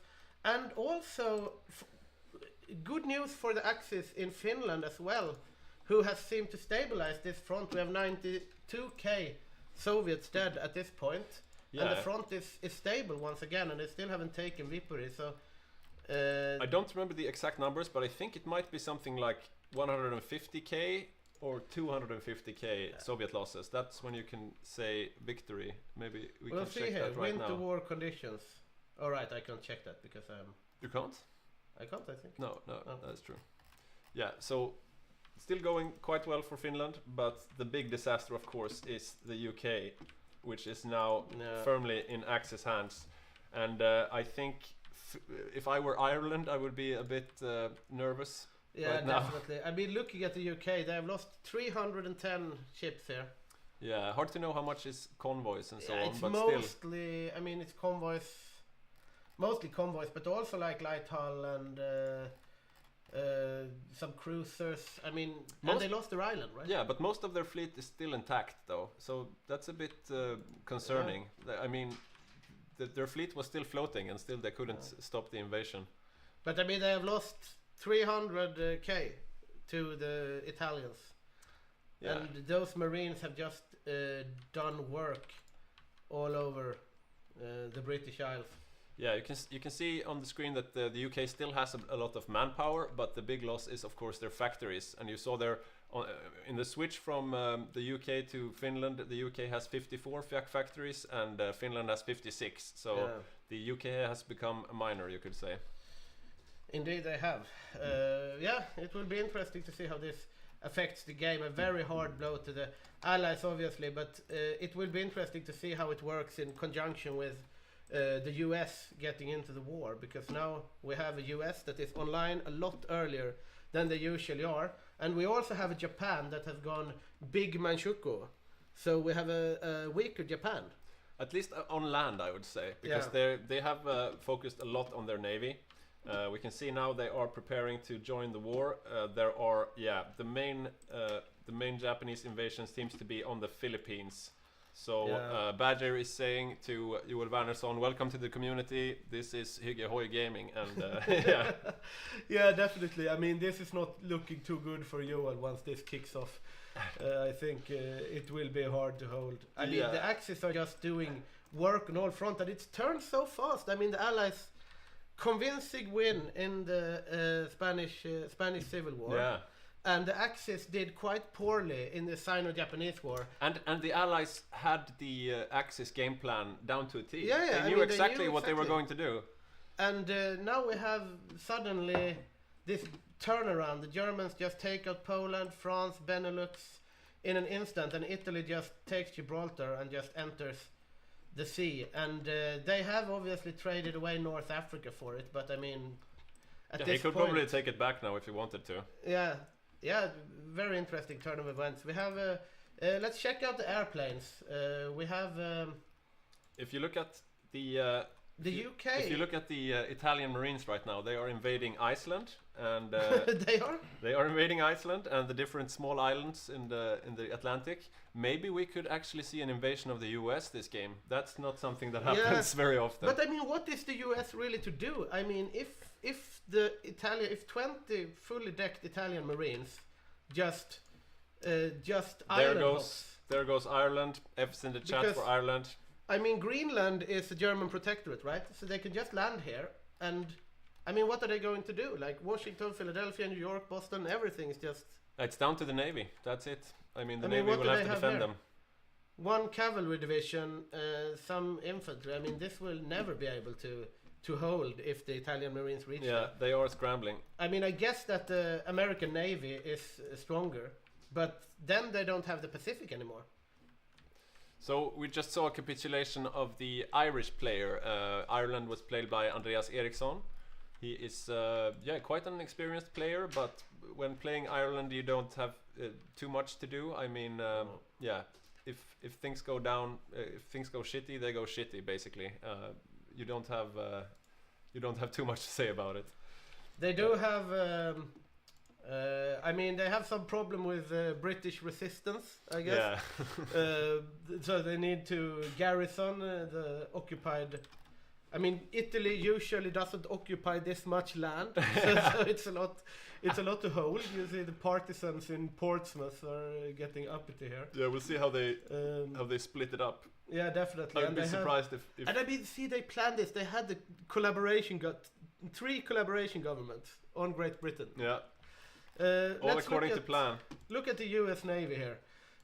What do they have to answer this? Would they have 72 subs, this Navy group, carrier division? Are they in the Atlantic though, or are they in the Pacific? That's a good question. Let's see. Can I zoom to them? How do I do that? Yeah, you should be able to. I mean, these are in the Azores and New York, Virginia, and this submarines are just convoy raiding. So yeah, I mean they are in the Atlantic. Yeah. If they play this right, they will be able to hold off the naval invasion of the American mainland, because I don't think the Italians actually have the fleet for it at this point. No, but that's not the only thing the US has to worry about though, because Japan is just about to join the war and all the American fleets are now in the Atlantic. Yeah, that's very interesting, because you get like the double whammy, right? Because the UK capitulates, then you get America or the USA into the war earlier and they get online. Yeah. But when the US joins the war, then the Japanese are just going to join as well. Yeah. And now we have like a world war going on much earlier than we expected. And we have a question here in the chat: if the US Navy is good enough to stop the Axis, and I don't know. I honestly don't know. As we heard with the interview with the Japanese first seat before Badger Bed, he had a reactive strategy to the US naval build. So he's changed all his battleships to be more armored. So in the hopes of making the US Navy unable to penetrate him. And if this is the case, then he will have huge problems. And that's not even counting the Italian Navy with their 10 super heavy battleships that's wreaking havoc. So. And also, in another blow to the Allies, the Finns have won the Winter War. Oh wow! He managed to do it. They are keeping hold of Ypres and the Fort Line, and it looked really grim for them, but they have turned this around, and they get to keep Karelia, and the Soviets get these debuffs. So, yeah, it's looking very bad at the moment for the Allies. Definitely. This is a dark time for the Allies, but there are still many things that could happen. The US is the big behemoth, and they are slow to activate, so there's still a lot that could happen. What happens to the capped nations, though? Like, do we have now we have an Irish government in exile, we have a British government in exile, Polish, French. I mean, the Brits still have things to do. They have some manpower, and they still have their navies. They still have a few factories as well, spread out throughout their colonies. Ireland, on the other hand, they have 0 factories. They still have 3 units out in the field though, 3 marine mountaineers down in North Africa. And it looks like the Allies are doing a desperate attempt to invade Sicily. This is an interesting turn of events. It's actually spearheaded by Andreas Eriksson on Ireland. But it seems like they have actually garrisoned it quite a lot. I mean, we have Germans here, we have Italians here. Yeah, let's see when the attack commences now. Right, let's see here. About in Palermo to the left to the west as well. Yeah, that's not gonna land. Yeah, the Germans are there helping Jacob with his defenses. It looks like, they're even Jonte is here from India trying to do a naval invasion on Italy. I mean, it's such good coordination from the Axis players here as well. I mean, you have, there are no Italians in Italy. They are only Marines. Yeah. And Italy is completely garrisoned by German divisions. Yeah, so the Germans are basically, the Germans are playing second fiddle to the Italian spearhead. That is really not historical. No, you could definitely say. And Italy is just going on the attack. They're mopping up Iceland as we speak, and then I don't know what will happen to the US. Let's see. I think the US is scrambling to get some troops out. They have 20 divisions out now on the eastern seaboard. But yeah, that means they won't have too much to defend in the Pacific. But I mean, they are safe from the naval invasion. Their navy is a lot bigger, and this is, I mean, Algot is probably quite happy now that he actually did focus very much on the navy, because otherwise he would be in dire straits here. But I mean, he still is. Yeah. Yeah, and someone needs to supply the troops as well. I mean, if he's going Navy, who's going troops, you know? We have a question in the chat. Can you check the Soviet focus tree to see if they get buff from UK cap? Let's see here what we have. We have the Politburo, Red Army, Soviet Air Force. The Germans are coming, military factory contracting speed. Assure public of our competency. Molotov-Ribbentrop Pact. Women workers, high command perched. Doesn't seem that much, to be honest. I mean, don't know about the focus tree, but okay. It's a focus they need to take. Yeah, we'll see if they remember that, because I mean, this is quite an extensive focus tree, and this usually does not happen. But we'll see if they manage to find some way. Looking at their order of battle, though, it seems like they're doing the classic Stalin line approach. The Soviets are. They don't have their defensive line straight on the border with the Germans, but instead they let the Germans walk through some wintry bad conditions. But this is very interesting. Like, what happens to Barbarossa now? Because the Germans are garrisoning the entire British Isles and the entire Italy, because Italy has no troops. So who is going to invade the Soviet Union? Well, I don't think they need to fear an Allied invasion anytime soon. So the garrisons in the West can be quite light. I think they can go quite full speed on the Soviets. Let's see what Japan is up to. Yeah, that would be interesting. They still haven't fired off their invasion plans of the Philippines. I guess, I mean, to be quite honest, I wonder if the Axis actually expected this to be as successful as it is. I doubt it. I mean, if I was playing Japan now, I would be like, what do I do, right? Because the table has really been turned over by the early UK cap. Yeah, they really need to get a move on if they want a piece of this war, it feels like. But yeah, the Philippines, the Philippines have 4 divisions to defend. And 4 divisions will not be enough, I'm afraid. We have a big army here. Like, look at all the troops in El Alamein. They were really prepared for. I mean, we had the South African armor, we had the Canadians, all of these people around El Alamein, and Italy just doesn't go there. Yeah. Right. And look at that supply too in North Africa. Everyone who is not the UK, they need to get their supplies from convoys, and the convoys have to cross the seas, and they can't go through the Gibraltar Straits. They have to go from the south. They have to round all of Africa and so on. So yeah, they're vulnerable. And they're losing convoys left and right to the Italian subs here.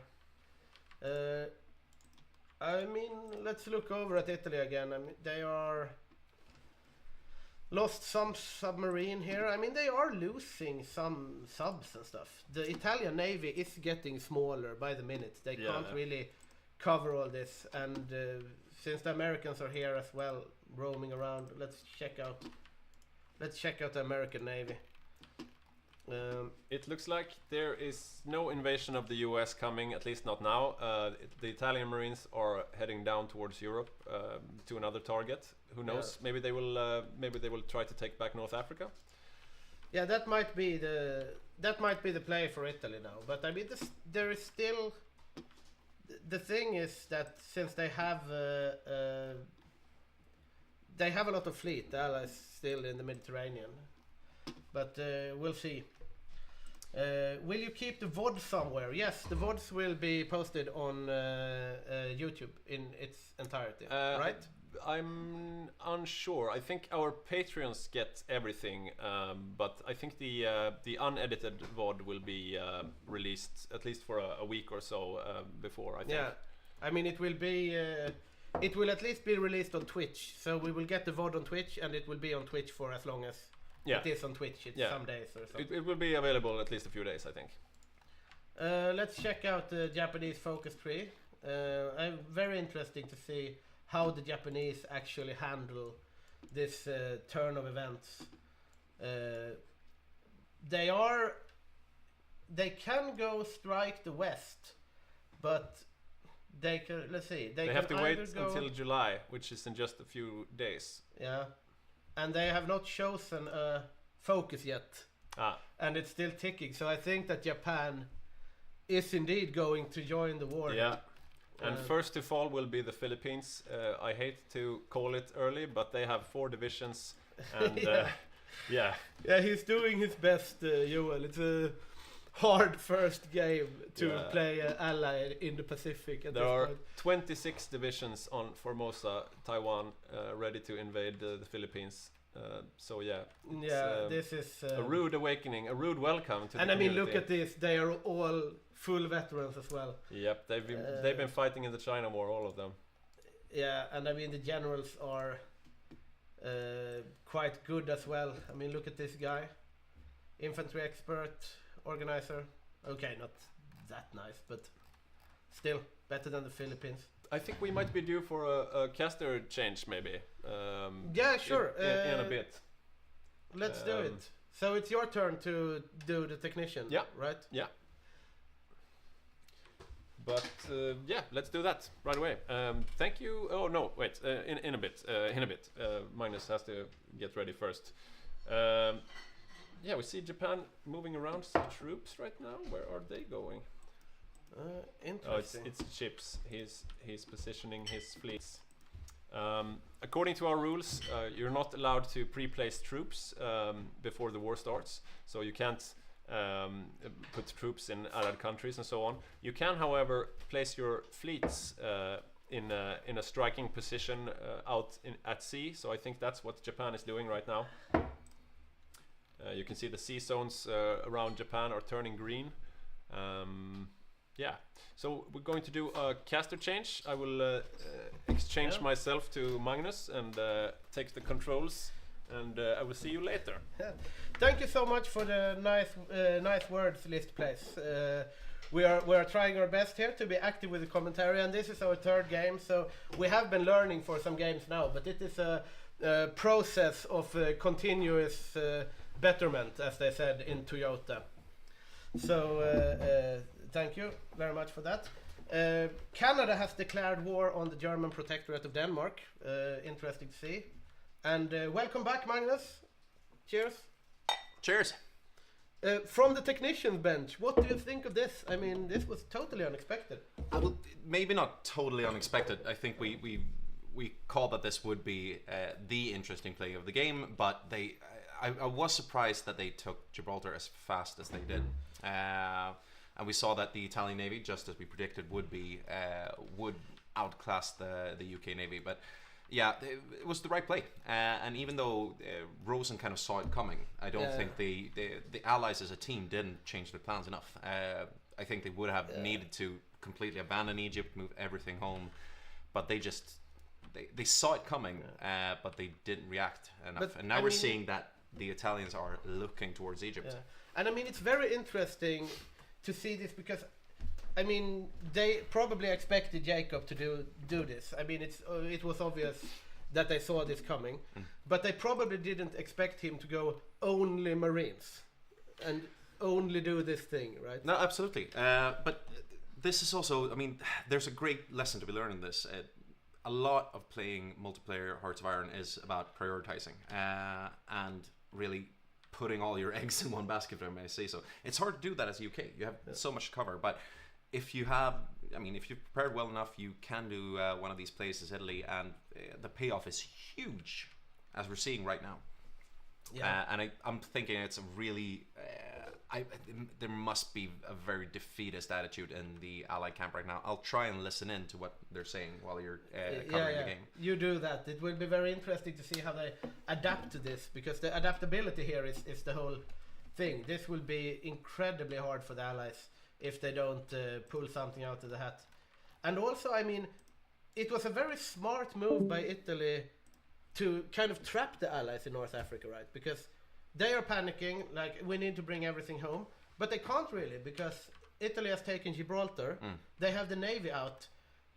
I mean, you don't get from Alexandria to London around. You have to go like here, and you go around here, down, up, out, here, get escorted past the Italian Navy, and then you're in London, right? So when they lost Gibraltar, their backup was kind of stuck. All the armor, everything was just standing here. Yeah. And there were just no Italians here. So they just... Well, the interesting thing right now is do we think there's anything the Allies can do to get back in the game? And I'd like for you to look a bit closer on the US, because they do get buffs, but it doesn't change the whole state of the game. I mean, the US has 100% war support. Yeah, well, the war support isn't the problem anymore. That was important for the early game. But if we look at, I mean, there's still a disarmed nation. Yeah, but look at national spirits. Let's check here. Supreme Allied Command, wartime industry. I mean, so the wartime industry is, I think that's a buff that they can get at least earlier when the UK caps, and it means that the American economy that was strong to begin with is even more overpowered right now. On the other hand, as you guys said, I mean, they have very little to start with to counteract this. They need to stay in the game. They just need to survive. If India can keep hanging on somehow, that's really important. I was listening into the Allied team chat, and they're discussing how to best defend the Philippines, but I think that's a lost battle. Yeah, I do believe so as well. We were talking about it before, me and Petter, and I mean, 26 divisions here, and there's just no chance. Yeah, I mean, there is no way. We have Japan is they didn't do strike the West though, so they have one focus they did before that. A small mistake from the Japanese, I would say. I'm not sure it's a mistake. I'm guessing they might just be thinking, we don't need to go in right now. Yeah, we can afford to sit this out for another half a year, get the bonuses to our economy, which we talked about before. They have a better economical situation if they just wait. I think they could just sit this one out. And it's interesting also, like, once Barbarossa, if they do an early Barbarossa, how will the Soviets cope with this? Because there is no risk of a D-Day, and Finland won the Winter War, so they can pretty much just go.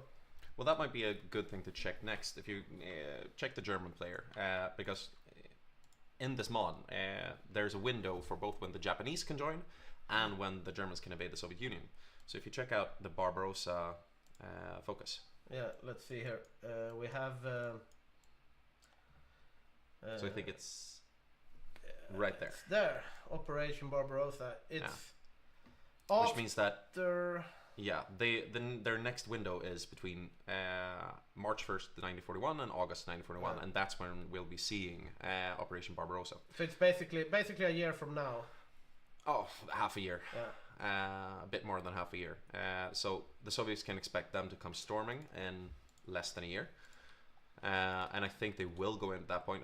I see no reason why they should wait. The only reason why they might wait if they're going for an early invasion of the United States.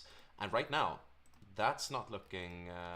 it's not too unlikely, but the thing is that the US Navy is still strong.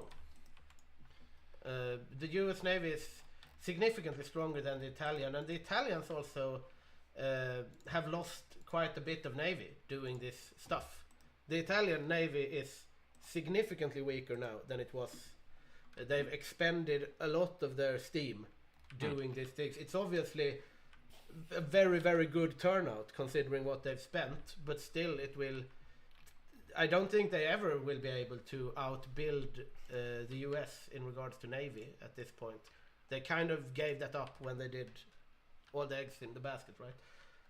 Oh, but when you add up the Japanese Navy, the Italian Navy, the Germans are getting a lot of dockyards. They're getting all their own. They're getting the British dockyards, and sure, they don't get all of it. Yeah, that's true. They have a lot as well. That's how this functions. You might not know, but when you occupy another nation, you get a fraction of their factories, including dockyards.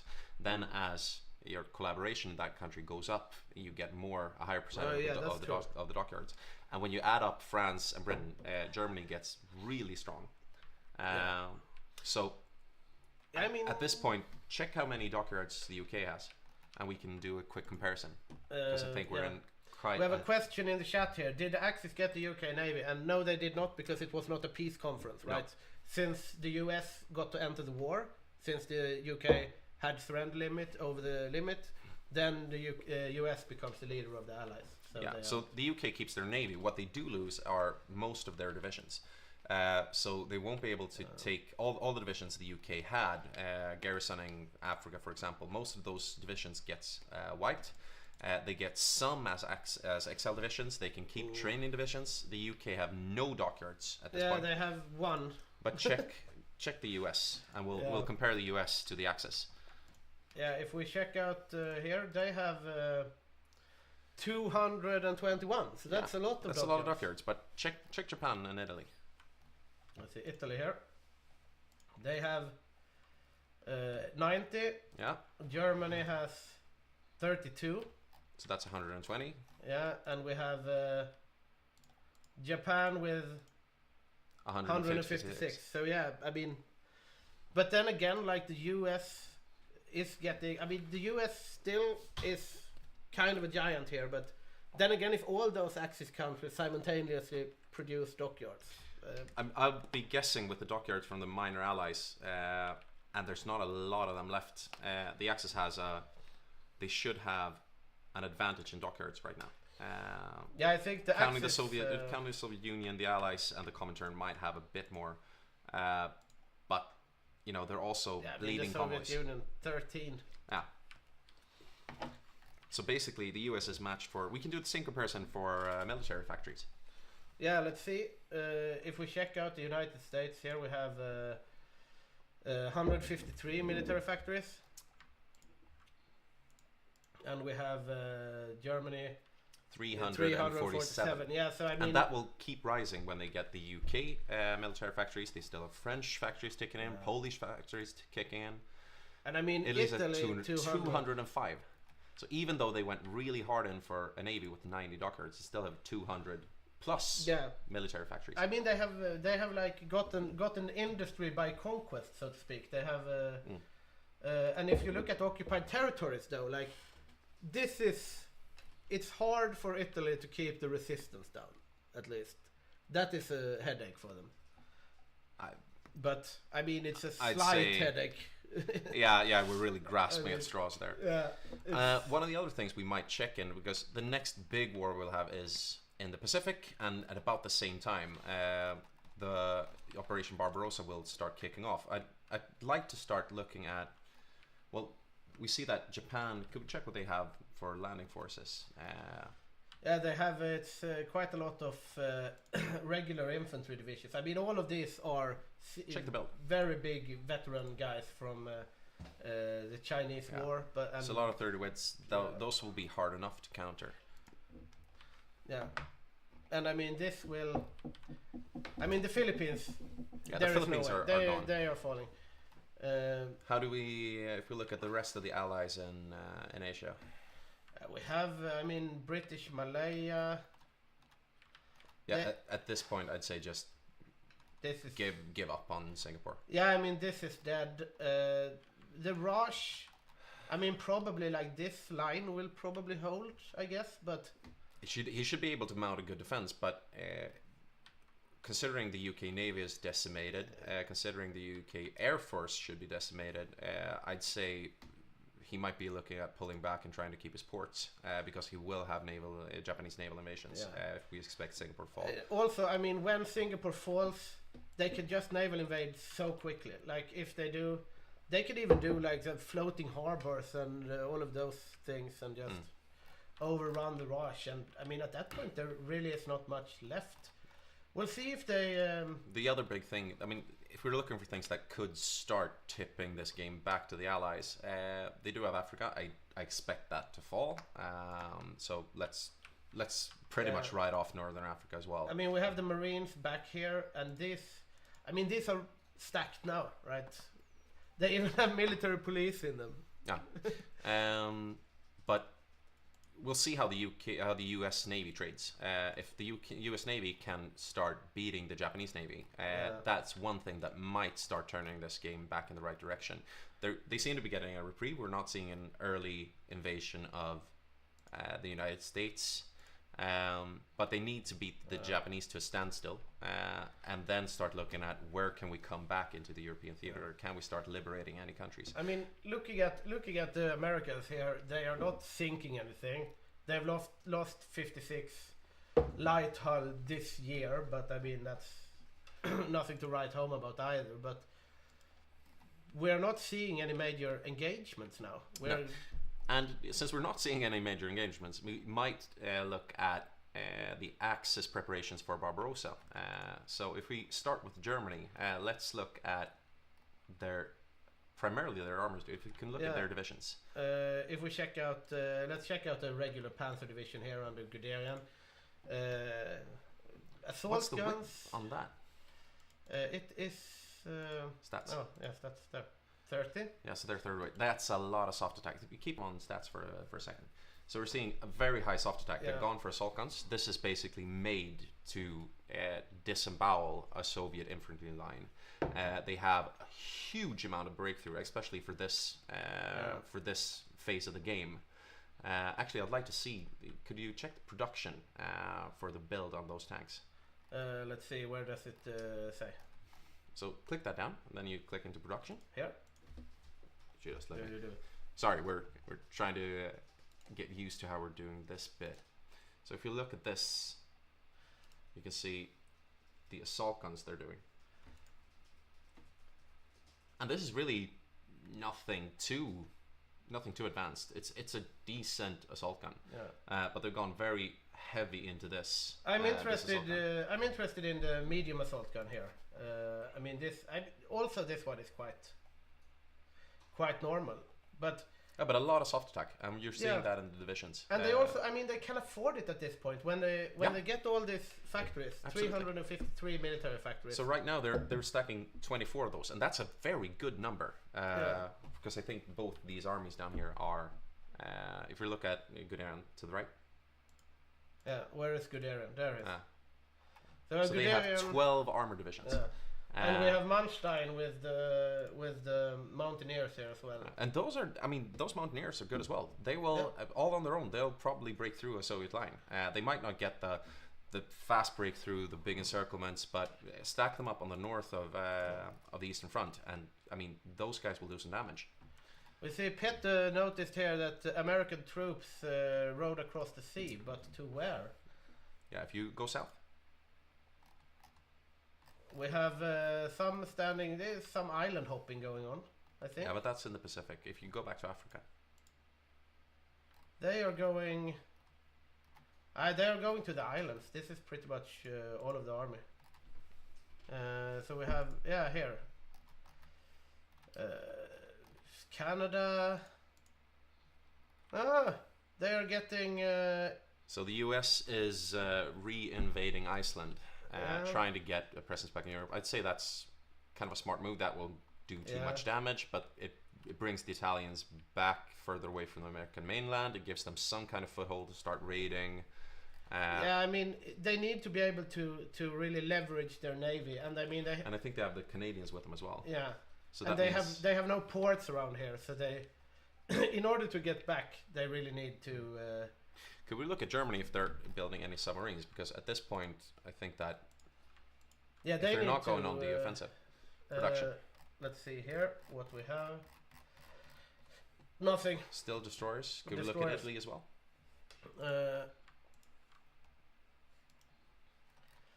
They are building cruisers.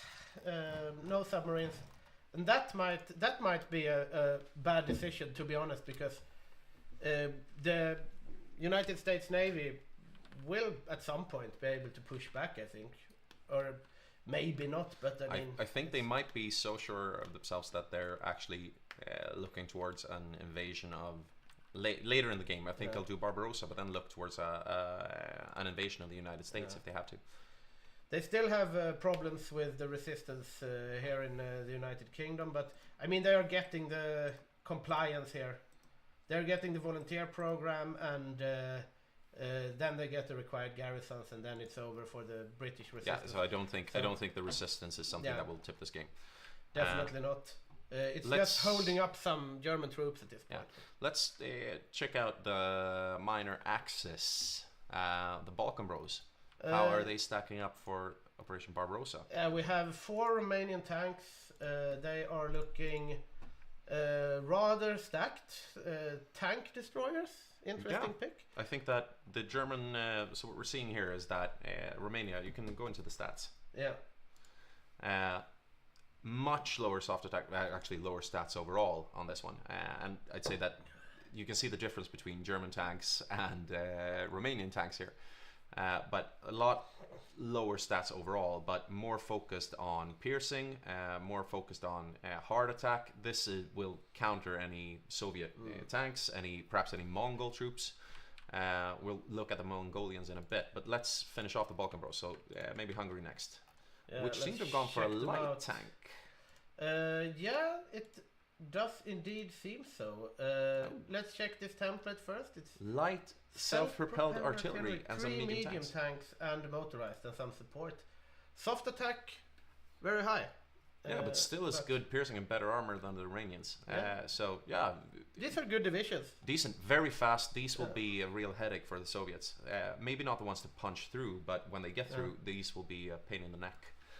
Definitely, and I mean, looking over, let's check out Bulgaria before we, and perhaps Yugoslavia before we move on to the Soviets. But here we have, this is infantry, right? But they have one little Romania.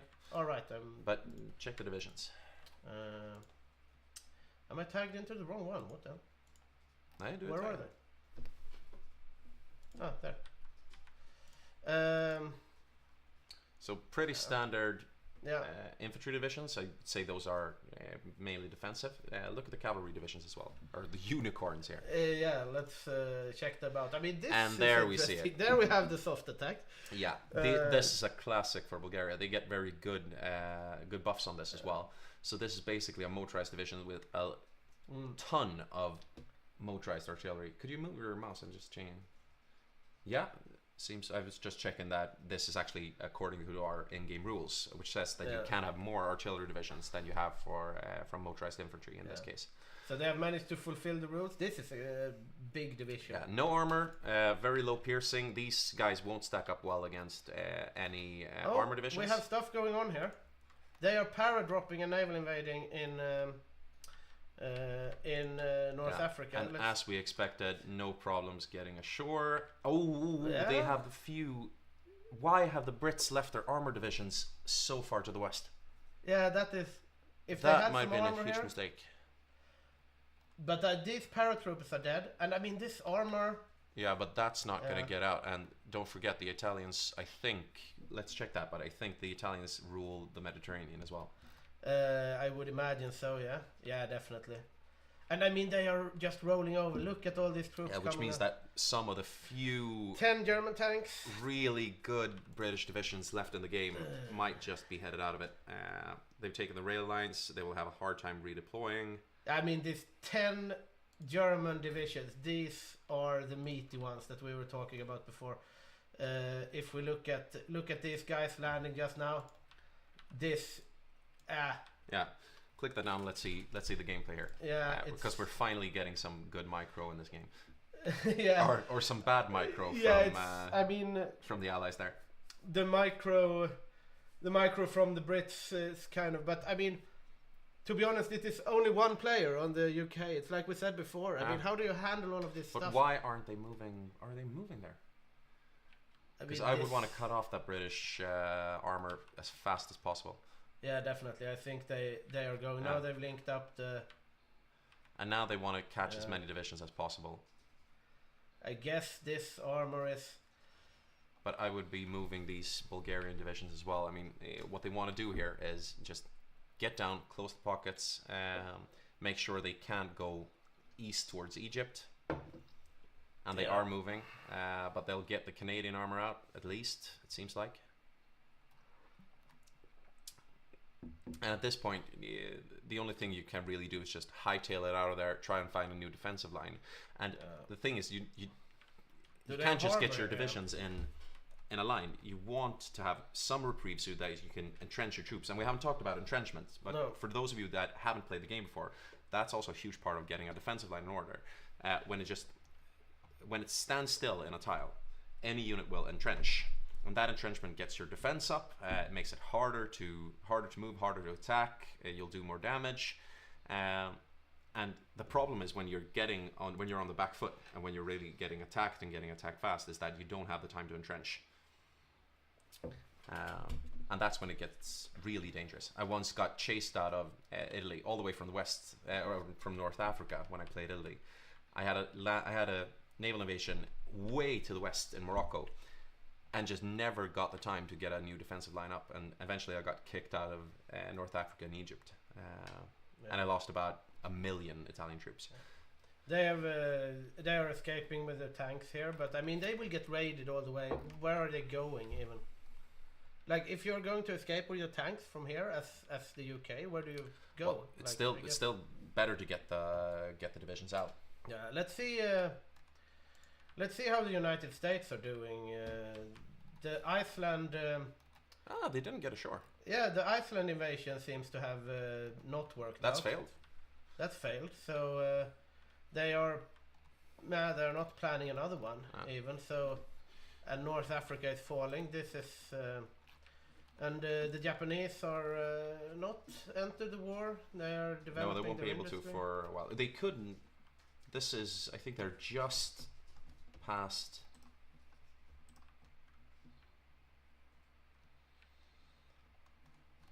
Let's check out when the Japanese can join. At some point, also Italy will declare the Roman Empire and get cores and stuff.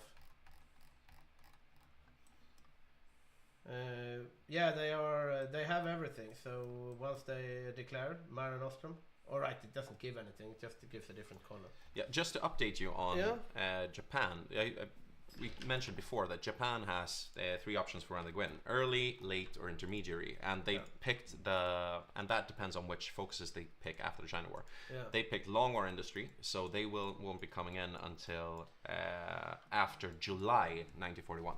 Yeah. So the Japanese are about 6 months off.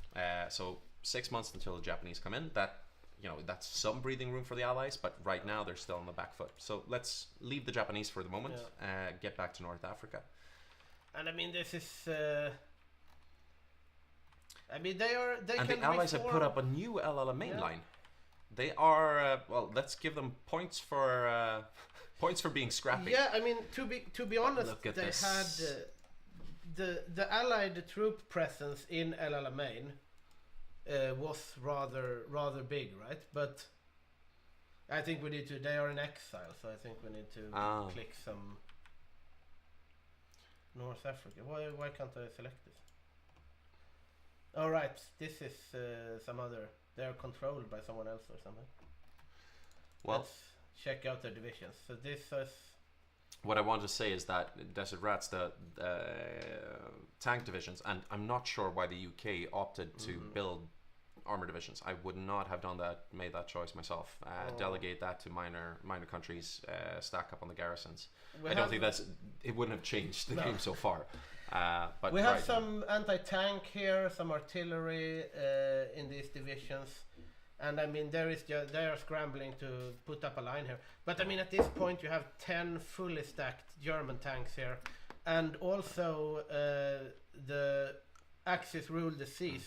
And I was so going there to is say, nothing I mean, to stop a naval invasion. The UK got their armor out of Libya, but as we said, they were raided almost to within an inch of their life. So there's no equipment left in those divisions. No tanks, no guns, no nothing. No. Which means that pretty much, I mean, the offensive force of the UK is gone at this point. We have Metson saying, I have returned, recap everything. Well, Italy took Gibraltar, invaded the UK. UK died. Italy took Iceland as well, and they have coordinated very well with the Germans. So the Germans are garrisoning everything that the Italians take, and the Italians spearhead the navy. And once the Italian wins the naval battles and land with the Marines, they just send over German tanks in force, and they have so many factories now, so they can just basically the elevator pitch is that the Axis have won everything. The Allies have lost everything. The UK has capitulated, and it's a very dark day for democracies everywhere. Indeed it is. This is not looking good for freedom in Europe at this point.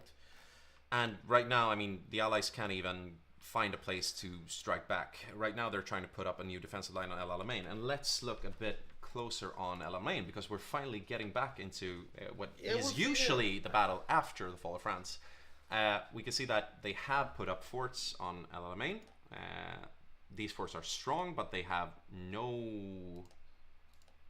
They actually have quite good air coverage. Yeah, the Allies still are doing fine. Could we tap into Italy and see how the Axis are doing in the air battle? Yeah, definitely. Because they have what I would say is too weak a garrison to defend Egypt, especially on the ports. They have not gone into air at all, Italy. Like, there is nothing here. It's just... How are the Germans doing on air? Let's see. This would be very fun if I said that you can't ignore air as Axis. And Yeah, it turns out that the Axis have ignored the air and won the game. It seems that... Which is actually a fun, you know, change of meta. Yeah, definitely. Because like... this usually takes so much of your industrial capacity. So, well, nice to be wrong. I mean, it's the Navy game. It was probably because Boppus put out Navy guides right before the game, you know?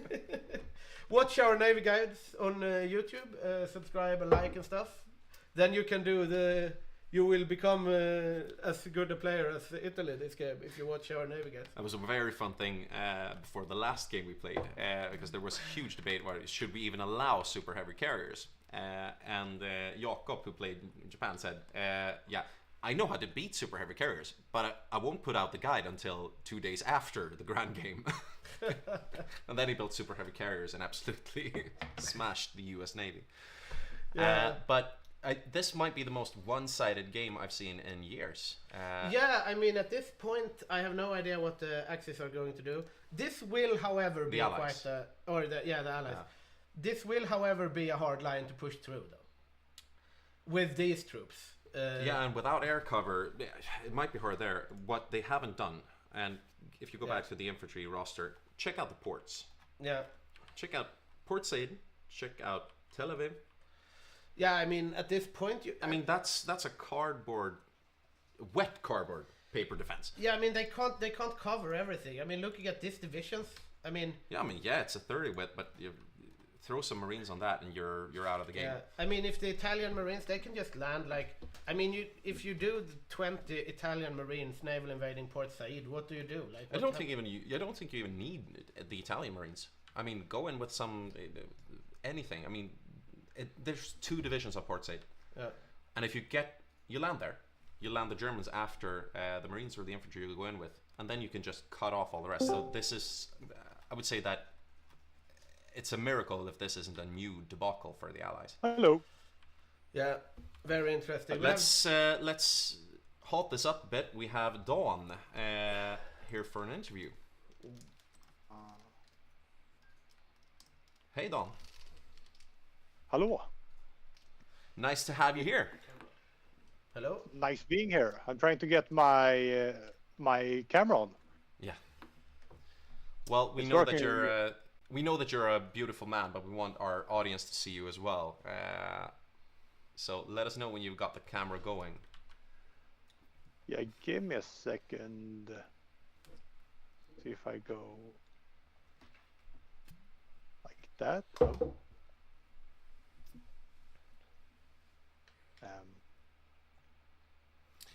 We might introduce Dawn while we're waiting for him to get his camera on. Rhyle Boppus, or Dawn as he's colloquially known, UK player, very experienced player as well.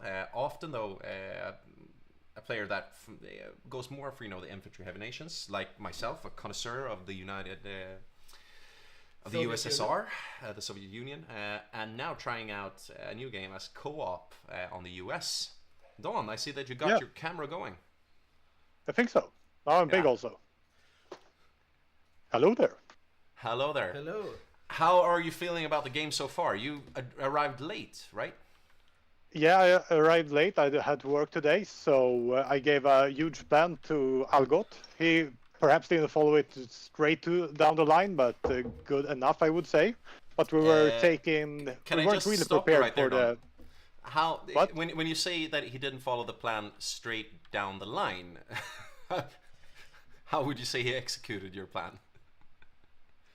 Like 90% right, which is good. It's a lot clicking as the US anyways, but he missed one of the most important parts, and that's the PP guy that gives you 25% more political power. I think that was the biggest thing, but still, yeah, it's a lot of clicking. He got my plan like 12 o'clock. I'm guessing that getting your war economy started isn't the biggest problem right now, because you get a lot of war support from the UK capitulating, right? Yeah, now we have everything up and going. Now we have a naval race with the Japanese players. I think they have like 200 dockyards, and we're up at 250, 280, something like that. How do you feel about your chances now? I mean, this is we're impartial here, of course, on the caster bench, but this is looking very grim for the Allies. How do you think you will be able to turn this around? Yeah, I think we'll be able to turn this around. It's like a sea levy is a sea levy. You need to be ready for it, and we have a good chance to win this still. It's not the best of starts, but it's not the worst of starts either. So I'm pretty confident, and I think we have a great Soviet player. So if the Soviets hold out, we're pretty confident in Asia. We hope we'll win the war by sea, but they haven't built that much military factories, so we're pretty confident we can hold Raj at least. Yeah, well, we're trying to explain to our audience where this game could start to swing back to the Allied side. What would you say would be the most pivotal moments where you can see the game starting to swing the other way? If the Soviets hold out, the U.S. economy will be really huge in like 1.5 years. So we can lend lease the fuck out of the entire Allied camp. But I think the big turning point will be in the Soviet Union. If they can hold out and give the Germans and Italians a bloody nose. And I think the big turnaround after that will be us actually winning in China and Japan. I think that's what we need to go for. Yeah, it will be interesting to see how you manage. I like your confidence, and we will see if Don, the economy king, will be able to carry the Allies. Yeah, well, following up on your answer there, Don, do you see anything you can do to alleviate the pressure on the Soviet Union, trying to draw troops away from the Eastern Front? We need to keep the Mediterranean, and I think we have a hard time doing that right now, but that would be really important so we can land in the back. But yeah, we need to retake the UK, or otherwise in any way prepare to naval invade or make a D-Day somewhere. Yeah, and realistically, when do you think we can see US boots on the ground in Europe? Ooh, I guess 42 at the earliest, 42, 33, I would say. Right now we need to reinforce Raj, so Raj doesn't fall. If we lose Raj, we will be in a really tough spot. So we need to secure Raj, and when Raj is secure, we can start put boots in the ground. So 42, perhaps even 43, if we lose the ground in North Africa. Okay, so contest the Mediterranean, reinforce India, and then look forward to boots on the ground towards 1943. Yeah. What do you think?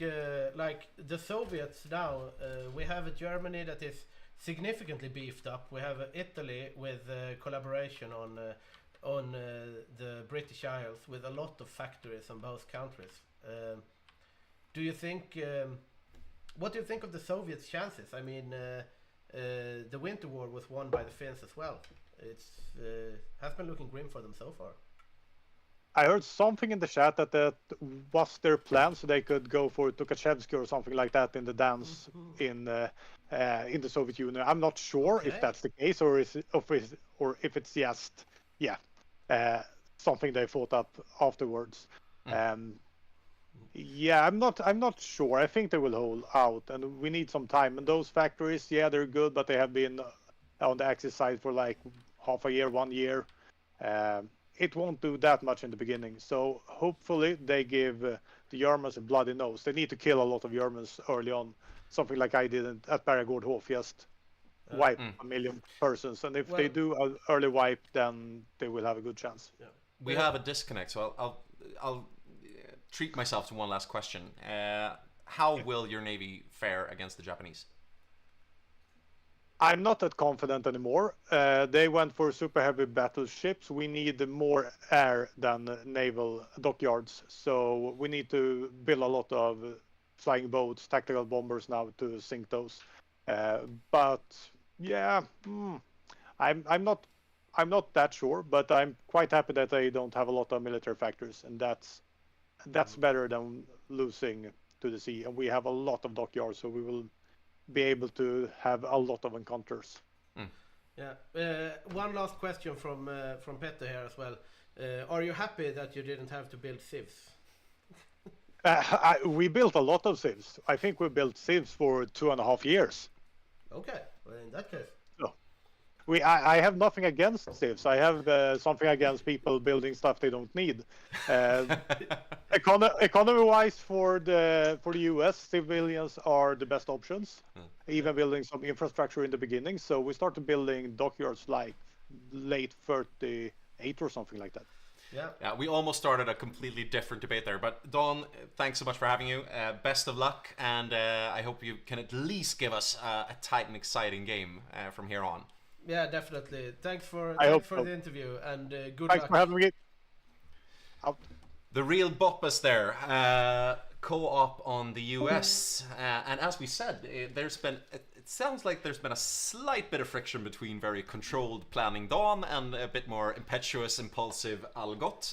We hope that they can kind of iron that out now that they're in the war and actually fighting. And I think that, I mean, they should at least be able to give us more of a matchup than we've been seeing so far. Just to explain that little joke on the end and Petter's question there, this has been an ongoing debate because one of the big things during the build-up is how many civilian factories do you build, which you can use to trade for resources and build other factories, and how many mills or military factories and dockyards do you build early on that actually produce the stuff you need to engage in the war. And Dawn has a reputation as more of a mill guy, and he wants to get the mills going early on. And I think, personally, he has a huge point, but that's a different debate, and that's a debate for maybe after the game. Yeah, and also you can watch Dawn's YouTube guide on this one. He has like a very, very big, intricate Excel sheet where he proves his points. But and even though he's made that video, even though he's made the spreadsheets, people are still not entirely on board. Yeah. But do you want to run this for just 1 minute? I really need absolutely. to go to the This is a hard day, not just for the players, but also for the streamers.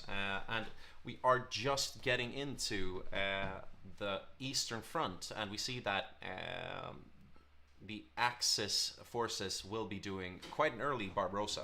They can wait a few months, they can even wait a whole year, but as we said before, they have a window of opportunity, one in 1940, one in 1941, one in 1942, when they can invade the Soviet Union. And they've gone for March of 1941, so we have actually a state of war between Germany and the Soviet Union. This means we're going into one of the most intense phases of the game. We have a war in the Eastern Europe. The Eastern Front has opened up as of right now. We can expect within a few months that the Japanese will join the war, and we'll be having a lot of naval action in the Pacific. We'll be trying to bounce back and forth with this, but there will be a lot to cover for our streamers. So a bit of patience if we can't cover every battle and every minute of every battle.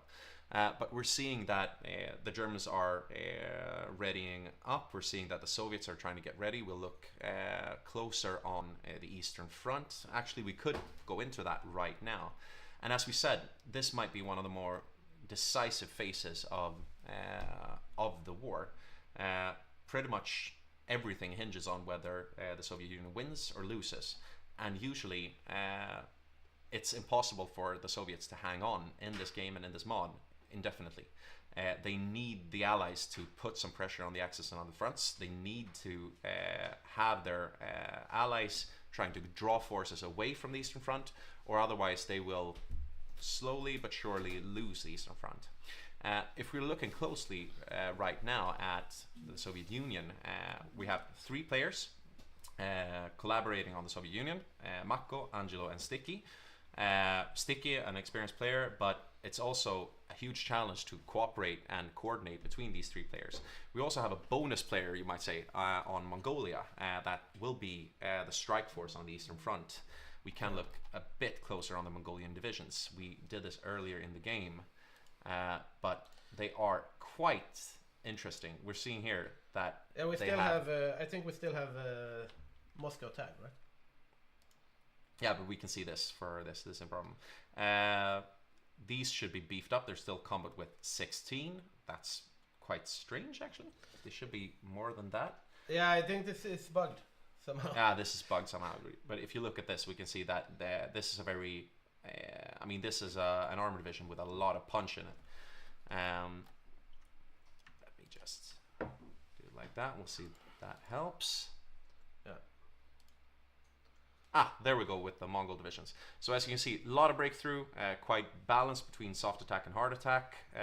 Bit of light tanks, bit of medium tanks, bit of mechanized, bit of motorized.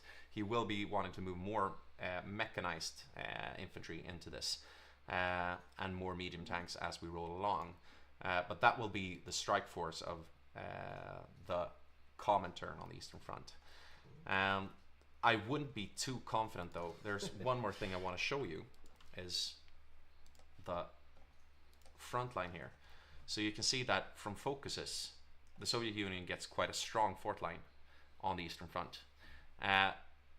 The dangerous thing about putting your front line on this is that, okay, you have the forts, but forts can be bombed away, and once they're through that fort line, it's really dangerous. And what they've done instead of putting their troops on the fort line is that they seem to be going, I'm not really understanding what they're doing here. I wouldn't place them up like this. I'm guessing they haven't really completed this defensive line, but they're putting their divisions up a lot further back.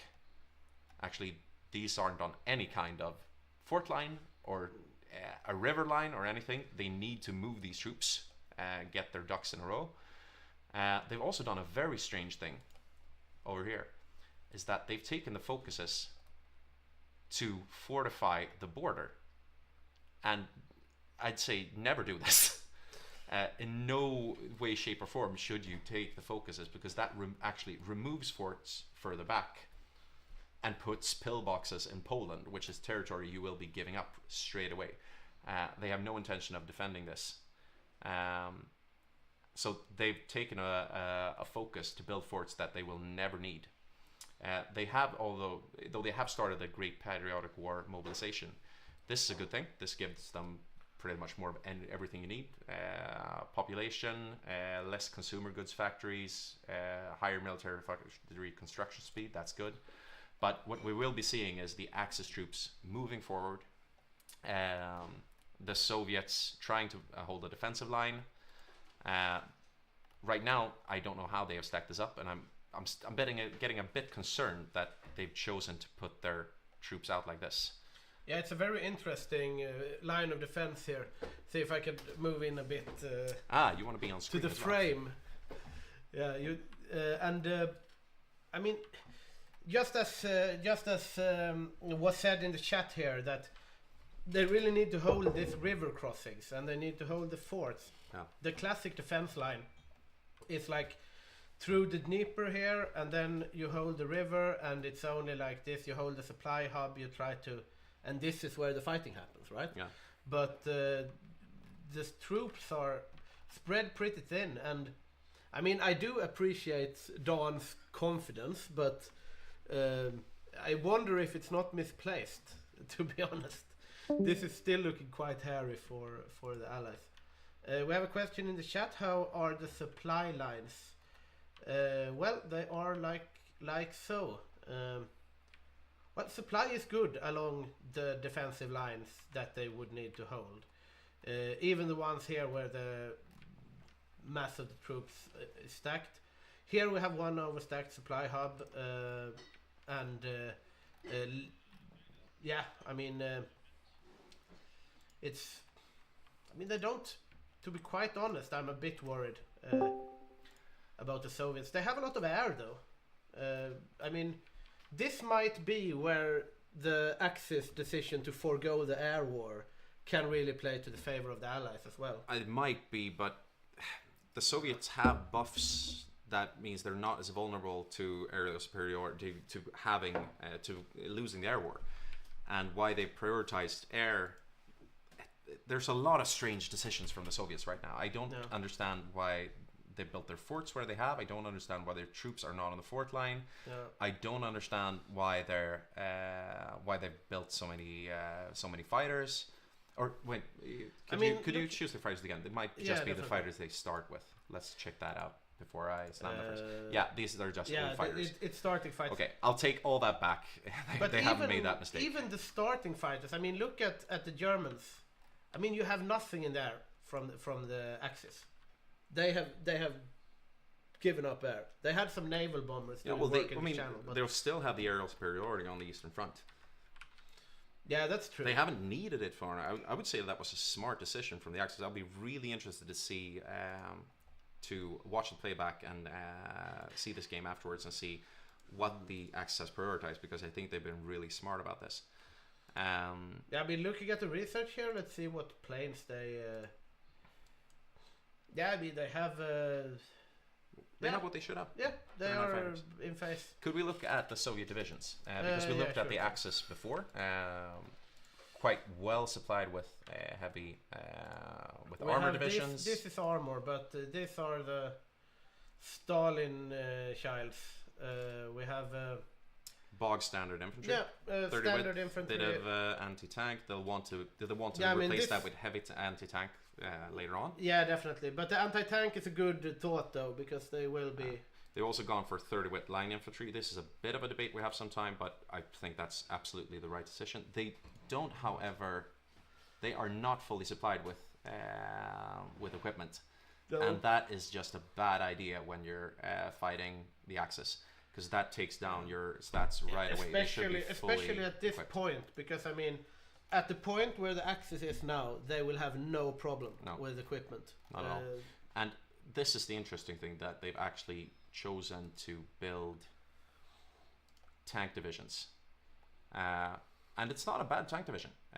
Very good breakthrough, decent soft attack, decent armor, decent piercing, but this just takes up so much of your industrial capacity. Yeah. And I don't think that, I just don't think it's worth it. For my part, I would have gotten out more infantry, more special forces, especially now with the new special forces focus tree. At this point of the game, if I was the Soviets, I would just go historical, just do defense in depth, just do the meat wall, hold on, as Don said. And I mean, this is not a hold on type of build. This is an encircle large troops and go for big gambles type of build. Could we look at the at which doctrine they've gone down? Yes, let's check that out. We have so they've gone mobile warfare. Yeah, they've gone for a very offensive Soviet modern build. blitzkrieg. Yeah, this is a gamble from the Soviets. I mean, but this will be good tank divisions. If they manage they have 10 good tank divisions, so they have less than the Germans. If they outplay the Germans, if they get like a good encirclement on German troops, they might. But I mean, this is a very, very daring more build. Thing I think we should check just the amount of infantry, because the Soviets have 3 armies of infantry. This is nowhere near enough infantry. Yeah, there's no way they will be able to hold the whole line with that, I would say. And you have Finland as well.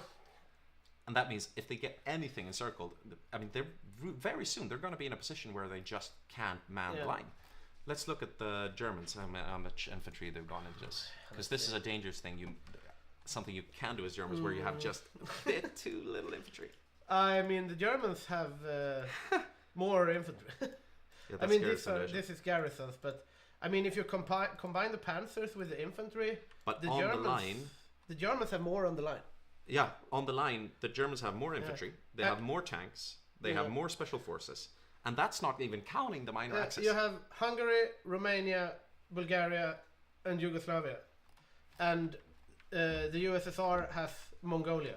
I'm sorry to say this for you guys watching the stream, but this might be the shortest game we've had in a long time.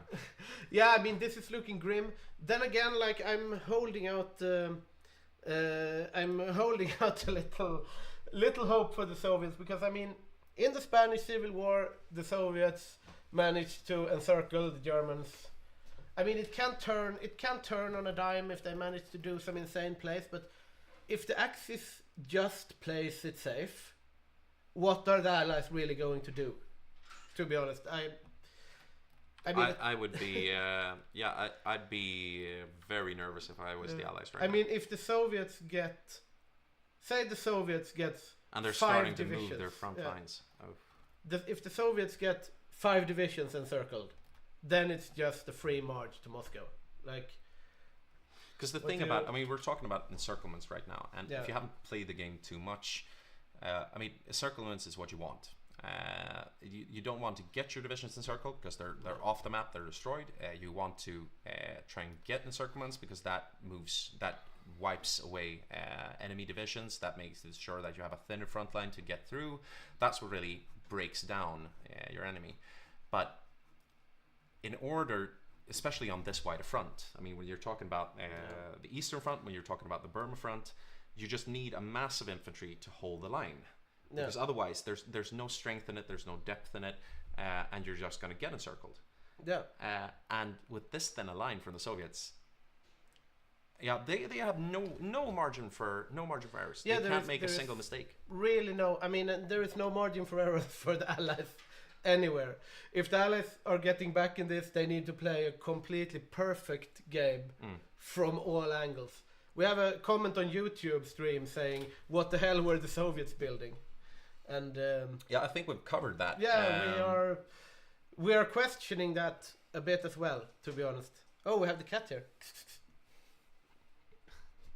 Oh no. Get in the cat cam. Yeah, we have the cat is escaping the cat cam and climbing onto the regular cam. I mean, she's been a good cat. Yeah, she's been a good cat. Lying on the same pillow for 6 hours. She's not ready to be a caster yet. I'm just afraid she will knock over the bears. And we are rolling.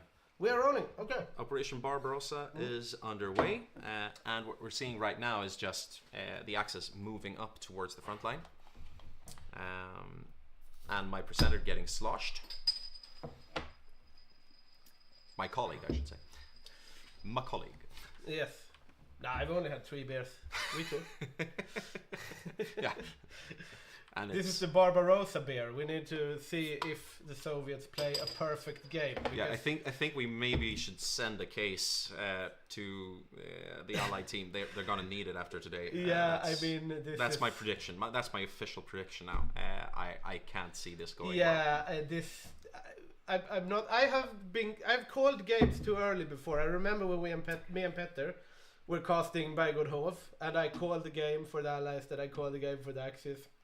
It turned on a dime, and the Hungarians did some encircling stuff. Yeah, well, I just can't see where this game is turning. I mean, as Don said, and he has a very good point. If the Soviets manage to they don't even need to win. If they can just lose slowly, this game could turn around. But it needs the Soviets to hold out. It needs them to lose slowly. They need to make it at least into 1943. And the US needs to win the naval war. We still have North Africa is still in the hands of the Allies, but then again they blew up the Suez Canal because they were scared, so they don't have the Suez Canal anyway. Right decision, to be honest. Yeah, I mean probably it's better to just blow up But right the Suez now Canal. the Japanese are not in the war yet. They will be joining shortly. The Italians will take North Africa, if they even want to take North Africa. I'm not sure they might even leave it. I mean the Axis are spread thin as well, but I mean at this point, if you are the Soviets at this point, if you had twice the amount of infantry and no but you have a point. If I'd be wanting more, actually I'd be wanting more infantry from the Germans as well.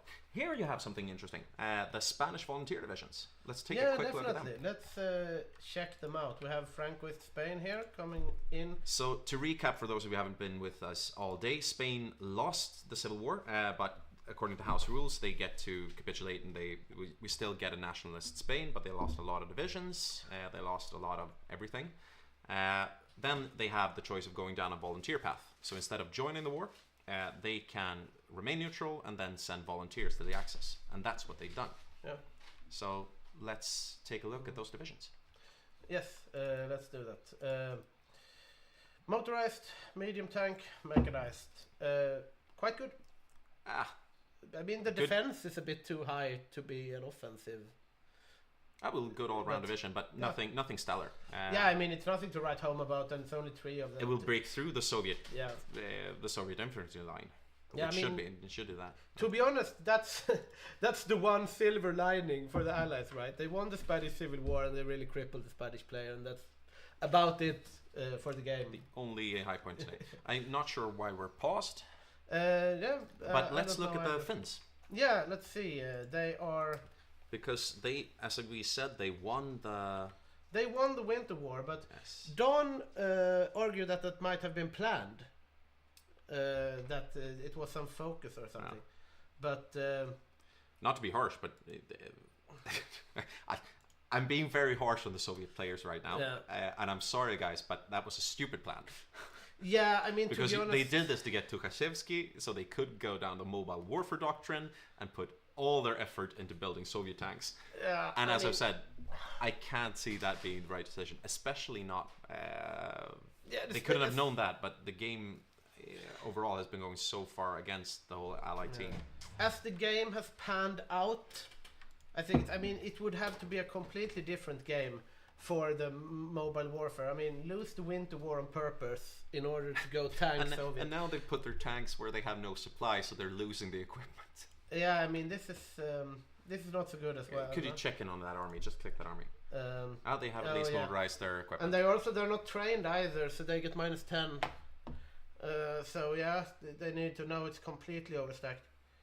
This is we'll see when the lines meet, but okay, guys, I'm sorry for like rolling my eyes. I don't want to sound harsh. Yeah, I mean, but I don't believe in your strategy. It's an innovative. There have been innovative strategies all the game around from all the players. Very innovative. But innovation, sometimes innovation fails, right? That's the thing about innovation. So. Yeah, and it should be said, I'm very much a kind of experimenter kind of player. Yeah, definitely. But let's, as I said, let's take a closer look on the Finnish divisions. Yeah, definitely. Let's check them out. So we have these Moomin divisions. Yes. Moomin divisioner. 30 wits, special forces, very good soft attack. Yeah. Nice. Let's check another fun thing.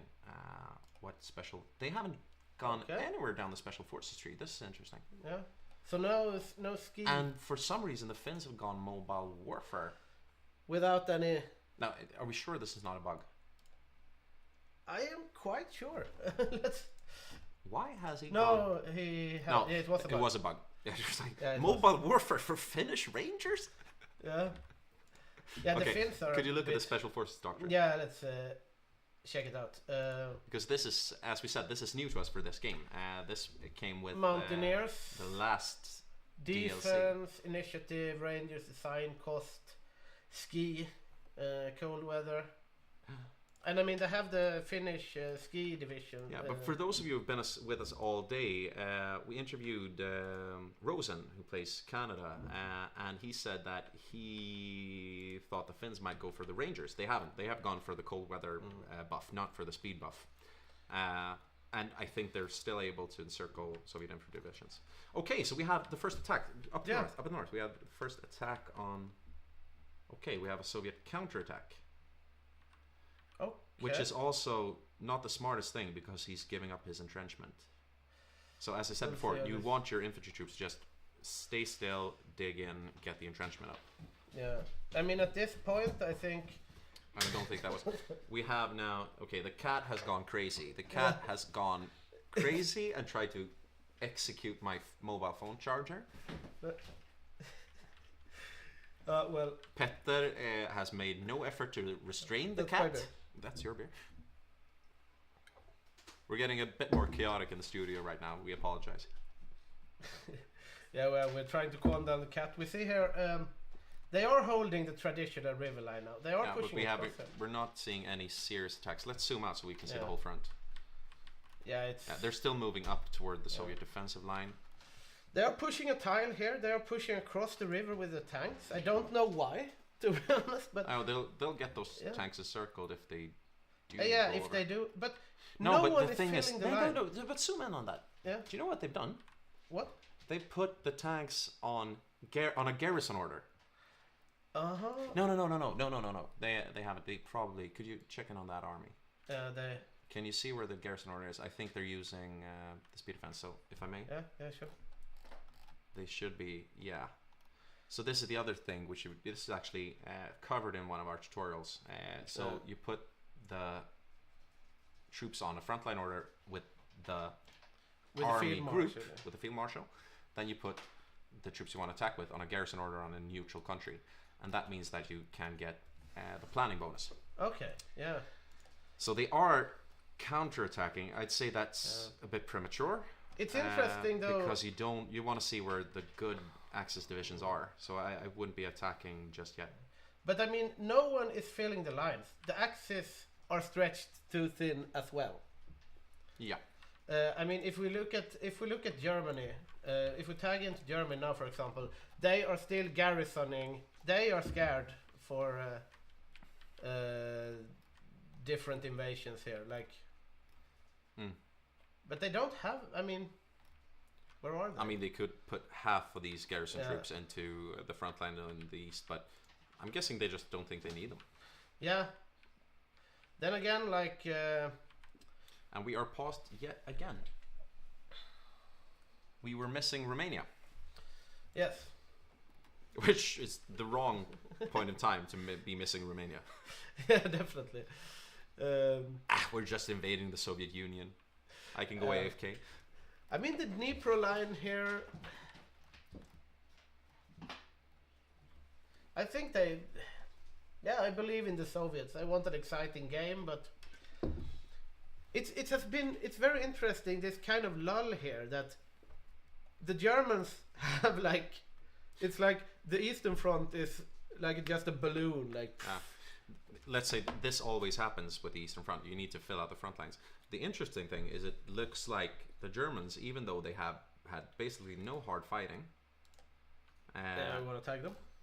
They still have, they are lacking equipment in their frontline divisions. Yeah, but this is the Soviets spree now. Yeah, but okay, so clicking on the Germans. Yeah, they indeed are. Let's check the logistics. This, oh my god. Oh, come on, Francis. Come on, Francis. They are lacking infantry equipment for 776 days. And on your frontline divisions. I know you will be watching this, Francis. For shame. For shame. And radios, horses. Okay, we are paused because the Yugoslavians, for very fun reasons. You want to know why we're paused? Why? The Yugoslavians have joined the Allies. What the hell? So they might need to rehost and fix up the save, but this is very interesting. I don't really know how that happens. How do... Is this a new rule? Well, it's more historical, but... Yeah, to be honest. The Yugoslavians are supposed to be on the Axis team, and for some reason... Could you check their focus tree? Is that what's gone wrong? Oh yeah, they took the wrong focus. Have they? Let's see here. Axis membership. I'm not really sure. No, but they have joined the Axis now again. So I think we're sorting that problem out, but that shouldn't happen. No. Okay, but the Yugoslavians are back in the Axis. And they're also low on... how come everyone is low on equipment? As we said before, the reason why I'm harping on this is that if your divisions are not fully equipped, they will suffer a lot if you take them into battle. So you really want, if it's at all humanly possible, you want to have full equipment in your divisions. This is very interesting though. Like the Don Lend-Lease strategy with like just building up. The Soviets are fine on equipment. They are lacking artillery, which is sad, and support equipment, which is obviously bad. But I mean, if you compare it to the Germans are just dry on everything. Like, do you see what they're training, the Germans? Some panzer divisions. And I mean the production, they have gone very heavily into panzer divisions though, which, you know, it's a very nice thing to have for Barbarossa, but I think you should. And they've also started to go heavy into fighters now, but they haven't before. So yeah, it's interesting. Like maybe the Germans, I mean, they might have gotten too cocky, to be honest. Well, I still think they won't be punished for it, and they have so many garrison divisions. They could be moving off port garrisons and moving on to the Eastern Front at this point. But we were maybe a few less panzer divisions and some more infantry divisions, because you get a lot of cheap guns for the cost of a tank. Yeah. It is 15 factories making guns, so not 3 factories, but. 15 factories. No. 15 factories making guns, and they lack 31,000 guns. And and they are at war. Let's just check back onto this, because he's also going to need to garrison the whole of the Soviet Union if this goes according to plan. And garrisons take equipment. And he's already garrisoning Iceland and Great Britain, and yeah. Yeah, I'll mark this down as. I'll be very interested to hear Francis's explanation for this after the game. Definitely. But you shouldn't be this low on infantry equipment. After the game, I'm just informing our dear viewers here that after the game we will be holding after game analysis talk, where we talk to all the players, we discuss what went wrong, what went good, and this will be an especially interesting post-game talk this game, because this is the craziest we've seen in a long time. And we see here the tanks are cutting through the... Yeah. Oh, this is interesting. So now we see the first example of what happens when the good German divisions reach the front line. Actually... But I mean, the salient here, this is a dangerous salient. Yeah, he could be going straight north. Yeah, if the Soviets just clicked them, went here... So basically, we have an Eastern Front where both sides have way too little infantry. Yeah, but they have very good tanks. I think actually the encirclement. We're having encirclement soon. No, not right. No, it's actually one tile there, but yeah. But here we see how this stacks up. So it seems like they're pretty evenly matched with their tank forces. And but look what happens. Look what happens. Click that away. Look what happens when you get infantry into the mix. Yeah, that's what you need infantry for. They are just defensive. You won't be moving those infantry, so you need infantry to make good encirclements as well, and especially to make sure that you're not counter encircled. Yeah, and this is like, I mean, this is. But he is through what we could call the Soviet infantry line, and the Soviet tanks aren't making clean breakthroughs. When there is German infantry there, they seem to be fine. We have a question in the chat. What does Germany use factories for, if not guns? We could switch over to Germany. Well, right now, tanks and planes. Yeah, tanks and planes. And we'll see how the plane... Like, they have green air now anyway, so... For those of you that like Irish music, I would say armoured cars and tanks and guns. Indeed. The Soviets, I mean... Yeah. 3 bears and I'm already starting to sing raw songs. Yeah.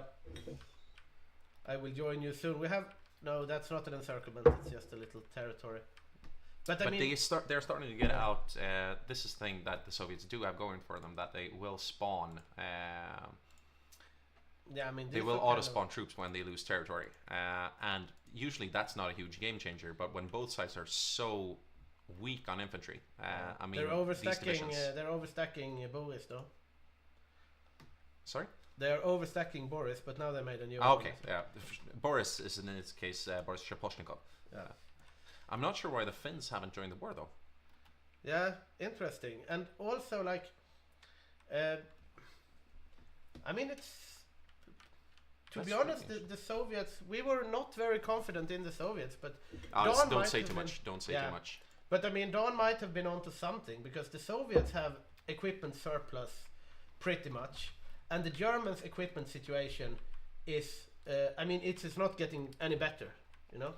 Oh, but let's not forget that the Germans can also move in the whole Italian army, which is pretty much doing nothing. Let's get the logistics away, keep our eyes on the front line, maybe check what the ITIs are doing. Let's just see this bubble here, but I mean, this is not anything. No. And the Soviets won't manage a clean breakthrough. The Italians are looking quite defensive. They're trying something in Main here, but they won't get through this. They're just keeping the divisions away. Let's go back to the Eastern Front. Yeah, definitely. Because here we might be seeing the first real breakthrough.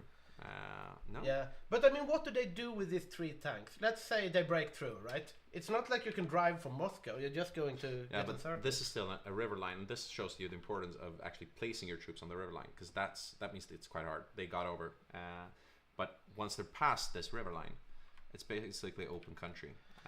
Yeah, like if they push, like there isn't even, if they push the tanks through here or something like that. But what are the minor Axis doing? Well, Romania. Well, they've taken Crimea, basically, I think, without much of a fight. Yeah, I don't think the front line is open. The front line is open in the south.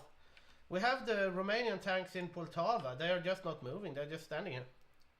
Yeah, just move them down south, start encircling the bottom of the front line. Yeah, I mean here, go. But look down towards the Black Sea. Yeah, look at this guy. Go to Rostov. Okay, I'm gonna have a hard time not getting snarky. I'm really sorry about that, but this isn't how you're supposed to play the Eastern Front, boys. Look at this. Yeah, he's moving now. Okay, let's go back north and see how we're doing. If we can get a decent encirclement. Is this an encirclement of 1 tank division? No, but strike north and encircle. No, it was not an encirclement. I mean, the Soviet tanks, they're doing a fine job, and if they can keep the Germans from getting encirclements, I mean, that could work. I mean, we obviously need to keep our eye on this, but I'm very interested to see how the United States is doing and the other parts of the war, how that's panning out. But I don't think Japan is in the war yet, are they? No, So I mean, as soon as the Japanese get into it, this is the decisive front. Like with these thin lines, if someone gets encircled, it's a huge impact. Yeah. Could we check the casualties? Yeah, let's check it out. 26. I mean, it's not looking that good for the Axis, but let's see the collab on the 20%. Yeah. So not as much as they would want, but no. They will have time building that during the war. You can see the Axis starting to ping quite heavily right now. Let me just. I think they are wanting to do. They moved. I'm checking the ping here. They are moving the Eisenbahn battery up here, the railway gun, and they have 4 tanks here as well. So I think they're going to start a push, because here is no river line, and yeah, it's completely open. And there come the Finns. And there is the Finns as well. Do the Soviets have a line here? Yeah, they have there. I mean, what do they? The line is completely open in the south, completely open in the north. I mean, I guess like this, they will be able to hold. Here is I mean, this is impossible terrain. It's a lake, but it will obviously take a long time to go through here. But I mean, at some point they will. So, but so far, check. This is. We are starting to have the first encirclements in the south, where the line was wide open.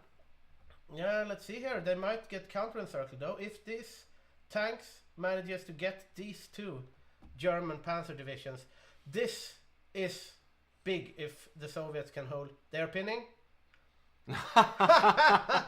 Oh yeah, we have 1, 2, 3, 4, 5 German panzer divisions gone. I need to get into that. Is this the turnaround? Oh my god. Don might have been confident for the right reasons. That is a big loss for the Axis. With these thin lines, how will they be able to push forward now? They have no tanks in the south. They have 2 tanks. I'm just listening to our main controller Germany, who's saying, "It's fine, it's fine." I wouldn't be so sure. I mean, if the Axis, if they fumble this, but yeah. Yeah, we haven't presented the Albania player when we get the information. We will do that in a little while, because we think that the Soviets might be getting another encirclement here that we definitely need to keep our eye on. They will get this pretty easily, and this is another Axis disaster. Looking at the casualty numbers now, yeah, this is not looking good for the Axis. The big problem isn't the manpower they've lost. Is like they lost 5. I mean, 5. Just for reference, 5 armor divisions. In some games, that's what you go in with. That's true. Yeah. And I mean, that's the top-notch armor divisions. Like they're having cover, but the Soviets have. I mean, they have equalized the armor situation. Right now, they swing from having less armor on the eastern front to having more. But I mean, this is dangerous. I mean, there is nothing here. The Finns can just walk, more or less. But yeah, we're keeping our eyes on. Yeah, right now, no one. I can tell you in the team chats on Discord, no one is really sounding too confident. Yeah, the confidence is dying. To get you up to speed, we have a grand game with the Hygge HOI community. We have 36 players playing a grand game of Hearts of Iron. Up to this point, everything has been going the Axis way. They have steamrolled the Western allies and democracies. They have capped the United Kingdom. They have invaded the Soviet Union. But it's not looking too good on the Eastern Front, and the Germans just got 5 of their 12 armor divisions encircled and destroyed. A big blow. If you see its axis all across Europe, but should we zoom out and check what the Italians are doing in North Africa? Yeah, let's see. I mean, because they requested close air support in North Africa, and I'm not really sure why. They might be just holding the line against. I mean, these divisions here, they're trying to push with rocket arty. For the life of me, I can't understand why they didn't just take Egypt when they had the chance. Yeah, it was wide open. But I'm guessing they didn't want to overextend, but there was no Canadian armor there. The ports were barely garrisoned. I think they got too cocky. We have a naval invasion of Iceland here from the United States, I suppose. That is not landing though. They have really reinforced Iceland, but they are landing on German submarines in the water. I'm wondering what Romania and Bulgaria divisions are doing. That is a good question. They are they're finally in the game. Yeah, they are moving up here. Push a bit. We have another encirclement. Come on, guys.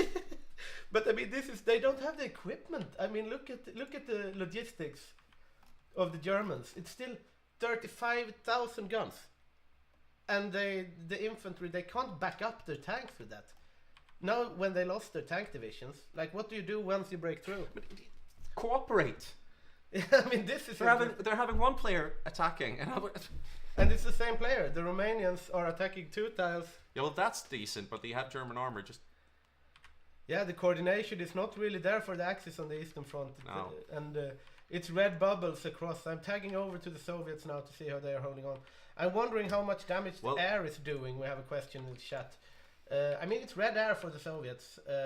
How do we check this? Like, yeah, the Soviets are yeah, the Soviets have basically they're playing a no air Soviets, which might say they're not. They're even saving their crappy fighters. I'm not sure for what. But that shouldn't be. I mean, we should reiterate that the Soviets have quite good buffs, so they don't take damage from CAS. Could we check out Mongolia? Yeah, sure. Let's do it. Let's see where Genghis's Force Ghost is with his divisions. They are. And you heard that right. It is Genghis's Force Ghost that are.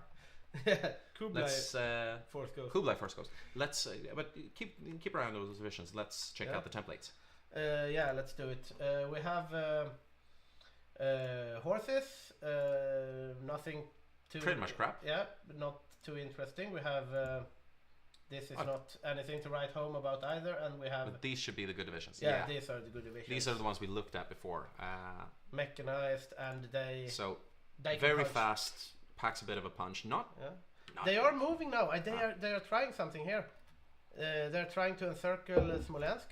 I wouldn't be too cocky as Pontus right now. He has a lot of armor. Yeah, but he's actually trading well. Yeah, somewhat. I mean, it's no surprise that they weren't breaking through the Hungarian tanks here, but we have. But they need to stabilize the south from the Axis side.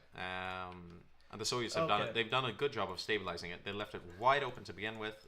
They pushed back. We're starting to see more Axis infantry coming into the front line. And right now, we have the Japanese joining the war. And I think we'll venture to try and leave the Eastern Front for a bit and take a look at the Pacific. Well, we have the Philippines. If nothing extraordinary has happened, it is soon to fall. And he's basically a hedgehog around the capital. Yeah, and that won't save him at this point. This is over for the Philippines. I wonder if they are. Siam is invading. They have not abandoned Singapore. They have really tried and mounted a defense. And I mean, this is. Could you check out this? Is that Australian? No, it's South African armor. South African armor here. Interesting. Very interesting. I mean, this is. Could we get the stats on those? Yeah, definitely. Just need to tag over. They're on the other side of the globe, but. And you see that they now they're pushing them up. I would be a bit concerned about a naval invasion in the back in a bit there. So they need to have eyes in the back of their head. They could get like the floating harbor naval invasion over here. We've seen that before. They've also they've let Kuala Lumpur completely undefended. Yeah, this is dangerous. That's dangerous. That's something you. If you're get watching at home, kids, that's something you shouldn't do. True. Don't try this at home. India players, yeah. India is just. We got a question from the holding. chat. Do we have any India players? Yeah, we have one. Yeah. Jonte. And he is holding. Manila has and fallen, but they're not attacking the Raj yet. And I should remind you that at least in this mod, we have the mechanic that to naval invade India, you need to take Singapore first. So my guess is that they will try and push for Singapore. Yeah, but this will not be easy. That. I don't think they will be able to take Singapore with these guys. I mean, if they could do a naval invasion here. They're pushing through the line, and we're seeing that the garrison, the line infantry isn't really holding, but yeah, it's bad supply. I'm gonna look back at the Eastern Front to see if anything is happening here with encirclements and stuff, but they are trying some sort of pincer movement here. And we can see that the minor axis infantry is not stacking up to the Soviets. No, definitely not. And that should be a cause for worry.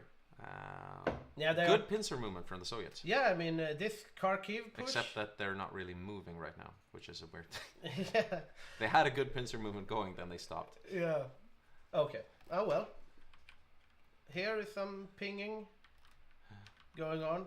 Can we check the Finns are moving here. And they've just left the front line completely open to the Finns for some reason. Completely open. They should have placed something here. It could be a trap, I guess. Maybe, technically, but I'm not seeing any way to spring that trap, so we'll come back to that. Let's check out the Pacific again. Yeah, and let's specifically, they've landed in the Philippines. That is going out like we thought. Heavy fighting in Malaysia. Line is holding. They're doing, I mean, the Philippines are steadily falling. They are landing on British Malaya here with... I don't think so yet. 5. Let's look at the naval battles and the invasions. Yeah, definitely. Let's check it from United States perspective. It's... who capitulated? What? Philippines. So the Philippines have just capitulated. The Japanese are taking Guam. It's not looking too rosy for the United From what States. we can see, no large naval battles yet. And if you just keep the camera there, Victor, because this is a really central area that we're looking at right now. The Japanese are going to want to take as many of these islands as possible, and especially get towards Hawaii, because that gives the Euro allies a huge debuff in Europe. So this will be important battlegrounds, and you can see that the US has stacked up with navies. I don't think they would be moving too much west of this area. Look at this navy now. Like, the United States are online with the navy. This is a lot of ships. Oh, also a good opportunity to check one thing in the bottom. If you take the navy screen up again, definitely, and we see down here, you see that we have command limits.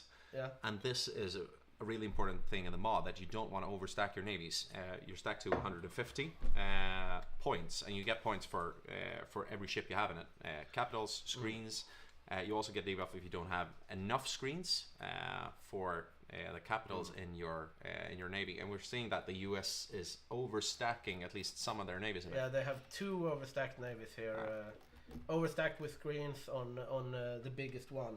Like, the death stack is overstacked by like 50 points, so that's not so good for them. And that has been, I would say, good for the naval game overall.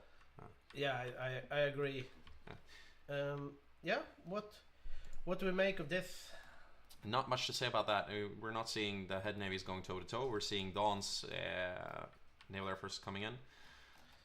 Malaya, I mean, this is... Malaya's still holding, so that I think it will be hard. A bit of good news for now the allies. They are garrisoning Kuala Lumpur. It's good that they found this out but before. I think that's... Yeah, I mean, that is a 20-minute garrison, so if... Yeah, that will melt away if they try anything over there. But they've seen that they left them open. They're landing in Borneo, and we should be seeing more of this Japanese troops moving in and trying to take over the islands. I mean, this is falling. And that isn't, that's not a disaster. I think if you click into the resource map mode. Let's see. Where do we have it there? Yeah. We can see that there's a bit of oil and rubber on that. Nothing too catastrophic. A lot more is in Malaysia and the rest of Indonesia. Definitely. So not a disaster if the allies lose that. I mean, this you want. Yeah. This is not too bad. Let's I wanna... No, go back. I think we have a counter invasion for the allies. We don't? They just tried to invade the Japanese in the back. Keep it on there. Keep it on there. Could we see if... because they're moving away from the port. If that has actually, let's see, we are paused for some reason. They are Australian, so let me tag into Australia and see what they're up to. Because I think they lost that one, but I'm not yeah, sure. they didn't land. I think they're on the way home. But that was very dangerous. Yeah, that would have been an interesting turn of events. Also, look at that. Look at that. They have absolutely no supply down there. Yeah, I mean they will not be able to take Singapore. I mean, it's just this though. I can't. I died here once when I played Australia. I held the entire game, and then there was an naval invasion of Kuala Lumpur. But that's happened so often. I mean, listen, I make a lot of mistakes. If you don't believe me, check the video from the last game I played Germany. There were so many large and small mistakes. Everyone does it, but I mean, not garrisoning ports, especially the one port you need to hold in Malaysia. That's just weird. Yeah. We're seeing some development. Ooh. Yeah. Oh no. Siam has started a civil war with itself, so we need to fix it somehow. I'm sorry. This is so unprofessional. Well, this is interesting. We have. I'm really sorry, Hygge. Yeah. I believe Hygge here. We'll fix it with the host tool, I guess. But this is hilarious. This, to my knowledge, this has never happened before. Yeah, civil war in Siam. Yeah, that's a rehost, I guess. That's not supposed to happen. No, we didn't. I'm just going to observe, just to see if something happened in the Eastern Front while I was looking away. This is dangerous. But we need to. Quit this and join it. Rejoin, yeah. Okay, so let's just take a few seconds to breathe and try to recap the game so far. So up until March 1941, everything was going the Axis way.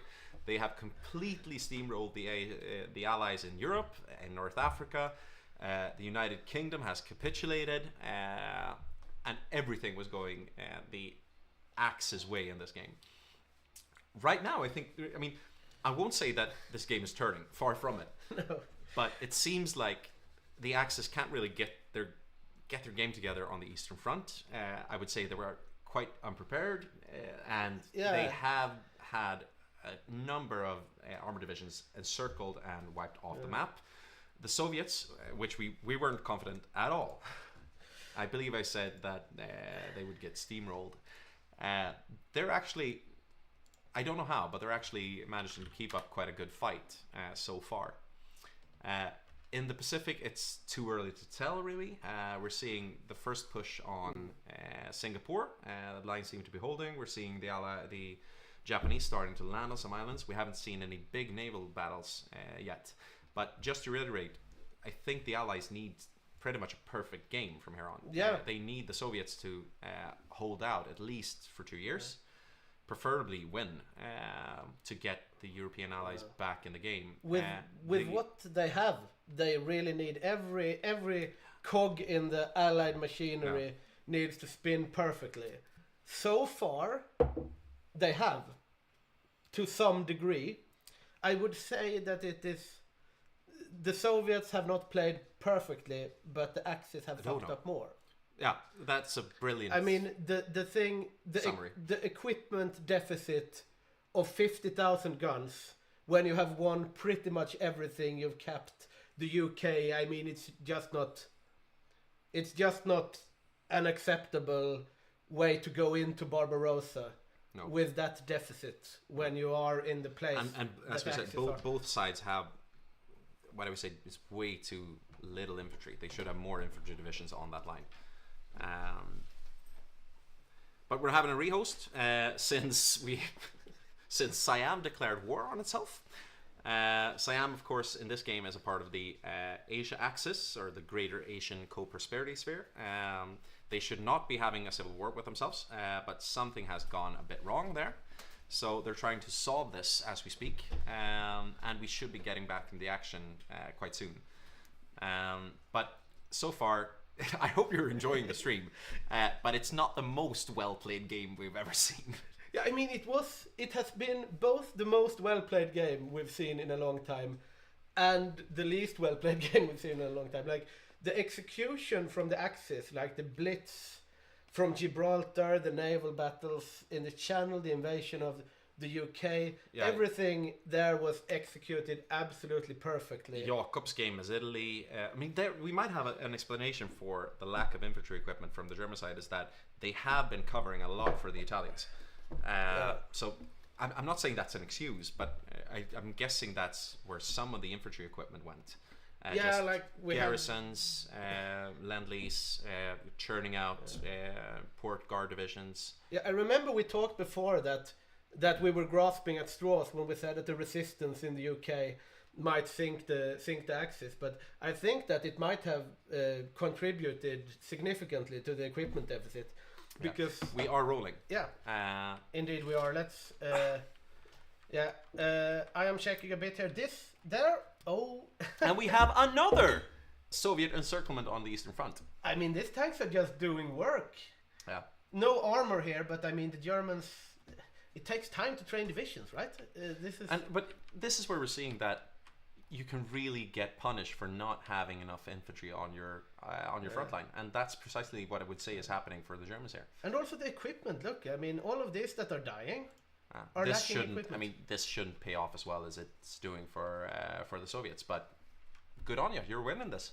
Yeah, this is going, but this is interesting though, that they. We have Finnish infantry divisions encircling Soviet armor. Oh no! Speaking of things that shouldn't be happening. Oh no! This is something that shouldn't be happening. This is definitely something that shouldn't be happening for the Soviets at this point. They're going to lose that tank to some Finnish division. We're not really sure yet. Maybe not. We're not sure yet, but they should be starting to turn.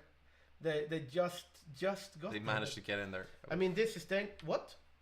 What do you Moscow mean the fall for Moscow? Hey! I think we have accounted for the greatest play, because the Albanians have just paradropped Moscow.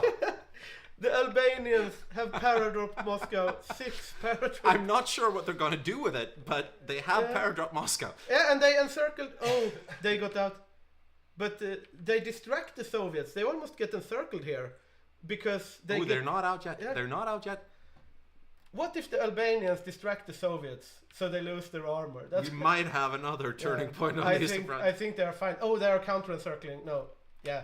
This is panning out, and... Yeah, so the Albanian... If you just keep the track over the Albanian paratroopers, because we need to explain this. I mean, this is a really fun development. You can't really do anything with that. I mean, you've taken their... this is an important logistics hub, an important industrial hub, but you need to get the paratroopers out if you want to use them. Right now, nothing is happening. What he could have done is take the airfield just next to Moscow and parachute it out again. Yeah, I mean, these are just they are just standing in Moscow. They are binding up 3 divisions, though. I mean, as far as Albania goes, this is quite high impact. What's happening over here? I think we might describe this down to for the lols. Yeah, it's a bit for the lols. And actually, I mean, this open Finnish front might be... It's starting to become an actual problem, because there isn't anything really valuable up there. But right about now, the Soviets need to do something about this. Otherwise, this becomes a real problem. I mean, eventually the Finns will reach... I mean... Especially because now the front line is starting to move. If we can look further down south, we're seeing that the Axis is starting to make headway in the middle as well. And the Soviets they've played this ground. They've managed to encircle and destroy Axis divisions, but right now you can see that they are also spread thin. Yeah, they definitely are. And I mean, the Finnish divisions here are dangerous. Like the Moomin divisions have the skis. They have a lot of cold acclimatization. They have the ski support troops, and they have all the buffs and everything. Like, this is not easy for the Soviets. They should have just put some troops here. I mean, if they just put some troops here. Yeah, we'll see. I want to check out the... this is dangerous. They're not encircling Kharkiv yet, but now they are getting out. But it is hairy. Like, all of this can be... It's a very mobile Eastern Front. Maybe the most mobile Eastern Front I've seen, and it's swinging back and forth. But this is unusual, I should say. But it's also what happens when both sides are kind of They prioritized infantry too low. The so we're seeing a Russians very mobile. are having supply issues, though. I mean, they're getting supply issues. Yeah, well, that's their whole rail hub. So actually, what the Albanians have done here with power dropping Moscow, it's kind of a move for the lols. But since Moscow is the central railway hub for the whole of the Soviet Union, this actually impacts the front line, and the Soviets need to break that down and break it soon. What the Axis should be doing is trying to close that gap in the north, trying to get a big encirclement in, trying to move troops. I'm not sure why they're not attacking Leningrad. Could we get some views? Leningrad is... nothing is happening in Leningrad. I mean, the Finns, they are stabilizing here, the Soviets. But I mean, the railway hub, they're losing so much supplies. Could we see the losses on the Eastern Front? Yeah, definitely. It is not looking too favorable. Jesus Christ, a million Germans. A million Germans. But yeah, I mean. And now the German or the Soviet. And they are railroading 12. Could you check the decisions for the Soviets? Yeah, definitely. Because the Soviets get a slew of decisions for. Those are not so interesting, but you see, they have hold Leningrad, they have hold Stalingrad, which they just completed. And that also raises their stability. That's basically, it does good things for the Soviets. Why are these so hard to dislodge? Click into Albania and look closer on those. Paratroopers get bonuses for fighting in urban areas, and I think they're going to start to lose. But they are not trained. But they get huge bonuses. They're very light. But I mean, the tanks. Could you get them up again so I can see the stats? Yeah. I mean, these are not good divisions. These are not good divisions, but if we look, let's look on Metropolis. I think it's urban. Yeah. No, they have a bit of attack strength, but not much. They have 30 extra defense in urban areas, but that shouldn't be Metropolis. Let's look at this. Yeah, they have almost 50 plus defense in Metropolis, so I'm guessing that explains a lot of it. Now they are losing out, though. I didn't spill the beer on the electronics. Cool. I'm gonna just check out the Pacific. Still holding. Let's check out the naval. Let's check the Navy summary for Japan here. They are thinking ships left and right, but it's convoys. Basically only convoys. Yeah, well, convoys stack up as well, but no big. Could we check the US as well? But this shouldn't be.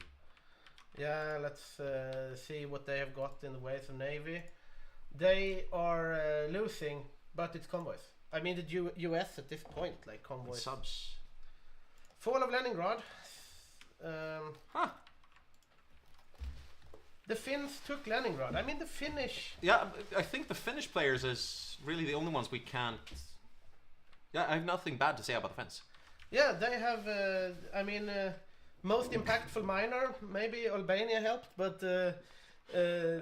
Albania's actually started to have an actual impact. They have drawn troops on the front line. They have screwed up the Soviet defense. This needs to be here, right? But also, I mean, one more thing to understand. This isn't the first time Albania does this. We haven't been playing with Albania in the game for that long. But the first game we had Albania that power dropped, and it had an impact. So what the Soviets should have been, I mean, there should be a few garrison troops on the most important infrastructure nodes, and this wouldn't have happened. Yeah. They also have, I mean, they're old fighters, they're crap fighters, but they had 1,300 fighters just sitting outside of Moscow. But you see, they have tied up the lines now. I mean, now. Yeah, this is something the Soviets are doing really well. Can you see how they're moving their troops out? When they see, okay, we're getting an encirclement, let's move the front line back, let's reconsolidate.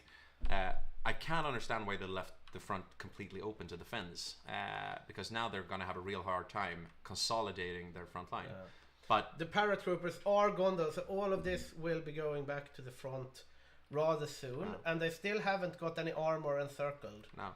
That might change soon, though, but... I mean, apart from the inexplicable decision to leave the front line up in the north open for the Finns, the Soviets have actually played this really well, and this is actually what... I really love this. I love this pulling out in time, making sure you're not getting encircled. Yeah, he's going to lose a few infantry but divisions. I mean, it's not dangerous. He'll get them out. He has no supply though. But why isn't he putting up a front line against the fence? I guess it's a hard time organizing it. Yeah, I mean, they will get this out and they will be able to stabilize it. He might. He's losing more divisions than he has to if he just moves divisions up towards the front line. Yeah, the Finns. I know people don't like front lines, but on the Eastern Front, I mean, put up an infantry front line. Just make sure there's something in the way. Yeah, there is really no reason not to. And now he will. He needs to get these troops out, and he needs to leave like one of them on. And now you can see that they're starting to get a bit stressed because they're not moving around division. They have divisions just standing in one point. They're not really moving the way they should have. They're not pinning the Finnish troops coming down to encircle them. And this is the really hard thing about playing the Soviet Union, is that once it starts going bad, it's really hard to keep like the discipline up, just keeping focused on moving your front line back, drawing out of encirclements, counterattacking where you have a chance, trying to get counter encirclements. They still have that those armor divisions, I think. Let's check that. Yeah, the Soviets have not lost any armor. These are, and I mean there are many of them now. 24. I mean, 24 armor divisions. Look at the Germans at this point. Like they have 13. Yeah, plus the minor axis. So I mean, but they're still quite matched. I mean, it's a waste to go to Moscow when all these troops get out and they consolidate. Like it is though. Like what to do? I mean, this is going to be. Yeah, a they problem. need to do something about the Finns. The Finns are. And let me just remind you that we're just in the beginning of 1942. We are nowhere near close to the rest of the Allies re-invading Europe. So yeah, definitely. Especially they're losing too fast right now. And I mean, they don't have any holds to like, but they have stabilized around here. Like, North Africa is still in Allied hands. I mean, in hindsight, they probably shouldn't have blown up the Suez Canal, but I mean, well, I'm thinking the Allies need to do something with all that armor they have just sitting around. And let's check out the Pacific. Yeah, let's do it. If we check out Japan, for example. Okay, so they've taken the Philippines. They are taking the Dutch East Indies, looking good. But Singapore is holding. Yeah. Wait, could you check into Singapore again? Have they left? Let's see. Okay, they've started to garrison up. Yeah. I mean, this is going to hold. Yeah, Singapore's looking good. That's a really good defense. How's the Indian border looking? The Indian border is looking fine. They are drawing up attack plans, though. They might try something here, the Americans. But I mean, at some point, like the Soviets. Because this is also the thing. Let's not leave the Pacific right yet. I want to see how the islands are going. But just to say that the Pacific is really, it's important not to lose the Pacific. But even if you beat Japan, if you lose the Soviet Union, you're basically not coming back as the Allies. No. So what the Allies need to be doing right now is, as soon as they've kind of stabilized the Pacific, they need to shift troops to Europe. They need to get something drawing divisions off of the Eastern Front. Yeah, definitely. We're having a hot join, and I will just take a small technical break. Yes. Perhaps it's time to switch casters at some point as well. We might as well do that now. So I will go back to the technician bench and we will have Petter and Magnus commenting after everyone's bathroom break and after all the reconnects. Nice to cast for you once again. This might be the last time you hear from me this game, considering, but probably not, seeing as it's going back and forth, right? Yeah, this is probably not the last you hear from Victor here, because yeah, the game is far from over as of yet. the Axis are they are having the advantage at the moment. It's hard to but they have hard lost. to deny. They have squandered a lot of their advantage. Yes, definitely. But I don't know. There's nothing holding up the Finns on the northern front there. It looks grim. I'm very curious what the USA is doing. They have a lot to do right now. They have to save the Pacific and also save Europe. So yeah, we'll see what happens. I mean, the Albanian paratroopers. It was a meme at the start, but the supply really messes people up. Yeah, that was actually a genius move, I think, because the supplies and just how long they held out there in Moscow. I mean, they held up an entire army there. Yeah, but we also had a good point from because we were discussing how they could hold out so long, and they had really nice bonuses for metropolitan areas, but they were also allowed to entrench because the Soviets had just left Moscow completely bare. And it sounds it sounds petty, but it's not the most well played game. I think you're being very harsh. It's easy when you're sitting in the caster's chair. You're seeing everything from the god's eye view. It's different when you're down on the front line. No, I know. As I said, I played Germany last game, and I think we kind of we got so sucked into the Eastern Front. That I don't think we even looked at the economy for half a year.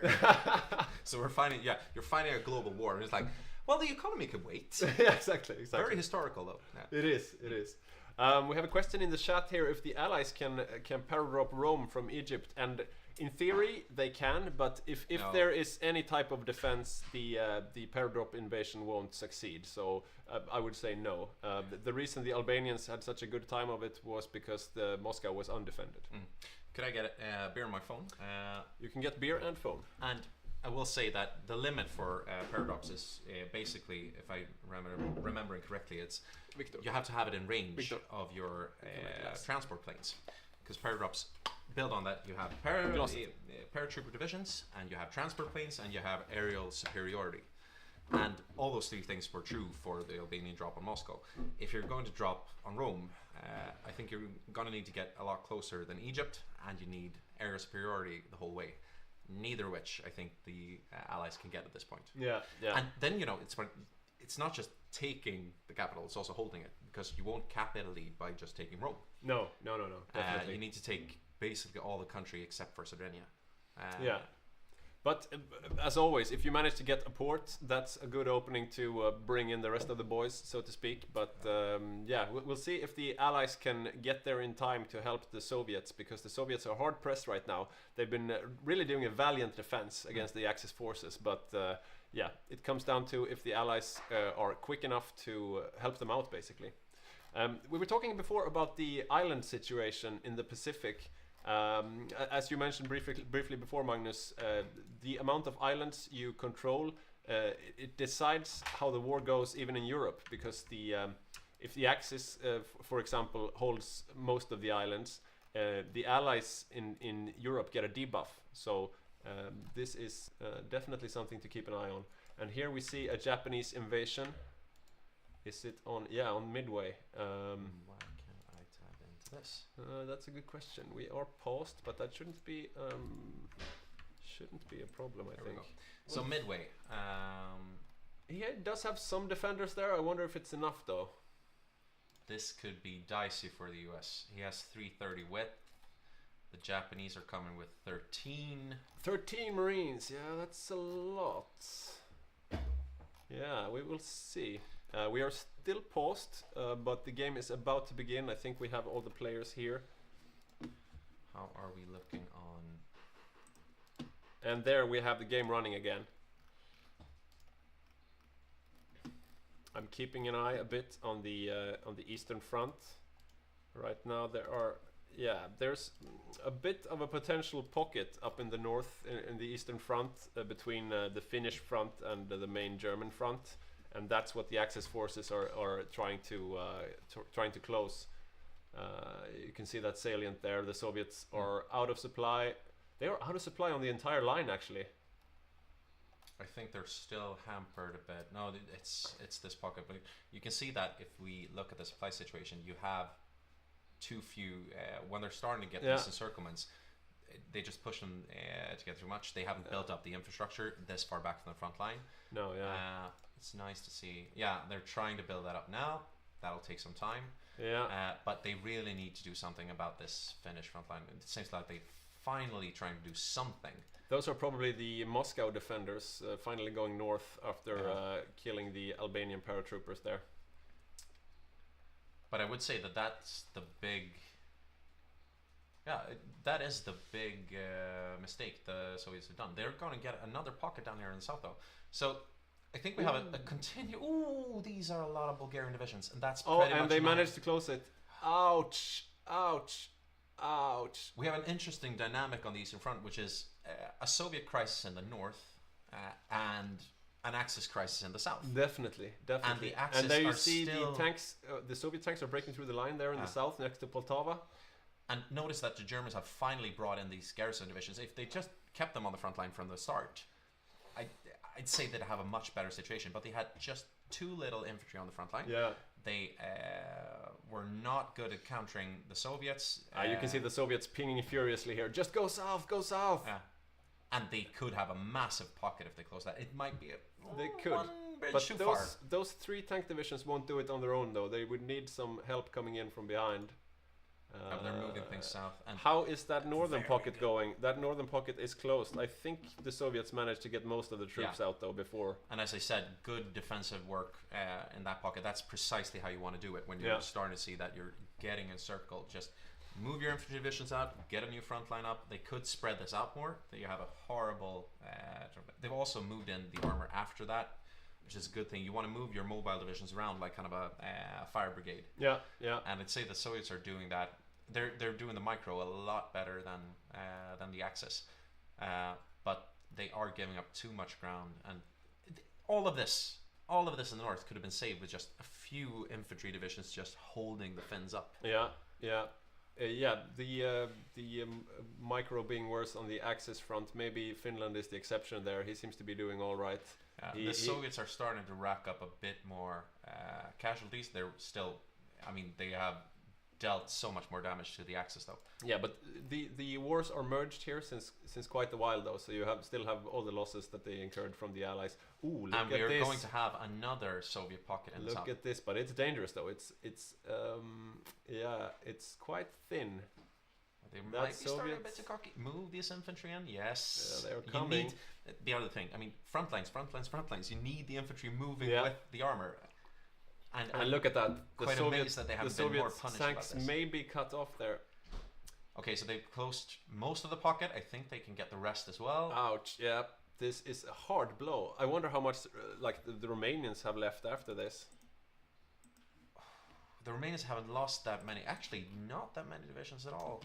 The Germans just confiscated the Romanian oil fields. Maybe that's a vote of confidence. And that's that's 11 more German divisions. Ouch. And a couple of Yugoslavian ones. And these are divisions they do not They're have. going to start... Oh! The Italians have moved into Egypt. I think this is a good move because they're going to need the Italians on the Eastern Front. Yeah. Yeah, contrary to what we've been saying, this seems to be an exciting game after all. The Germans on the Eastern Front are getting a bit of a beating right now, but here comes Italy to the rescue, and they are just flowing into Egypt unopposed. There is basically nothing here. We have some Canadian tanks in the east there from Port Said moving west, but that won't be enough. More. Yeah. There goes Cairo. I'm saying the Soviets are, and they're not winning the Eastern Front. They're beating the Germans, but they're slowly losing. Yeah. But that's the job of Soviets, though. Like, as long as you're losing slowly, you're doing your job. There doesn't seem to be a port down in Sharm el Sheikh, on the south of the Sinai Peninsula. No. That's a usual move that you do as the Allies. And in case you need to evacuate, it's really nice to have a port down there. Right now they don't have it, so those Canadian tanks are a bit... The Canadian army should be able to get out, though. But should they? And they have left... I mean, where are they going to go? Tel Aviv. Where are they going to go, the Canadian tanks? They are... out through Iraq. Yeah, they still have Iraq. Yeah, that's true. How many tanks do they have? I'm gonna have a little look-see. They've left Tel Aviv. I mean, this is... Yeah, quite a classic overrun of Egypt. Those 5 tanks... Those Good 5 thing. tanks from Canada, they are all the Canadian tanks there are. So Yeah. if they lose those, they lose. But Rosen seems to be fighting a good defensive battle over here. I'm really sorry we missed the strike on El Alamein, because that would have been nice to see. Egypt is lost, and now it's just about getting the divisions out, and I think that Rosen will get these out without too much trouble. He fought a good defensive fight on the Suez Canal, so he's able to pull his tanks out. The question is, pinging. yeah, that's the UK pinging, or one of the allies pinging. And we have a lot of allied troops standing around in West Africa. Yeah, Ivan. We haven't talked about Ivan for a long time. Also, the US is completely out of fuel. The UK, yeah, that's quite bad. They should have enough fuel to go around in the allies, so they really need to ask someone to bring them some fuel, because without fuel, those British ships and planes won't fly very far. Ivan still short on equipment, but he has a lot of divisions standing around. It looks like he was preparing an invasion of Vichy France. Right. And Vichy is in the war now, so that, I mean, it's coming a bit too late when they lost Egypt. Vichy is in the war? Vichy's in the war. Right. Yeah, they are. That's a decision from the French player or the US player to bring them into the war. But now they did an exciting thing. Did they call the Republic of Iran? What? Can they do that? No, Iraq. No, Iran.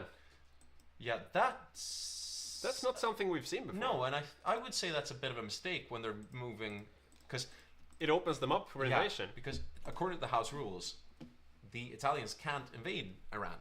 But if they are attacked by Iran, they're not called. So they now opened up they opened up a backdoor into into the Soviet Union, and a Raj. backdoor into the British Raj. Oh, I would call that a huge mistake. I'm having a quick look-see down in the Asia Pacific area. Yeah. Do we have any naval engagements kicking off? I haven't seen any, but Japan is doing quite well on the island hopping front. And we have another encirclement from the Soviets on the Eastern Front, and now it seems like they're actually kicking the crap out of... Ow, look at that. That's all the German mountaineers, and we haven't talked about the German special forces, but especially on the northern Eastern Front, and especially when you're running short on tanks, those are some good divisions. The Soviets are really hammering them right now. What are the Axis doing with the micro on the Eastern Front? That's... Maybe the Soviets will just single-handedly win this game. Because they are... Right now, the Axis are starved for infantry. The Soviets are going for another huge encirclement. The Finns are still holding up nicely, but that's pretty much all the positives I can find for the Axis on the Eastern Front. Yeah, it doesn't look like they're doing too well, actually. That is an understatement. But the understatement of the year, and the Germans are up to 2 million losses on the Eastern Front. Yeah, look at the Soviets. Like this is the opposite of what you usually see. The Germans are trading 10-1 casualties towards the Soviet Union. Yeah, or 1-10, or whatever you say. Yeah, this is not good. But on the other hand, if you look at the island multiplier thingy, if you look at the any allied or Axis country right now, you can see that since Japan controls most of the islands, all the allies get a 7.5% debuff. Can I just say as well, I mean, the Germans are starting to go low on manpower, limited conscription. They have a lot of room to expand that, but they have just north of 1.4 million men in the field. That's nothing for Germany. Yeah. 1942. Yeah. They should be having double that. Yeah, they did before. This is... I'm sorry, but this is exceptional, ladies and gentlemen. Absolutely exceptional. So let's see if they keep beating the German or if they go north to fight the Finn. It looks like Finland is concentrating all his forces towards a push towards Moscow here, but yeah, he can't do it on his own. Now, and he's running out of supplies. This is a horrible front to fight on as well. Yeah. When you're starting to push, if you have infantry, which is the point why the Soviets should have had just any infantry there from the beginning. But we've had huge Soviet encirclements. Let's see how many armor divisions. The Germans still have their 13 armor divisions, but they don't seem to be able to get that much out of them. They're also going low on low on equipment. And even for the armor divisions, it's this lack of equipment that they've had from the start that is not paying off. They're going short on assault guns as well, but and he's finally figured out. Germany has finally figured out that they need to produce a lot more infantry equipment. Because even tanks use infantry equipment. Yeah, all divisions use them. Yeah, and the garrisons need them to function as well. So this will also hurt the German garrisons. Yeah, and this can be this just compounds the Germans' problem. They now have 100 factories on infantry equipment, 120 they're going up to. But I think this is really, let me remind you that when they invaded the Soviet Union, they had a 30,000 infantry equipment deficit. Yeah. And they had just 15 factories producing infantry equipment. Yeah, that might have been a fatal mistake. We will see. Because right now, what they need to do is they just need to get a lot more infantry divisions out. If you have a look and try and stabilize the Eastern Front. If you have a look at the Soviet stockpile right now, they have turned the situation around, so they are actually in the positive. They have 20,000 infantry equipment stacked up, and so they have a bit of reserves now. And another encirclement, a big one. Yeah, the Germans cannot afford this. They cannot afford this at all. And right now, they don't even have their garrison troops. I mean, they don't need them. There are no naval invasions coming, but I remind you, they started out the invasion, they had garrison troops all over Western Europe, all over the British Isles. If they just moved half of them into the Soviet Union, they might not have gotten themselves into this situation. This is absolutely exceptional. The Pacific. Yeah, in the Pacific, Japanese managed to take Midway. Yeah, so they have the slight edge on the island war right now, which gives the Allies a 7.5% debuff on attack and defense and everything. But it doesn't affect the Soviets though, so the Soviets are still fighting the good fight, so to speak. Yeah, the US have at least sorted out their navies, but I still don't think we've seen any large naval battles. Can we check that, please? I don't know. But if you have a look at Northern Sumatra... We're having a slug, yeah. If you have a look at Northern Sumatra, you see Olof Stern there. He's doing a great last stand, and he's managed to stall the Japanese advance there. So a good last stand on Northern Sumatra. They're still holding Malaya and Singapore. Yeah. Well done, nicely played. Which also means that Raj is safe from naval invasion. So as long as Jonte on Raj holds the Burma line, which is now reinforced by Americans, they should be fine. But we're having some large naval battle, or some large-ish naval battles. Look at that. Finally started to trade a bit. And this is... The Japanese will want to close off northern Malaya and the Straits of Malacca, and try to starve the defenders of Singapore. So I'm guessing that's why they're trying to move in with a naval presence. Let's look at the aerial view. Ooh, the Allies are starting to look starved for planes. Yeah. Red air, but not a disaster. Still holding though. Yeah, still holding. So a good showing from the Allies in Asia, I would say. Except for the vital islands there in the Pacific, like it affects the entire faction. Let's check that on Germany here. You can see here. Yeah, so this is balancing towards the Euro axis gets a bonus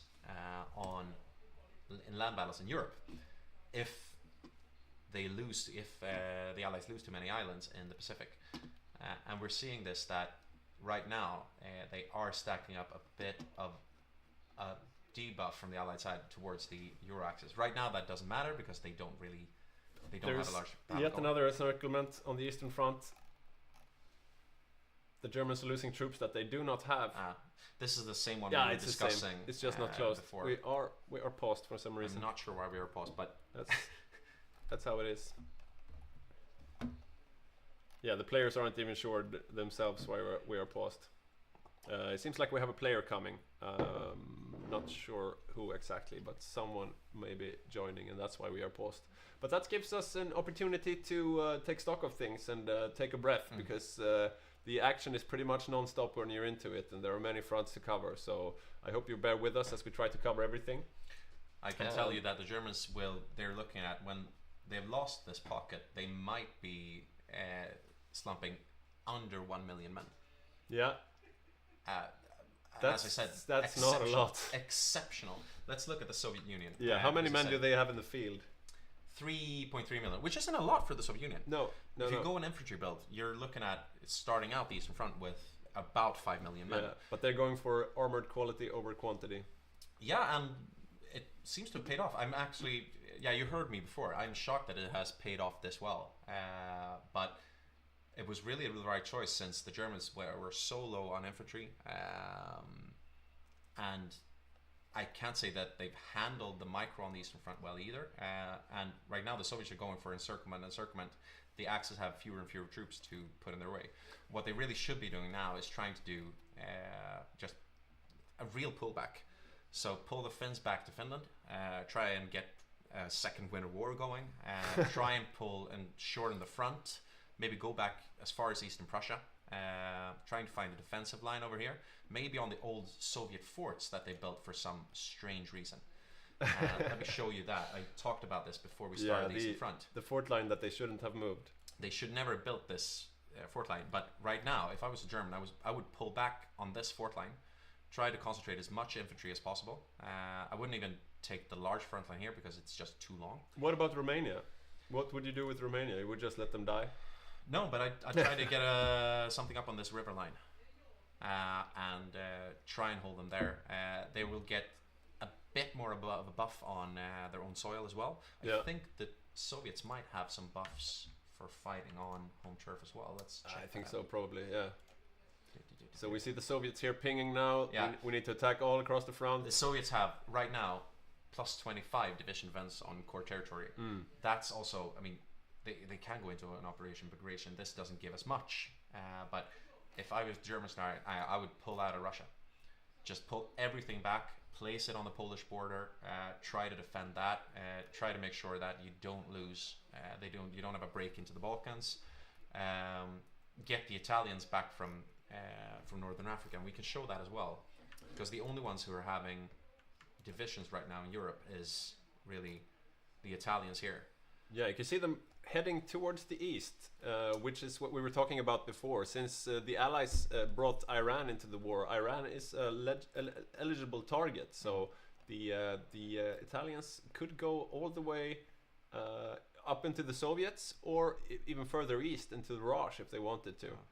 But I don't know what you say, but from my point of view, I would just try to establish a defensive line either in Iraq or really just here over north of Jerusalem. Then pull back Italian divisions to help put up a defense front. Because if the Germans just get half a year of reprieve, or if just a few months of getting their infantry equipment sorted, they pull down the production of infantry equipment again. Oh, really? That's interesting. No, I'm sorry, I was looking at the Italians. We're starting to get a bit tired here. But the Italians are starting to pull up their production of infantry equipment. Yeah, I mean, the Axis powers still have a huge amount of military factories, seeing as they've occupied the UK and France and so on. So they should be outproducing the Soviets, but the Soviets are killing them. I'm sure they are outproducing the Soviets. Pull down the production of panzers. They have, this is also interesting, if you're looking at the screen right now, they have shifted their production from assault guns, good against infantry, to Panzer IV. They've realized what the real threat is there. Yeah, but I'm not sure why they're still producing. Now that's a decent tank, but let's go a bit deeper here and just check the tank production, because I would want to get some really heavy German tanks. It's a bit too early for the Panther, but I would try to rush not so that. early. I mean, they should have started. Yeah, rush the Panther. Yeah. They could also go and produce the Hetzer chassis. Try and make some. Because this is actually a really good light tank chassis, and you can put medium armaments on that. Hetzer tank destroyers, that might be a thing. Yeah. But also getting. You see, they have researched this, which is a smart choice. The heavy pack. They should be rushing the next line of heavy pack right now to try and get heavy anti-tank into their divisions. That could be a game changer, or something that gives them some stopping power. But right now, I think that cut their losses, pull back, because if they manage to stabilize these in front, there's nothing to say that they couldn't go on the offensive again, because No, it definitely. will be such a long time before the rest of the allies will be able to even approach a D-Day. Yeah. Especially with the navies. US is arrayed defensively in the Pacific, basically, so they are not going to do Let's a have a D-Day look at anytime the soon. navies right now. The German navy is still very weak, I would say. I wonder what they're doing. I mean, the Axis navies were very vital in taking the UK, but right now they seem to be chilling out. Yeah, the Italian navy is hanging out in the Med, doing their thing there. The Med, which is now basically a Mare Nostrum of Italy. Let's see. Yeah, what are the Allies doing? And I can't pull that up on this screen, but the Allies should be, or the Axis should be quite safe from naval invasions. They're having a bit of issue with... No, I'll take that back. We're just trying to take stock ourselves right now. But as I said, just pull out of Russia. I think that's the only way to consolidate this. Otherwise, this could go south really fast. Yeah, because But they seem to be just throwing more garrison divisions into the front line, and right now that's useless because they have no stopping power. But if you want them to have an impact, they need that entrenchment. And I think that Francis might have or the German players, obviously they're getting a bit stressed, which isn't, it's not we're in this situation. This is a horrible situation. I want to pull your attention to the casualty numbers from the Soviets. If you look at the war screen there, the casualties for the Soviets. Yes. Okay, maybe Italy is not at war with the Soviets for some reason. That's weird. Interesting. Maybe they should be called. Yeah, there you go. As you can see, Finland is the greatest hitter so far. Yeah. It's no 6 million though. No 6 million, definitely no 6 million. I bet they're wishing for those 6 million now. Yeah, but yeah, Finland is the MVP on the Eastern Front, which doesn't say much because the Eastern Front is going quite shit for the Axis. We should, something we haven't discussed much, which we really should have looked more at, is the spy game. Because it isn't everything, but it gives you an edge, and it would be nice to see how we're looking at with that from the Axis and Comintern side. Yeah, and we've seen both sides have really utilized the spy game, when we were talking to the Japanese player Badger, he was saying that he was waiting to see which path the US would take. And then he changed his build depending on what they did. So yeah, that's one of the more interesting things about this game, that we've had really multiple occasions where players have adjusted their builds depending on which path the enemy has taken. Yeah, the Japanese have done it. I think the US also said that they kind of adjusted their build when they looked at the Japanese. So the interesting thing is that they both kind of adjusted to each other. Yeah. We saw that with the Italians as well, I think. I'm not sure. It would be really interesting to talk to the UK player after this. Obviously he got steamrolled, but if he tried to adjust his game when he saw how heavy the Italians were invested into super heavy battleships. Yeah.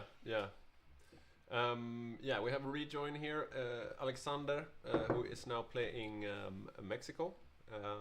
We had Lucas on Mexico before, but he had to leave, so we had planned that Alexander would take over. And this might be a good opportunity to talk about Brazil and Mexico, which we haven't discussed at all. Yeah, it is. And they are a bit like the US. They're like tiny US of A's, because in the beginning they are quite weak, but eventually they build up power quite quickly, and they also join at the same time as the US. We are now rolling again, and I think that's all you will get for now from the Stream Cat.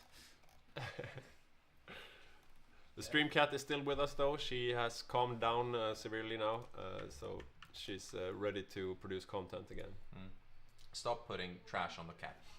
So yeah, the game is running, and we are we Singapore are is in looking it. good. And we're starting to get more naval engagements in the Indian Ocean Pacific, in the Indo-Pacific. Wow, look at here we have the Grand Japanese Navy just mopping up some light. It seems to be a smaller American. It's American sub-hunters. A sub-hunter fleet. Yeah, but the Japanese are really moving in their navy to try and. Yeah, and look there at northern Sumatra. This might be Olof Stern's last stand. The Holland player who didn't put up much of a resistance in Europe. Now he's trying to protect his last holdings. The Gurkhas are not looking good on supplies though. Let's check how. It seems like Jonte on Raj, he feels that his own border is quite secure, so he's moving down to help in Sumatra. Yeah. Very sensible build from Jonte. Look at that division name there. If you look at the infantry to the left there, Yoi Killers, and Yoi is the nickname or initials of Badger, the Japanese player, our general secretary, and also the big brother of the Raj player. Yeah. I also the Raj player's initials, to be honest. Yeah, that's true. Jonte and Johannes Isaksson. I think there's a bit of an Easter egg. I will look for it if you. Absolutely. They seem to be trying to put up a new defensive line on northern Sumatra. Good defensive game. Good defensive game here. And we're seeing a lot of Japanese raiding. Want to have a look at the convoy situation. It's starting to get a bit low, but it's no dice proposition yet. The Japanese are low. Oh, that was Manchuria, quite low on convoys. How is Manchuria doing? We should highlight him a bit. It's easy to forget the smaller nations when you're looking at the big nations. So playing Manchuria, we have Oscar Eriksson, quite solid player, good team player. He's been slugging it out here on the Malaysia front, but so far to limited success. It seems like he's being pushed back by the allies there. And we slammed his 20 with The garrisons. fall of Pearl Harbor. Aye. So this is not good for. This is not good at all for the allies. That's Wake Island, so they're even closer. If you go to the east, look at that. Honolulu is now Japanese.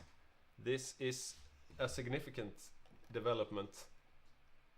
This might be the turnaround that the Axis need after the disappointing developments on the Eastern Front. So the Japanese are stepping up to take the baton, and they will probably take the rest of those islands quite soon. And this is harsh for the US. Let's see. It seems like the US are quite spread out.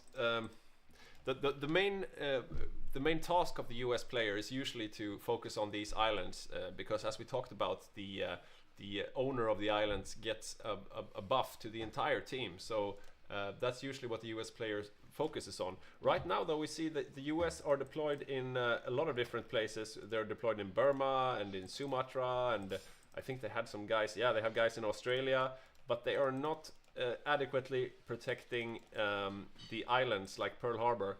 The US Marines are they are over in Africa. Yeah, here comes Operation Torch. They're invading Vichy France now, Northwest Africa. There. This is Ivan's return of Ivan. Here come the US Marines and the entire Free French Army. And it doesn't seem like they managed to coordinate that landing. You want all your troops landing at once here. Yeah. Let's try and click into the Vichy Sea. Who is defending there? It's Italy, right?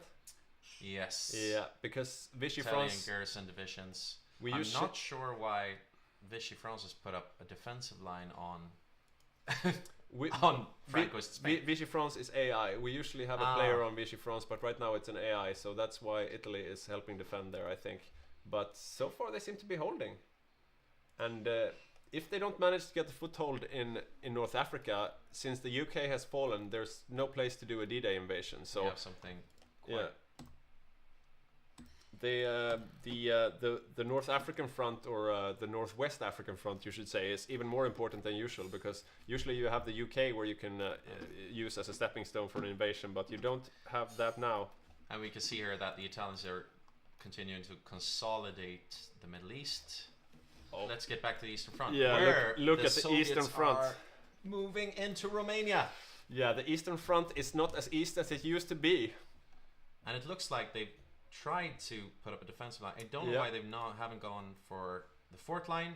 They do have some forts there and a river line, so I wouldn't say it's bad. I mean, they could still move back to the other fort line later. Yeah, where they have a continuous fort line. This is probably a good idea, but how is Romania doing? This is better. On Romania, we have Kalle playing. He's a very experienced player, good micro player. He plays, I think, weekly. He's a really good player, but he is playing Romania and he's facing the Soviets. He's managed to conserve most of his armored forces, though. I think he has, at least 5 armor divisions left, which is not too bad considering he's a minor player.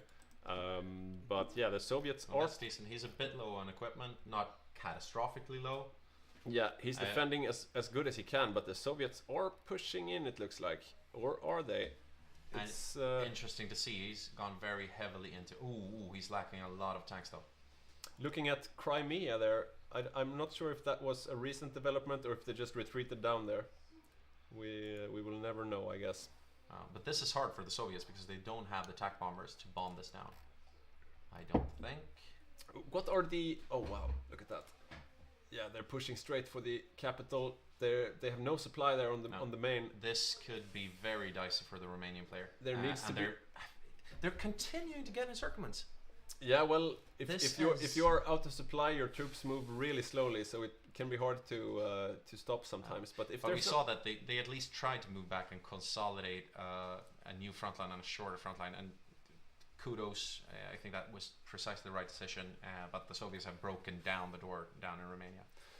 We've been a bit bad at answering questions in the chat. We have an age-old question in the chat if the Allies still hold any islands in the Mediterranean, and I do not think they do. No. But they have done. Yeah, now Greece is finally in the war. Yeah, this is interesting. I have no idea why they declared war on Greece right now. Because, these Italian divisions could be doing more worthwhile things. This is odd because Greece is usually one of the first places you invade. Like after you take France, you move all your troops over and then you invade Greece. But right now Greece has been left alone for quite some time.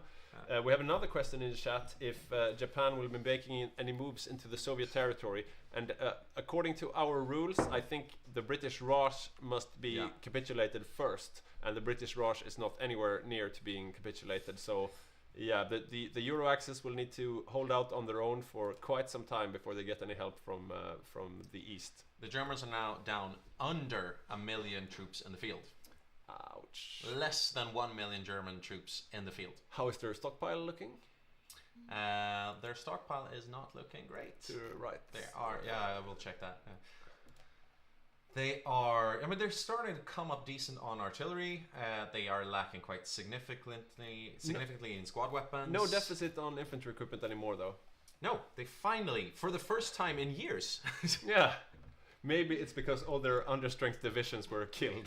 Yes, and they don't have to garrison any Russian That's regions also anymore. True. That's also true. Let's check on the Finns.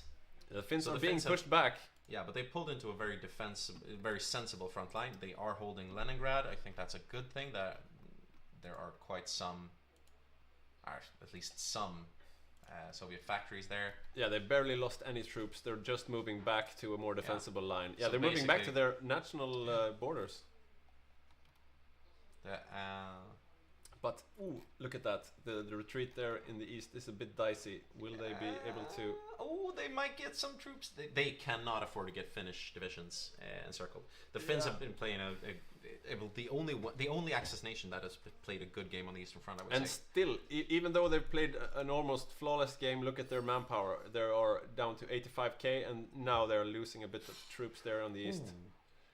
If you look just there, they got some troops there. No, they managed to get those out at least. And that is good because they will need those troops on the border. They will move back to the old border. Vanharaya. But they're still keeping Leningrad. Important victory. We don't have any rules for the Finns for peace. We have still more encirclements on the east front. And I'm starting to wonder if this is possible to turn around for Germans right now. Well, at least that's what you said about the Allies before. Yeah. Did you remember that you called it? And you fell into the constant trap of calling the game too early. I have no idea how they managed to turn this. It's the Soviet Union. It's the Soviet Union. And I would say, I've already also said that, I mean, kudos to the Soviet Union. You obviously made the right choice for this game. Yeah, despite making the wrong choice in moving forts to the Germans, basically. And yeah, look at that. I would never make your choices, but you're winning the game. Look at that. The front line is completely open. Completely open. The road is open to Berlin. Seriously, what are the Italians doing? They are stuck in Iraq. Yeah, well, screw Iraq. Just yeah. I know that the Italians haven't lost anything this game, but they should probably leave North Africa. Yeah, they should not be here. They should not be trying to cap Greece. Yeah, Berlin is more important than North Africa for sure. If you have a look over there, yeah. Oh, look at that. Okay, so we have some new troops coming out. They are scrambling to put up another defensive line here, and they're really struggling to get just crappy garrisons out right now. 10 width garrisons. That's but all they they do can. have 175 million in the field. Where did they get that manpower? It's probably the garrisons that they pushed out. I'm still looking at the Italians. The Italians now have about double the army. Ouch, that is definitely worrying. And they're getting more troops encircled. I think if we listen into the Discord right now, you would hear, oh, look at that encirclement on the eastern front. Oh, look at that pocket right there. Yeah. Ouch. Yeah. That's... Let's check how many armor divisions the Soviets are fielding right now. I think this is it. So that's 23. Oh. 31 armor divisions. And how many I did think the we're Germans looking have? at a development where soon the Soviets will have more armor divisions than the Germans have infantry divisions. Yeah. The Romanians still have their 5 armor divisions, but for how long? Because they are about to capitulate. Bucharest is taken by the Soviets, and they are... Yeah, there's nothing stopping them. Right now, I counted it. The Soviets have as many armor divisions as the Germans have infantry divisions. That's not a place where you want to be. No, that's never a place where you want to be. That's a bad, and they're losing about a third of them in this pocket right now. So it looks like they are trying to consolidate another defensive line back in Poland. And this defensive line is just basically they've just drawn. It's just a pencil drawing.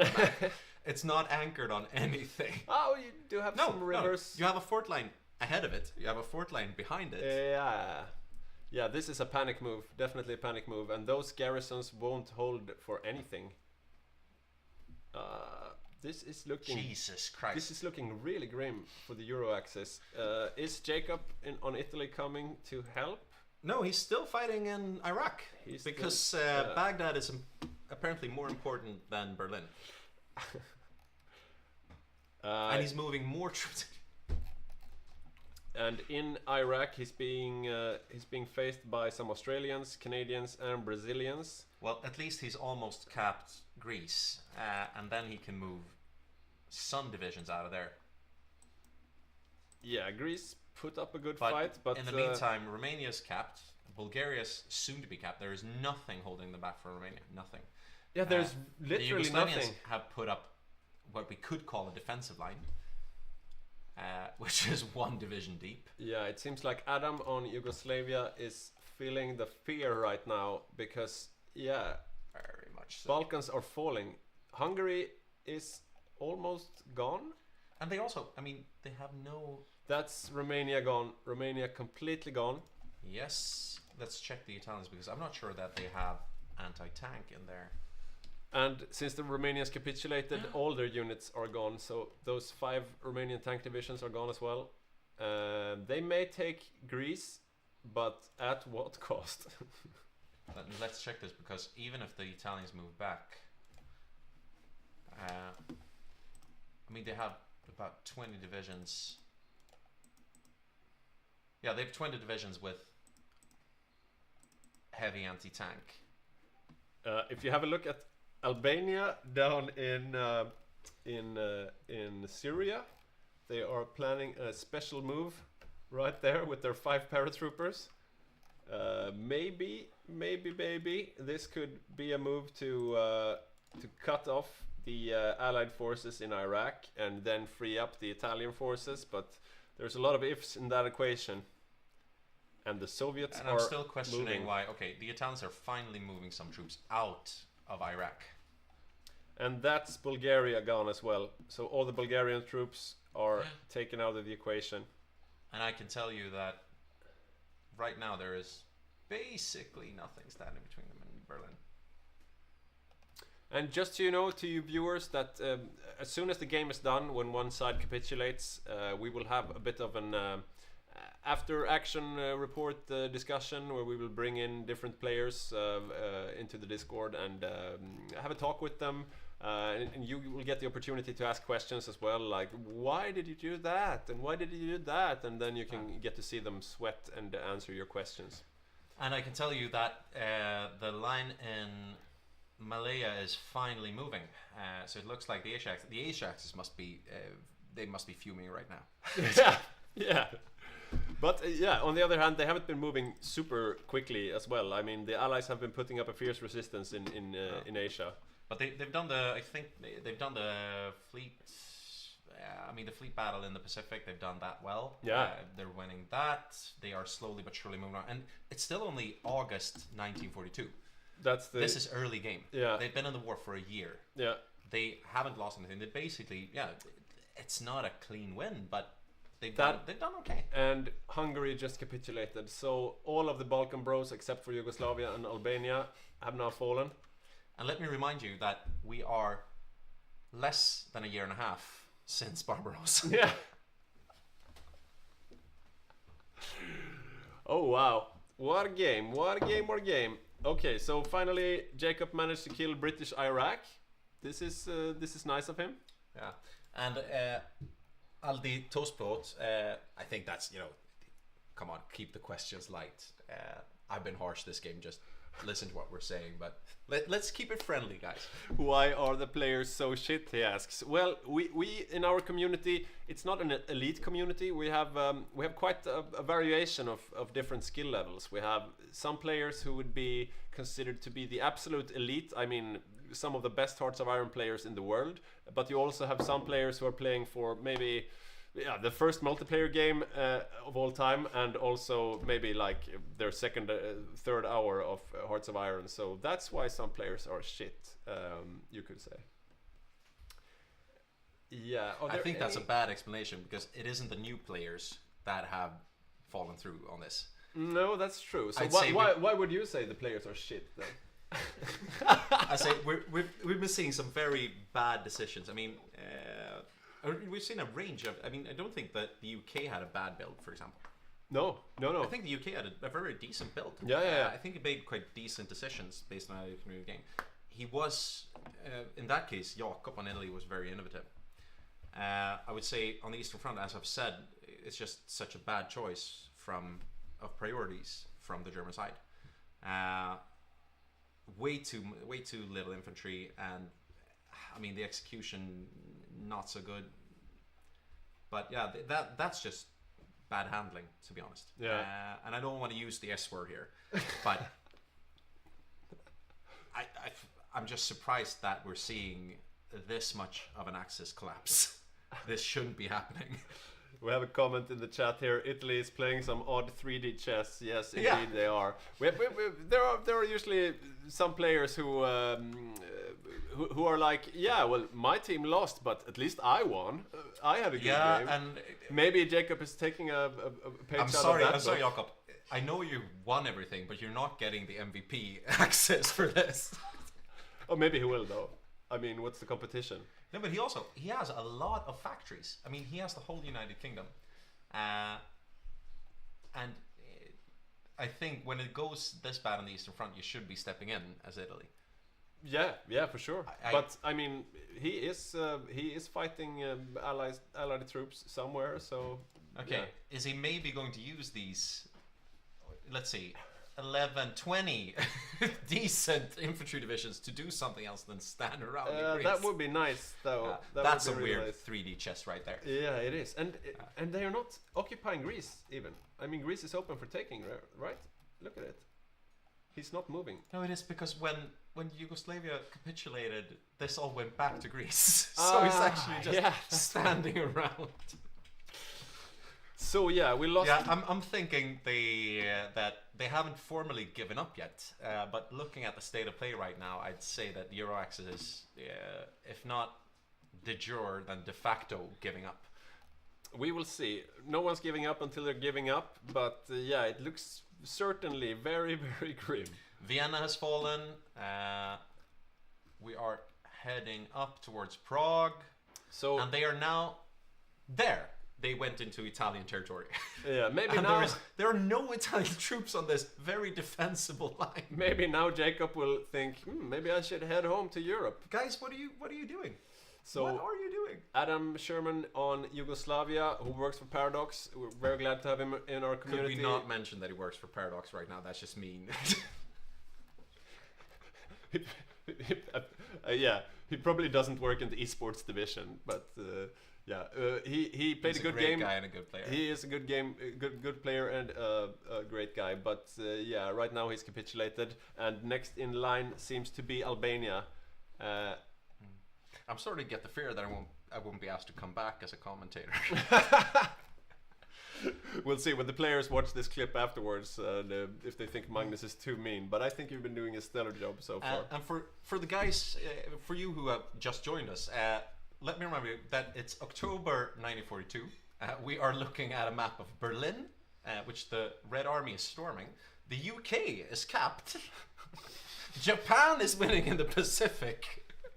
And I have no explanation for this. And about a couple of hours ago, less than a year and a half playtime, I basically said that there was no way back for the Allies. They had lost this game. Yeah. And they had. I mean, they on paper, they had. We did say, though, it's up to the Soviets now, and they stepped up. They really stepped up. I think they will definitely win some awards this time. And speaking of awards, in our community, we have some different awards. Maybe you've seen them when we put up the player cards. You get an award for greatest innovation. It's not an award we give out every game, but if someone comes up with a really innovative play, they get the greatest innovation award. Ooh, look at that! Japan invading Australia. So Japan has invaded Australia. There are American divisions there, but they're just not powerful enough to stop them. Singapore's still holding out, though. Yeah.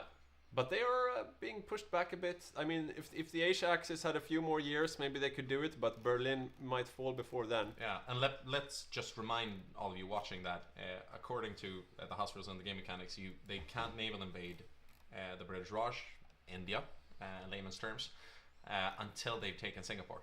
Exactly. So actually, this has been a good defense from the Allies in Asia.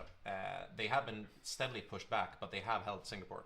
And that without the power of the UK industry. Yeah, and Japanese ships on low strength, and just a small carrier group. I think that's a sub-hunter.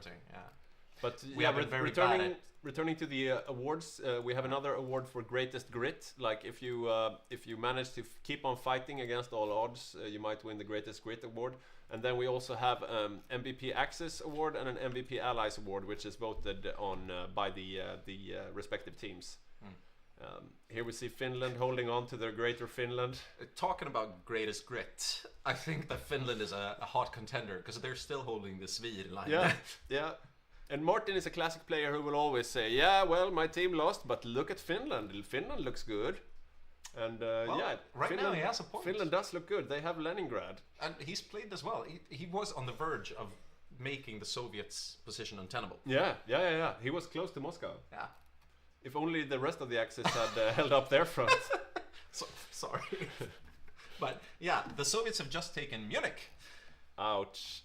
And and the Germans are trying to do some kind of turtle tactic around Berlin. Let's just remind you that the Soviets are standing at the gates of Berlin, and meanwhile, there are no allies in Western Europe. Oh, the United States have landed in Casper, we have an Operation Torch. Yeah, finally an Operation Torch. So it's mostly Free French, but also some American Marines mopping up the AI Vichy France there. So as soon as they do that, they could potentially do some naval invasions on mainland Europe. Yeah. And that would certainly be the death knell for the Euro axis, because but they I are... have to say that this is probably the result of Italy pulling back finally. Yeah, let's have a look. Where are they moving? Yeah, But they are lacking a lot of equipment right now. where are their better troops? Are they all They gone? hardly have any better troops, I would say. Some of them are still pulling out from the frankly pointless invasion of Iraq. Yeah, most of them are still... Yeah, some of them are coming back now to Genoa. But they have lost a lot of equipment on this. Let's see though, these are... I'm guessing that Jacob has been lend-leasing the Germans quite heavily. I have no... I'm not sure about that. Now, actually the Hungarians are lend-leasing the Italians. The Hungarians, which have no territory. Let's check if they have any divisions left. I don't think they do. I think they lost them when they capitulated. Yeah. They have no divisions left. Yeah. They also have... They were very kind... They were kind enough to give the Italians 100% of their production of the FEG. I think we should focus a bit on the return of the Arditi to Europe, because they do have some anti-tank, and maybe potentially you see them there in Genoa up to the left. We have 7 Arditi landing, and if those could get to the front, maybe they could do well against the Soviet tanks. But basically this is all the divisions that the European Axis has in the field with any kind of anti-tank capability. Yeah, because looking at it, the Germans have lost all their tanks, and their line is basically... No, not all their tanks. They have 4 left. Oh, they have 4 left. Sorry, sorry.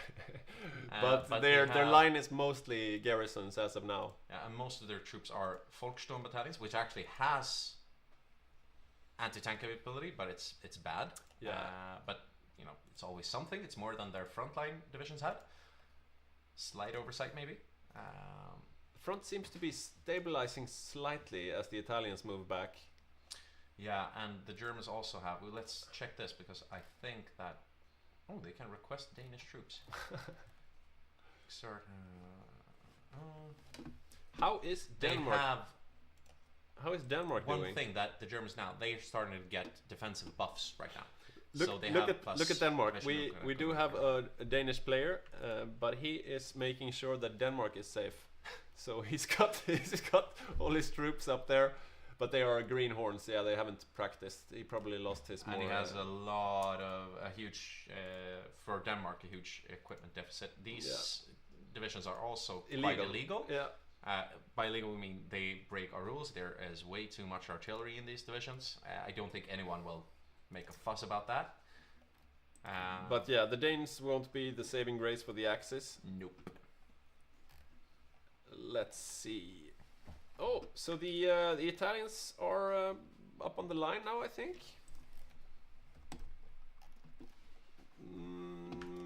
Yeah, they have their first Arditi up on the line. They are still regaining organization. We'll see how they perform once they do. But the Germans actually have prepared a defensive line in the north of Germany. They actually have more troops than they've had in the field for a long time. They're up over 1.5 million.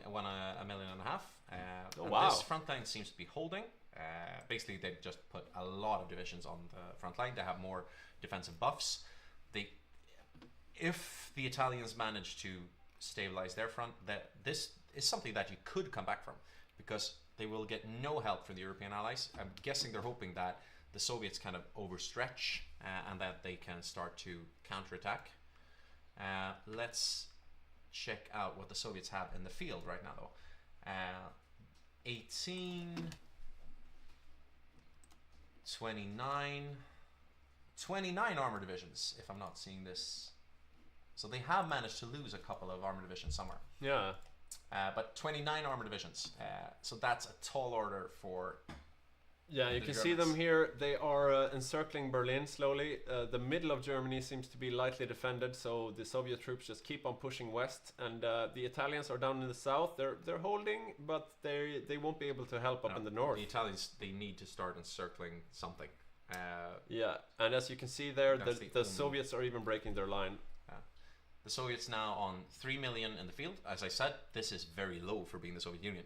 But right now they're looking like an unstoppable juggernaut because no one seems to have paid attention to infantry.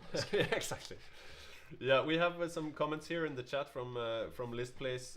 Finland gets greatest grit, maybe, or they will get the MVP, or maybe they will get both. We'll see.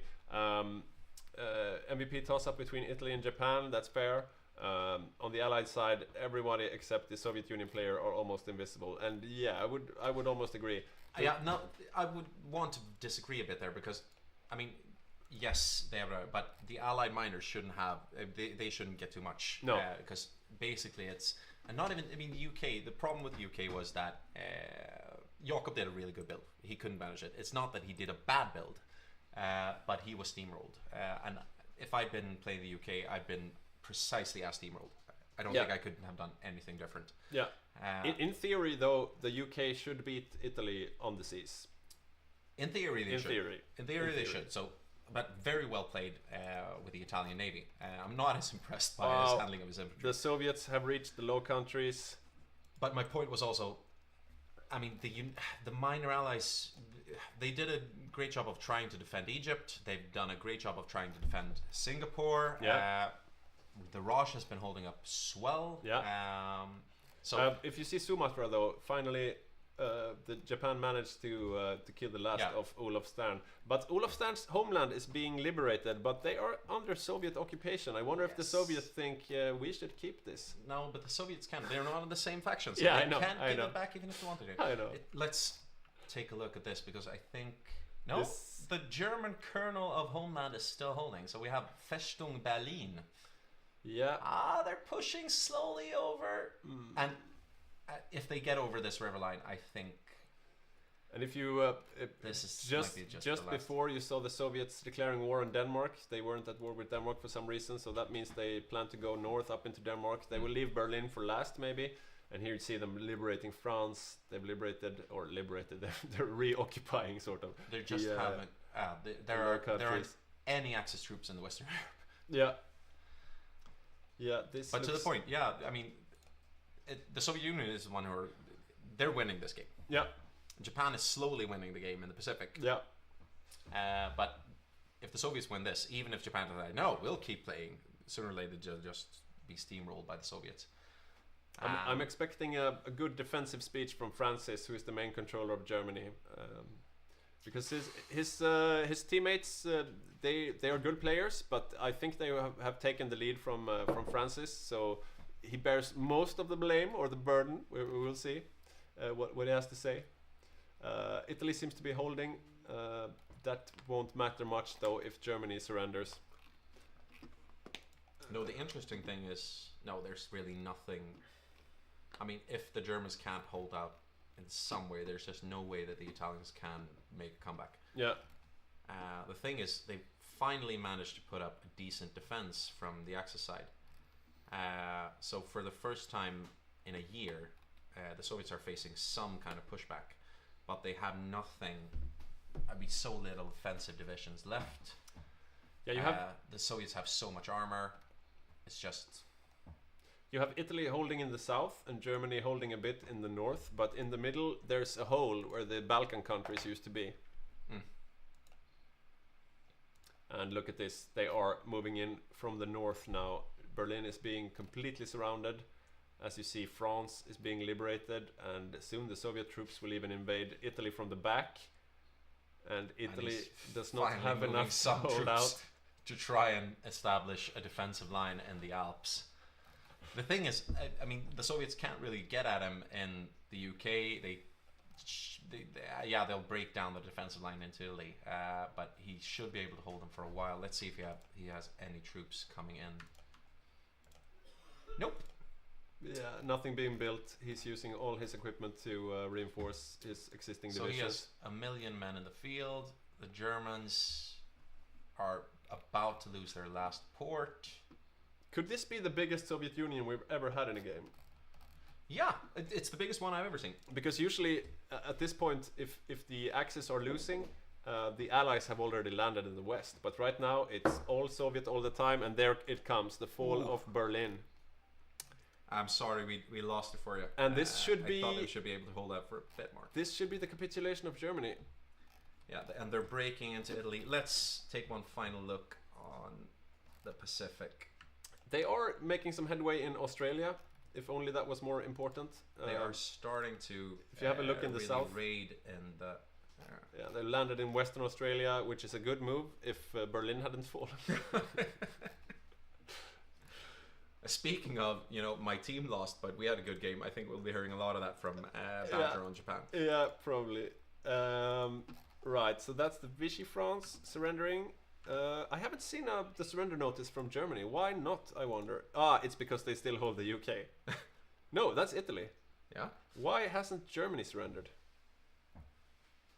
Could someone explain that to me? Because they, as far as I see, they hold no territory. Yeah, but they have surrendered. Ah, yeah. They have. I just didn't get the pop-up. Ah. But then why haven't the factions surrendered? I'm really sorry. I'm trying to show you the US fleet, but for some reason I can't get that up for you. But they still have quite a lot of heavy battleships in the fight. But they have lost the battle for the Pacific.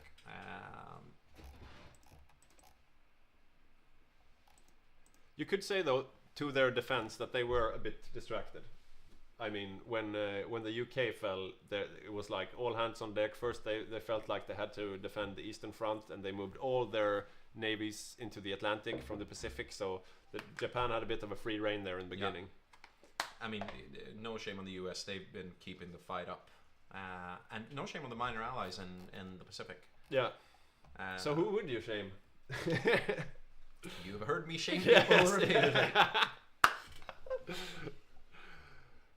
But I wouldn't shame Sean. I think sometimes you just lose. Sometimes you just have the wrong build.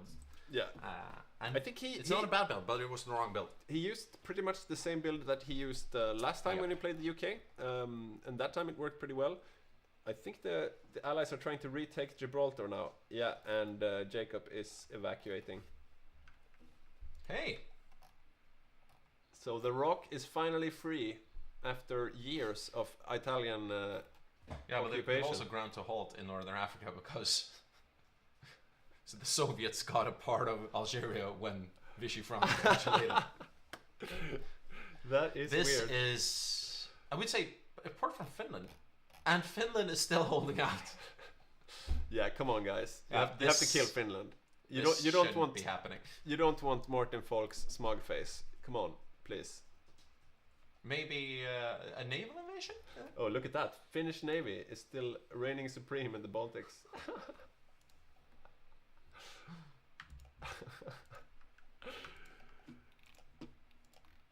So yeah, I'm a bit curious as to how the decision is. Yeah, we have the German main controller saying, "I think we're done here in Europe." Sad smiley. And from the studio, we would just have to concur. Yes. But Badger, who is the main controller on Japan, he is like a badger. He won't really let go once he has a bite. So I don't think he will surrender anytime soon. Maybe they will have to force him out of his islands, one island at a time. How is this invasion of Australia going? Slowly grinding on. And there falls Rome. And so concludes the European portion of what might be the strangest Hearts of Iron game I've ever seen. This was indeed very strange. The Axis seemed to be so far ahead when they took the UK very early on, but the Soviets have played a hell of a game. And right now you see them routing the remains of the Italian army, and that will be the last resistance of the Axis in Europe. And you have, they still hold. No, they don't hold Norway even. They have. I think we will be looking at a lot of saves from 1940, 1941 of the German build to kind of figure out where did they put their industrial power. Yeah. And I'm guessing they went, strangely, that they went too heavy into tanks. The Germans are live on Bornholm with one division controlled by Rommel. Yeah, but they have a Hoxie-flotte, so yeah, I don't think anyone can root them out in a while. They still have a fleet. They still have a fleet. That's amazing. Yeah, there's also a fascist government in Norway, strangely still kicking. Yeah, that's interesting. Yeah, but just look at this map of Europe. This should not be happening. No, it definitely should not. And I wonder where it went wrong, because it looked, I mean, the Balkan Bros, they looked pretty solid, pretty strong. Like, they had a lot of tanks and motorized and stuff, and yeah, but I guess just the first couple of encirclements, and me and Victor was talking about this, that you're so kind of brittle. Yeah. When you have a setup like that in the Eastern Front, and we thought that the Soviets were the ones who were going to be too brittle. Yeah. That they were going to have a couple of encirclements, and it would all start to fall apart. And let's remember that it looked dicey for them as well. They had a completely open front in the north. They had an open front in the south. Yeah. And maybe the south was a great ruse, because they managed to cut off the Axis Ukrainian front 2 or 3 times. Yeah. But I would say that that's where it really turned over. And once the Axis, and especially the Germans, started taking losses, they were already in a deficit. Yeah. And they just never managed to catch up. Yeah. Maybe they could have caught up if they kind of stopped up and pulled back way earlier than they did, and just tried to reconsolidate and make a new try. Yeah. Maybe they should have invaded the Soviet Union a year later, but I mean, it's such a... that's always rough, because the Soviets get stronger and stronger as well, and you might just run into a brick wall. And there you have it. There is the defeat. The capitulation. And I haven't seen that in a long time, but that is the formal capitulation of the Axis in Europe. Yeah, I think this might be the end of the game. I'm sure the Asia Axis won't be continuing the fight for too long, for no reason, because there's no way that they're getting back into this. I think maybe one of the bigger steps where they went wrong is that the German armor was focused towards killing Soviet infantry, but the Soviets weren't going for infantry; they were going for tanks. So, if they... And the strange thing is, they had espionage on the Soviet Union. They should have known.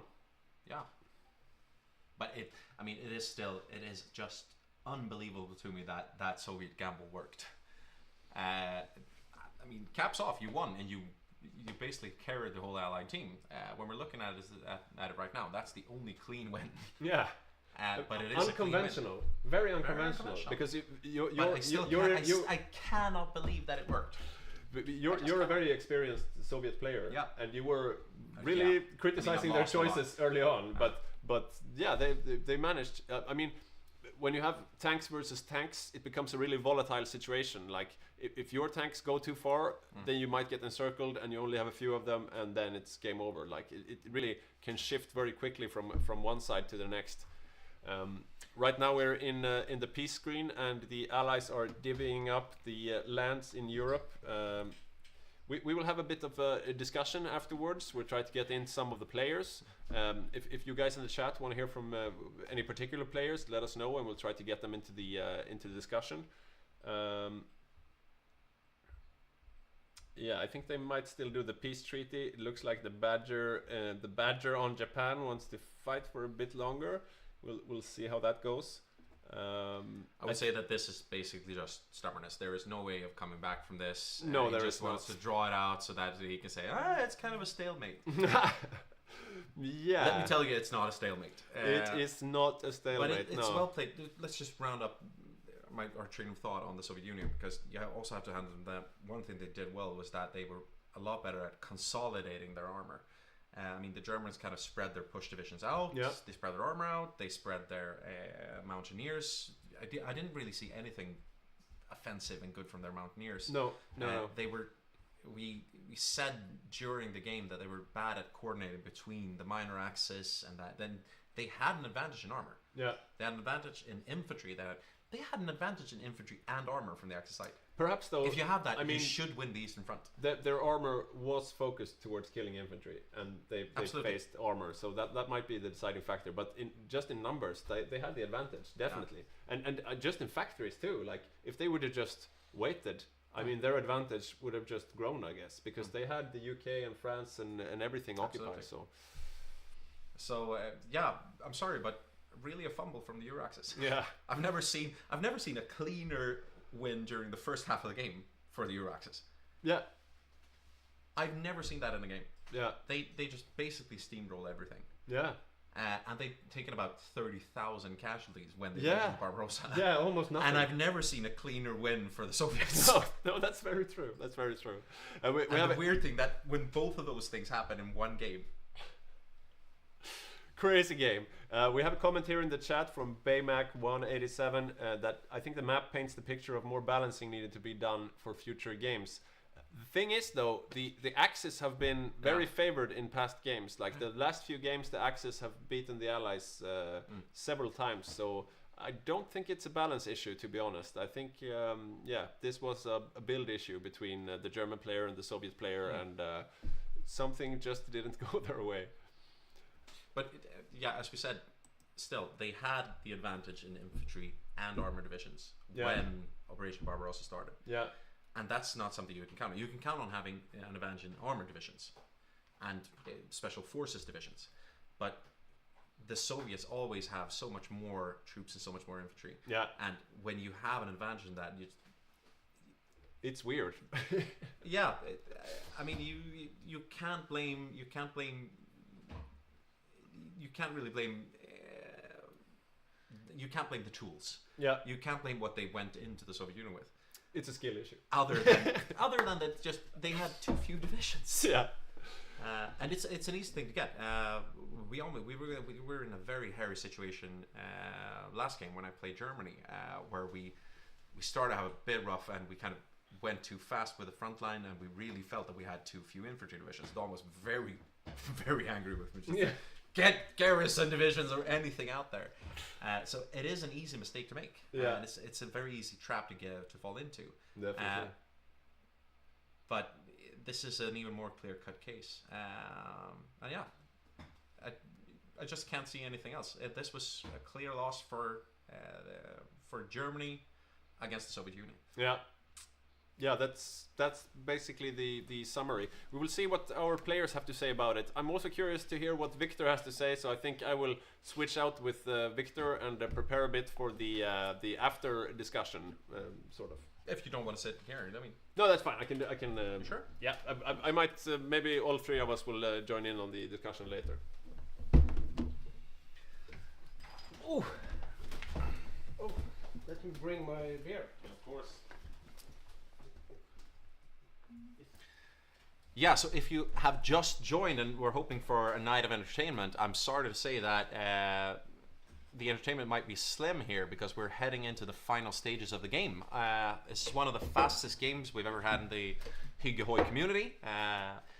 We had a very clear win for the Axis over the first part of the war, where the Axis in Europe basically steamrolled the Allies in Europe. They completely won the naval battle in the Mediterranean. They broke out of the Med by taking Gibraltar. They invaded the United Kingdom and capitulated the UK early on. But after that, it all started going wrong. And going into Operation Barbarossa and the Eastern Front, we had a very strong, very, very strong Axis position. But they managed to fumble everything on the Eastern Front. And right now, we have just been through a peace conference where basically the Comintern has occupied all of Europe. Considering that the Italians capitulated the United Kingdom so early, there was never really a D-Day. So we have Mongolian People's Republic here in northern France. Yeah, and the Netherlands, Vichy France, which I'm guessing is a puppet. I would imagine so, yeah. Yeah, puppet of the Italian Social Republic. Oh, okay. Italy. Okay, Italy so the is still Italians alive. is still alive. They have been. Yeah, they got to keep some stuff. I'm not sure if someone screwed up the peace conference, but the I Italians would are still imagine so. alive. They are. They're not in the war anymore. But a rump state of Italy is still alive with. And then in we the have same faction as Vichy the France. Balkans here: Soviet Hungary, Soviet Romania, Soviet Yugoslavia, Soviet Albania, and Socialist Republic of Bulgaria. And then the Soviet occupation zone of Germany. Basically all of Germany. Yeah, and the Union of Soviet Socialist Republic in Denmark. Greater Finland still alive, so Finland has actually gained territory. Okay, Finland are still in the war. Finland is alive. Yeah, and now fighting basically the rest of Europe. Yeah, we have Finland against Germany, Soviet Greece, Mongolia, the USSR, the Polish Soviet Socialist Republic, Soviet Romania, Soviet Yugoslavia, Soviet Albania, Soviet Socialist Republic of Bulgaria, and Soviet Hungary. Yeah, so yeah, that's basically it. And what twists and turns we had during this game. How the turntables have turned. I was very, like, when we interviewed Don, and he was like, I'm confident we will turn this around if the Soviets hold out. It will be fine. We have had worse starts. I was like, no, you haven't had worse starts. This is the worst start. No, it's the worst start for the Allies I have I've never ever seen seen. a worse start. But somehow they came back and they won. The Kingdom of Italy have dismantled their faction. They have. And joined the Soviet Union. They have seen the writing on the wall, and right now, so just to explain what we're doing, basically the Greater East Asian Co-Prosperity Sphere, led by Japan, have decided that they're not defeated at all. Just because every fascist country in Europe has been capitulated and puppeted. I'm not really sure what they're hoping to get out of this, but basically the war continues. Yes, it will continue for some time, but now I am comfortable calling it. They are just grasping at straws here. We might see the Japanese troops taking Singapore at some point. They have won the island hopping campaign. We see that Hawaii has fallen to the Japanese. They are planning naval invasions. Oh, they are actually executing a naval invasion on the United States. Is this where Japan thinks that they can turn this game around? We will see. We will follow this in detail. 2 divisions from Francoist Spain is now joining Japan as well. They just sent them over. And we have 14 Marine divisions of... Let's look a bit closer at the Japanese Marine divisions. Nothing too unusual. Could we see the stats as well? Yeah, sure. Let's just for nerds among us. Check it out. I mean, they're going to hit quite hard. I don't think. I mean, the game is basically over, so there probably won't be any defense of this. But we have San Francisco. Could Los we Angeles. check the United States to see what they have on their ports? Yeah, they have garrison the ports with the National Guard, and. Oh right, I don't have the chat here. Let me bring up the chat. We're getting questions from the chat, and we will address those. We should have time now that the war has gone into a scope that's a bit easier to handle. We still have the Philippines here in San Francisco, so yeah, that would probably not land. Yeah, I mean the event is supposed to end today. Usually it goes on for longer than this. It has been a very, very fast game. Like, it was instantly Gibraltar, capped the UK, high world tension, US into the war right on the onset due to the United Kingdom capitulating. And that meant that everything just got started, and the German Reich did a somewhat early Barbarossa. In hindsight, they probably should have waited a year, because they didn't really need to do that, but... yeah, so game is over really fast. But we'll see in the end game here, because I'm thinking the East Asia Axis, or the East Asian Co-Prosperity, they want to save some glory here. They are making some headway in Malaysia. This front has been, I mean, I thought we were going to see some action in Burma.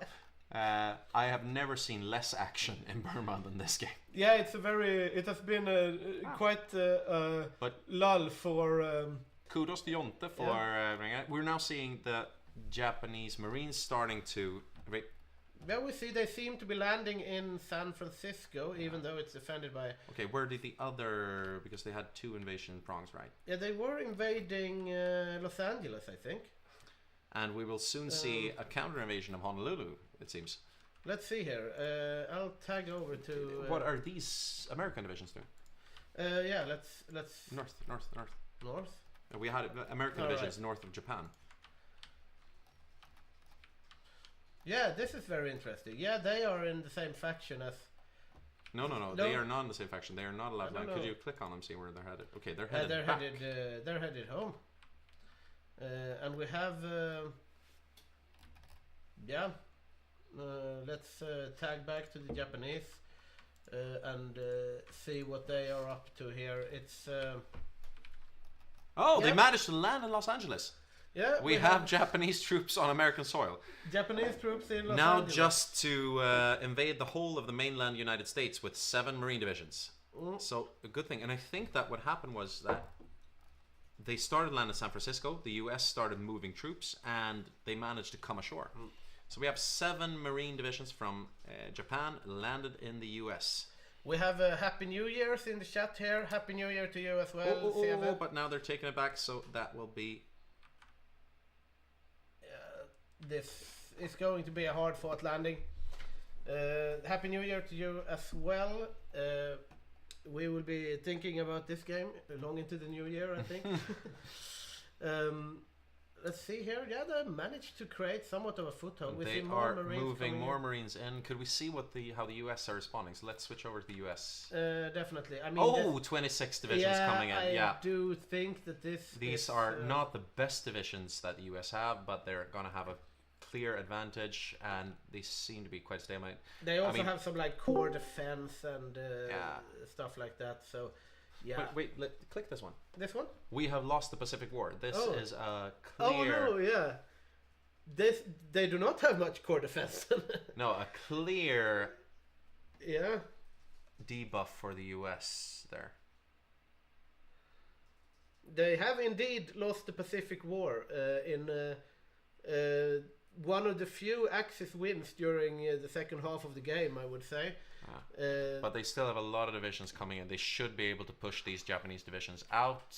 Yeah, I think that the Japanese are sending and they have more, though. I will tag over to them and see if they are indeed sending anything more. They are not. But they should be attacking there. Hello? Yeah, we'll see here. Perhaps they could have moved like down to San Diego, but a bit more aggressive defense from the US might be a good idea here. I wonder what's happening over in Finland, but we'll check this out first. Is Mr. Stalin? Yeah, I'd say that this is something that they will be discussing after the game as well. Oh man. We will see here. Yeah, they are. Yeah, there you go.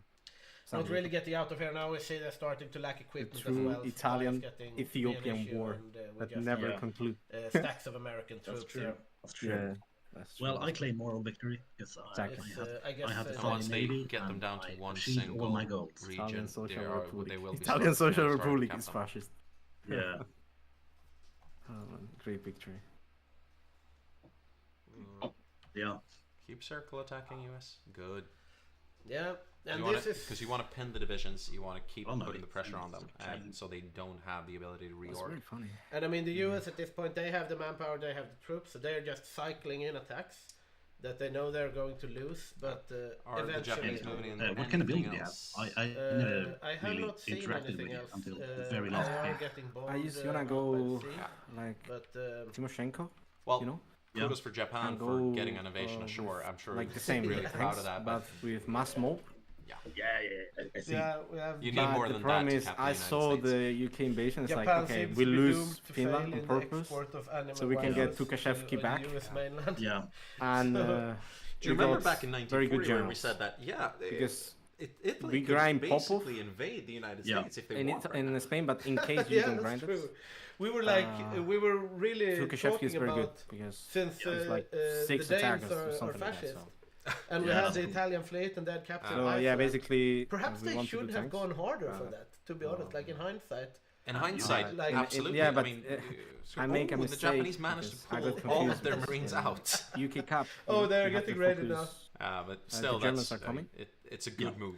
Yeah, definitely. So basically, what but I happened mean, there are so many in hindsight. I still in war with this Finland. was such an I extraordinary game. And then I stopped so looking. there is really no meta for it. And it's me and my Otherwise, cope. you And kind my of cope know, was in the north, okay, and I if was this in the happens south. on the So Eastern what Front, happened if is we I lose lose the LLM, third we do division this, against but Finland. there is no Because I like got beaten. game book So for like basically, okay, if I Italy started takes the war with Gibraltar, only 3 armies 1 year and like like 12 tanks, something like that. Danzig War, like and I used massively deploying all the reserves, like letting I mean, this is one of the fun things about this I don't know game as if you realize I give up like, small yeah, we know how this will play out. to get more troops. The Axis will do this, the Allies will do that. It's I'm gonna the margins that. I'm gonna literally all of a sudden give up Stalino and Rostov, like the south, to get the Stalingrad this shouldn't happen. But I realized, like, we have this some two thing Discord channel playing in the background. It said in the chat. It is probably because everyone is jumping into the social channel now that is in Europe where the game is over, and you can just see the Americans are just raiding down the Marines here, and I'm starting to think that the US might be getting back the naval game as well. Right? Can we check out those? Yeah, maybe check the US Navy, see how much they have lost during this game. Yeah, let's do that. I mean, if we check the entire game, they have lost a lot more than they have sunk. Convoys, but I mean, during the entire game, it's mostly convoys. 7 heavy ships, 157 light hull cruisers, 92 submarines. Like, I mean, it's hurtful. Compare that to Japan. Looking at Japan here, we have total losses. They have sunk 4,000. If we check everything, we have convoys, light hull, submarine, cruisers. That's the current year, last month. Convoys, obviously. Yeah, well, so safe to say that Japan won the naval game this time. Yeah, definitely. Like Japan has been quite dominant in the Pacific. It was carried by the USSR. We can see here also that Finland is starting to fall, but they are putting up a valiant defense against. As we said, I mean, a strong contender for greatest great. Yeah, I mean, also, let's look at the losses here. Where do we have 1.2 million Soviets, 184,000 Finns. It's really interesting that, I mean, the Finns have lost 1 man for every 10 the Soviets lost. And the Germans traded with the Soviets basically the same, only the other way around. Yeah. So it's a huge loss for the Germans, but actually quite a good game for the Finns. It's I still mean, no 6 million, Martin. It's still no 6 million. Yeah, no 6 million, but I mean, the Finns performed valiantly. I mean, it was a bit of a blunder of the Soviets to not cover the northern line, though. But I still don't understand why they did that. I mean, they could have just placed 6 or 7 divisions, and they wouldn't have had that crisis. It just, I mean, it put their plan a bit in jeopardy, right? I mean, but it's also they could have lost. It's such bad territory up there. It's just forest. The supply is horrible. Just put some infantry divisions up there. It's just, even if they die, it takes time. Yeah, but I mean, it's just like we said that since the lines were stretched so thin and both sides were doing armor, it was really like the first one that gets like more than 3 tanks encircled are going to be at a massive disadvantage, right? And it kind of just snowballs. Once the Axis got encircled like 2 times, it's very hard to come back from that, and they just get encircled again and again. And that is usually the dynamic when you're playing the Soviets, is that you're trying to avoid that snowball starting to roll, even if you're losing territory. So it's interesting that the Axis had precisely that situation in this game, that they're starting to lose troops, and once you start to lose, it's so hard to kind of just stabilize the front line, to stop encirclements. So yeah, the Soviet build really paid off. I still can understand why. Yeah, I mean, it will be very interesting to talk to them about it later on. But or I understand why, but yeah, I mean, I see why, but it was blunders on both sides. I mean, the Soviets did not play a perfect game. We said that the Allies need to play an absolutely perfect game in order for this to pan out, but they did not. But the Axis didn't either, and yeah, that's understatement of the year. We have Leningrad is falling now, and we're seeing that Martin refuses to give Leningrad up, and I can understand him. Yeah, I mean, when he took it and he's held it for so long, the only boring thing is that this will kind of mess up his stats. Yeah, I mean, it is. It's very, very interesting, the tactic where the Soviets lost the Winter War and went mobile warfare. That's a method change. Okay. Yeah. After talk. Are we maybe having an interview here? Yeah. Oh yeah. Let's go. Let me. We'll liberate it. Eventually. Glorious return. Oh, it's a return. Oh, I wish I could have like left. I don't know. Hello. We were just getting hyped about West Africa when you guys Hello. Guys, you are in the stream right now. Guys, you're in the stream, so pleased to meet you. I think Pet tried to set up an interview here. We're not really sure who we're interviewing here, but we have with us Mako from the Soviets. Or you're in the social channel. I mean, aren't you still the Soviet main. Yeah. We have Jakob from Italy. We have Sean from the UK, actually, and we have Snistan from USA. I'll leave off Mako and Snistan since you're still kind of playing the game here. Yeah, but I mean, right now I just let my corpse like finish the finish. So yeah, it's like finish the play with the flesh, you know, like finish him. Yeah, well, okay, let's start out with. I mean, hats off to you, Soviet guys. When you see the stream, you'll see that I completely wrote you off. I said this is a weird build. This isn't going to work. I don't understand why they've done this. This is such a wrong way to go. But it's the cleanest Soviet win that I've ever seen. So hats off. Yeah. I mean, the problem was like I made a mistake against Hog because I lose like 30 divisions on Finland for a mistake because I don't look it and the Finnish supplies are horrible. So what happened is he literally take back Vilpuri and the supply on the eastern of Karjala. So literally encircle like 20 divisions on the center. So we start like with only 3 armies instead of 4. Like in all my tests, I do it with the Soviets. I got 4 armies, but the problem I lose 1 army in Finland. So it's like this explains a lot. And I'm sorry to say for the guys who've been watching the stream here, I think we completely missed that encirclement because we were looking at what was happening in the rest of the war. It's literally the last 5 days. In the last 5 days, I lost all the men. That explains very much. Because I realized the war is over. And then look in because it's literally UK Cup, you know, and I look in the Germans are coming, is a focus when UK Cup, and it's like, wait, what is this fucking doesn't work? It say UK Cup, and one of the allies told me like, but you're still at war. It's like, oh, true. And then look at Finland and all my army is gone. It's like, fuck. Yeah. Okay, let's get back to the Soviets, but I want to start kind of in a completely the other end here because we've seen a game that was towards the end very dominated by Barbarossa, by the Eastern Front, very clear Soviet win. But the game started out in a completely different direction. And Sean, pleasure to hear from you. But could you just tell me how you could you tell me how you feel about the start of the game? So I was actually just waiting for normal Africa. Having a look at the Italy ships right now from the save. But at the start, it was the build-up was fine. I think I made a few minor mistakes at the start, but nothing too taxing. The air was fine.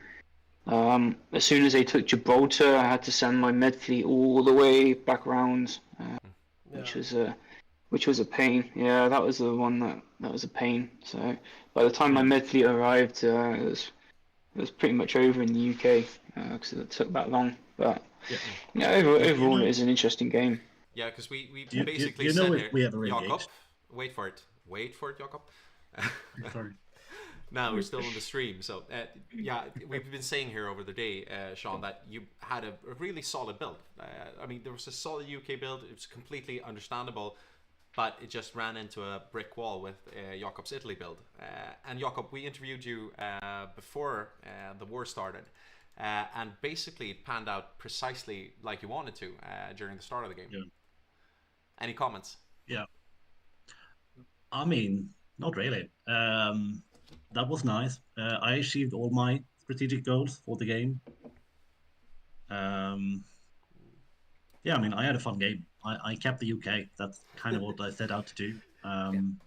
Kept the allies out of Europe, and it's a lot. It's a lot. Yeah, it was really impressive from your side, and I was wondering also that I mean, people saw through you in a way. We had Marine Station. Sorry, now I can't hear Victor. Oh. There, hello, you hear me? Hello. Yeah. Go ahead. Do you hear me now? Yeah, I just muted you because otherwise it's double. Okay. Right. So now you hear me? Yes. Okay. So no, he doesn't hear me. There. Now you hear me. Oh, hello? Okay. Yeah. Now? Okay. Yeah, but your tactic was kind of read through, right? We had Marine stationed on Gibraltar. So we thought like, oh, he's going to run into some opposition here. They have read his tactics. Was it? We completely missed Gibraltar landing, to be honest, because we were looking elsewhere. Was it like an easy? Was it like an easy landing? Did you? I mean, pretty much. I had CAS. I had bombed the forts. I had maximum shore bombardment. I had 20 very good Marines. And I had Cypher on both Canada and the UK. Also, and for great generals, full doctrine, like everything went my way. If I didn't take, like, the only thing that could have stopped me possibly is a tank. Yeah. Or maybe if like you made like a mech brick, like a fort with mech division, and just put it there.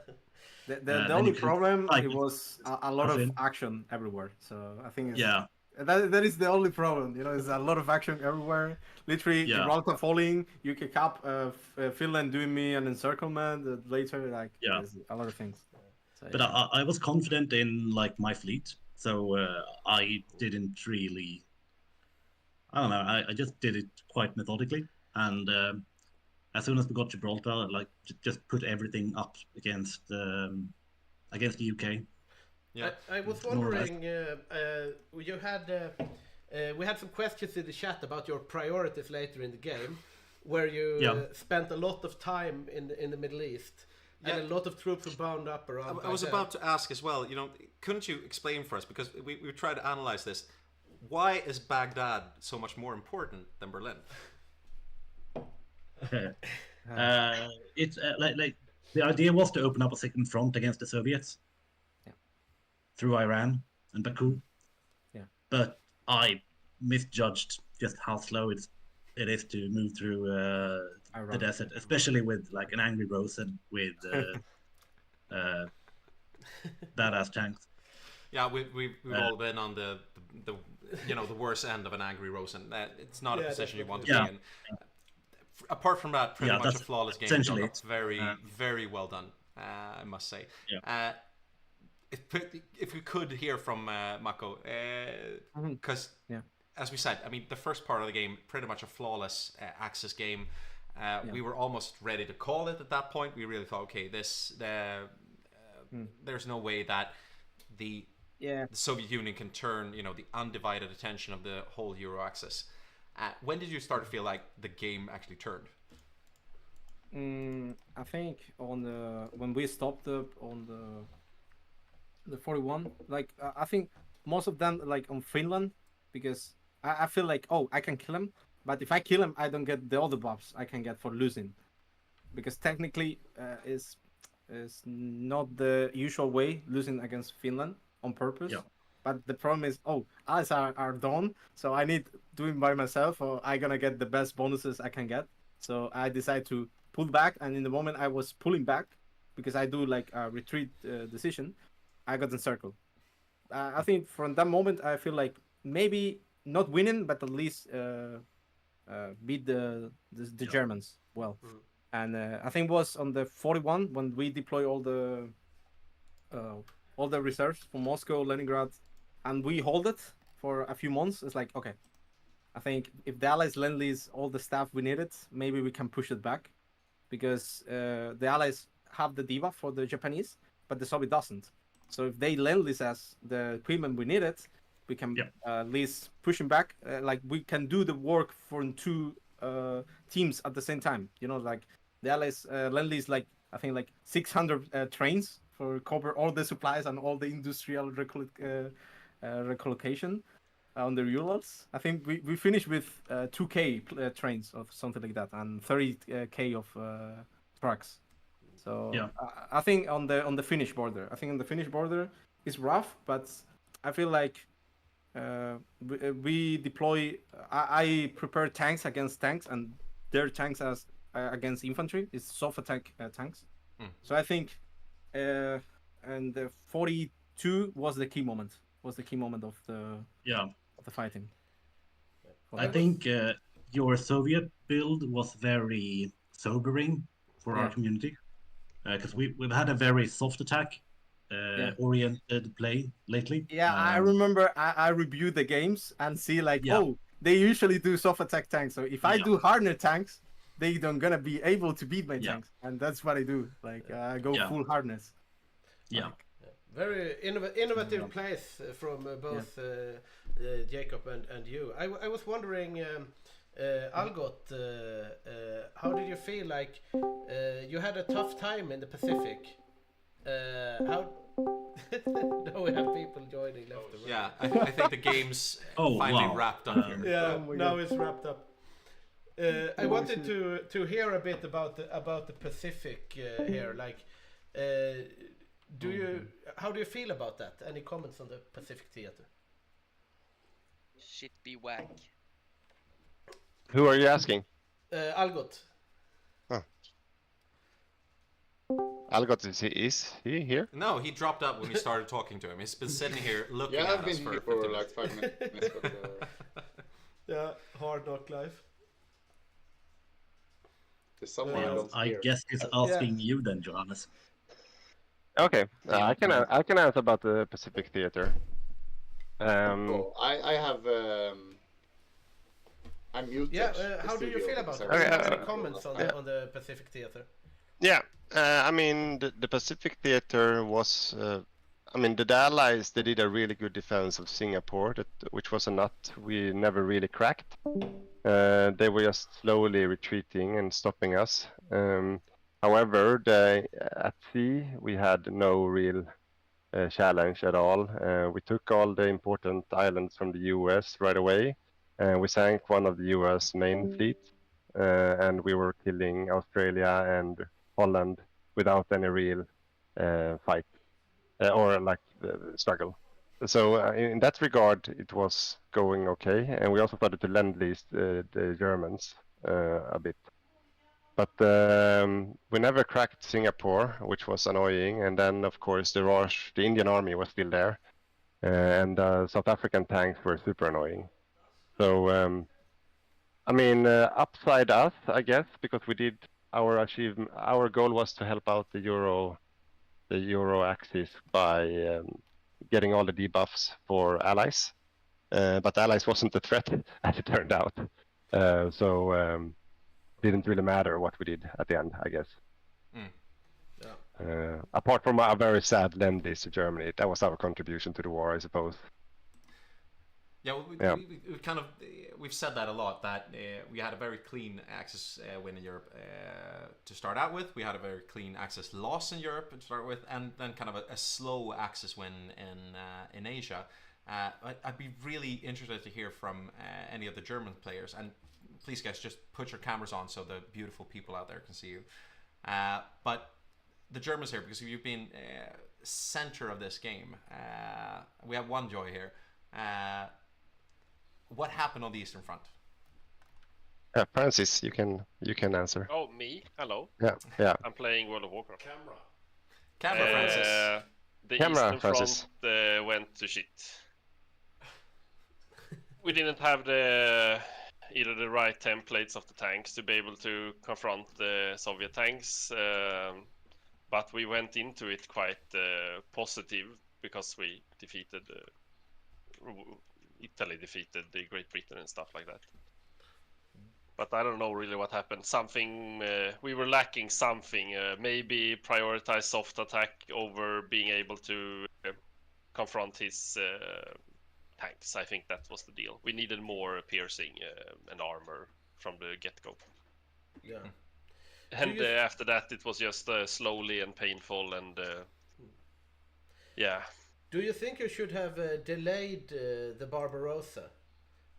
I mean, we were talking about it slightly and thinking about it, and maybe, but at that moment we saw that maybe he wasn't fully equipped everywhere, and we thought with him having so many factories on tanks that it was like now or never. No. If I were in the same position again in the future, maybe I would delay it a year and really make sure that the tank divisions were perfect, more or less. So yeah. Yeah, but can't you explain really what you prioritized? Because we noticed that your frontline divisions weren't fully equipped either when you went into Operation Barbarossa.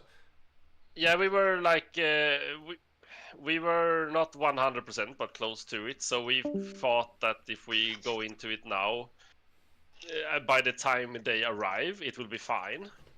But what happened was that when we walked through their scorched earth territory, we just lost like thousands of guns and everything. It was, I never really seen the losses that heavy before we even reached the front line. So I think that was also a big part of it, because we were lacking a lot of equipment all the time during Barbarossa. We were never on full strength, so that is also part of it. Maybe don't watch the stream, because we had some harsh words there. Just yeah, I will never don't watch that. this game again, so it's fine. We'll see you the next game, Francis. I was thinking, now when we have Algot back, I would like to hear some comments on the Pacific Theater from yeah, I've been here all along. I just happened to mute you, Victor, because we were in the studio together last time, so I didn't hear you or Petter. Yeah, but you hear now. I don't hear Victor. Right, I muted him. Of course. I think Victor has muted me as well. No.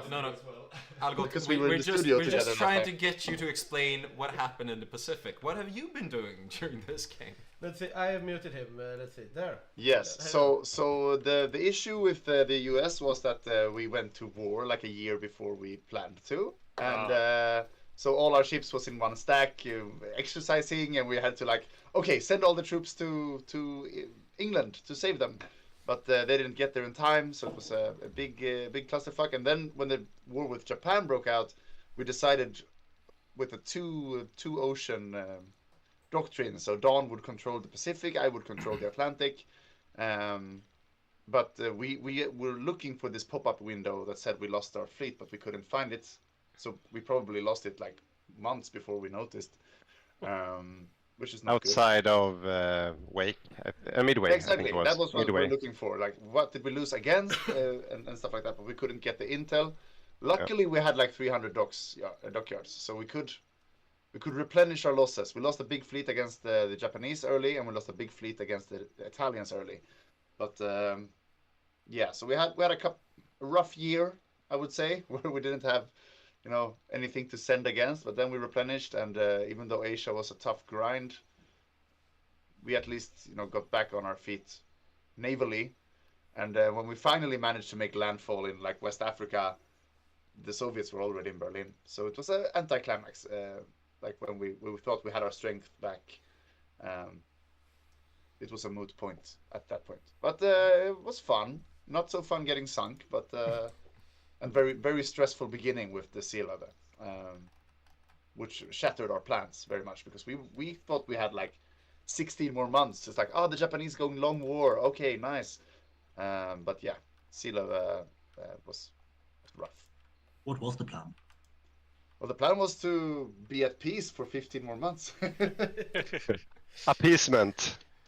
Appeasement, building up, like putting the perfect stacks for our fleets. We were supposed to have like 3 or 4 main battle fleets, but we only had 2, and they got sunk, both of them. Algot, I posted 2 pictures of the battle outside the Hawaii Ridge.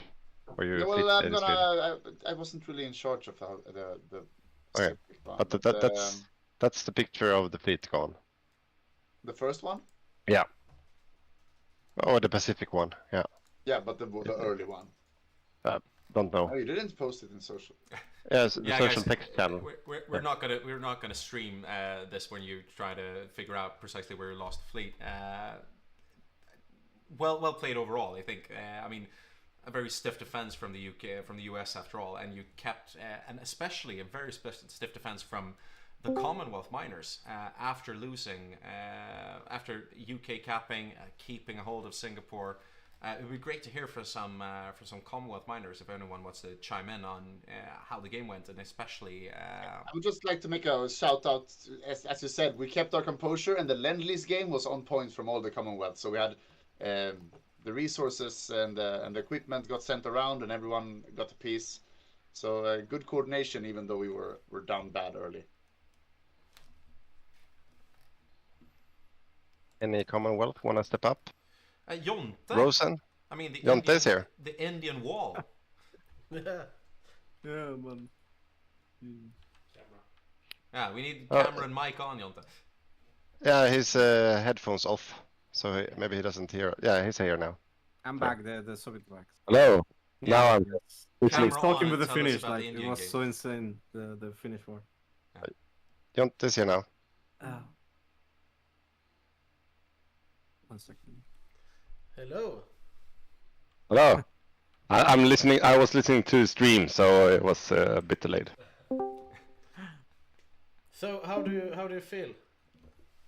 Well, I just waited for the whole war, and then I won. That's basically my war. Let's see if we have any losses from the British Raj here.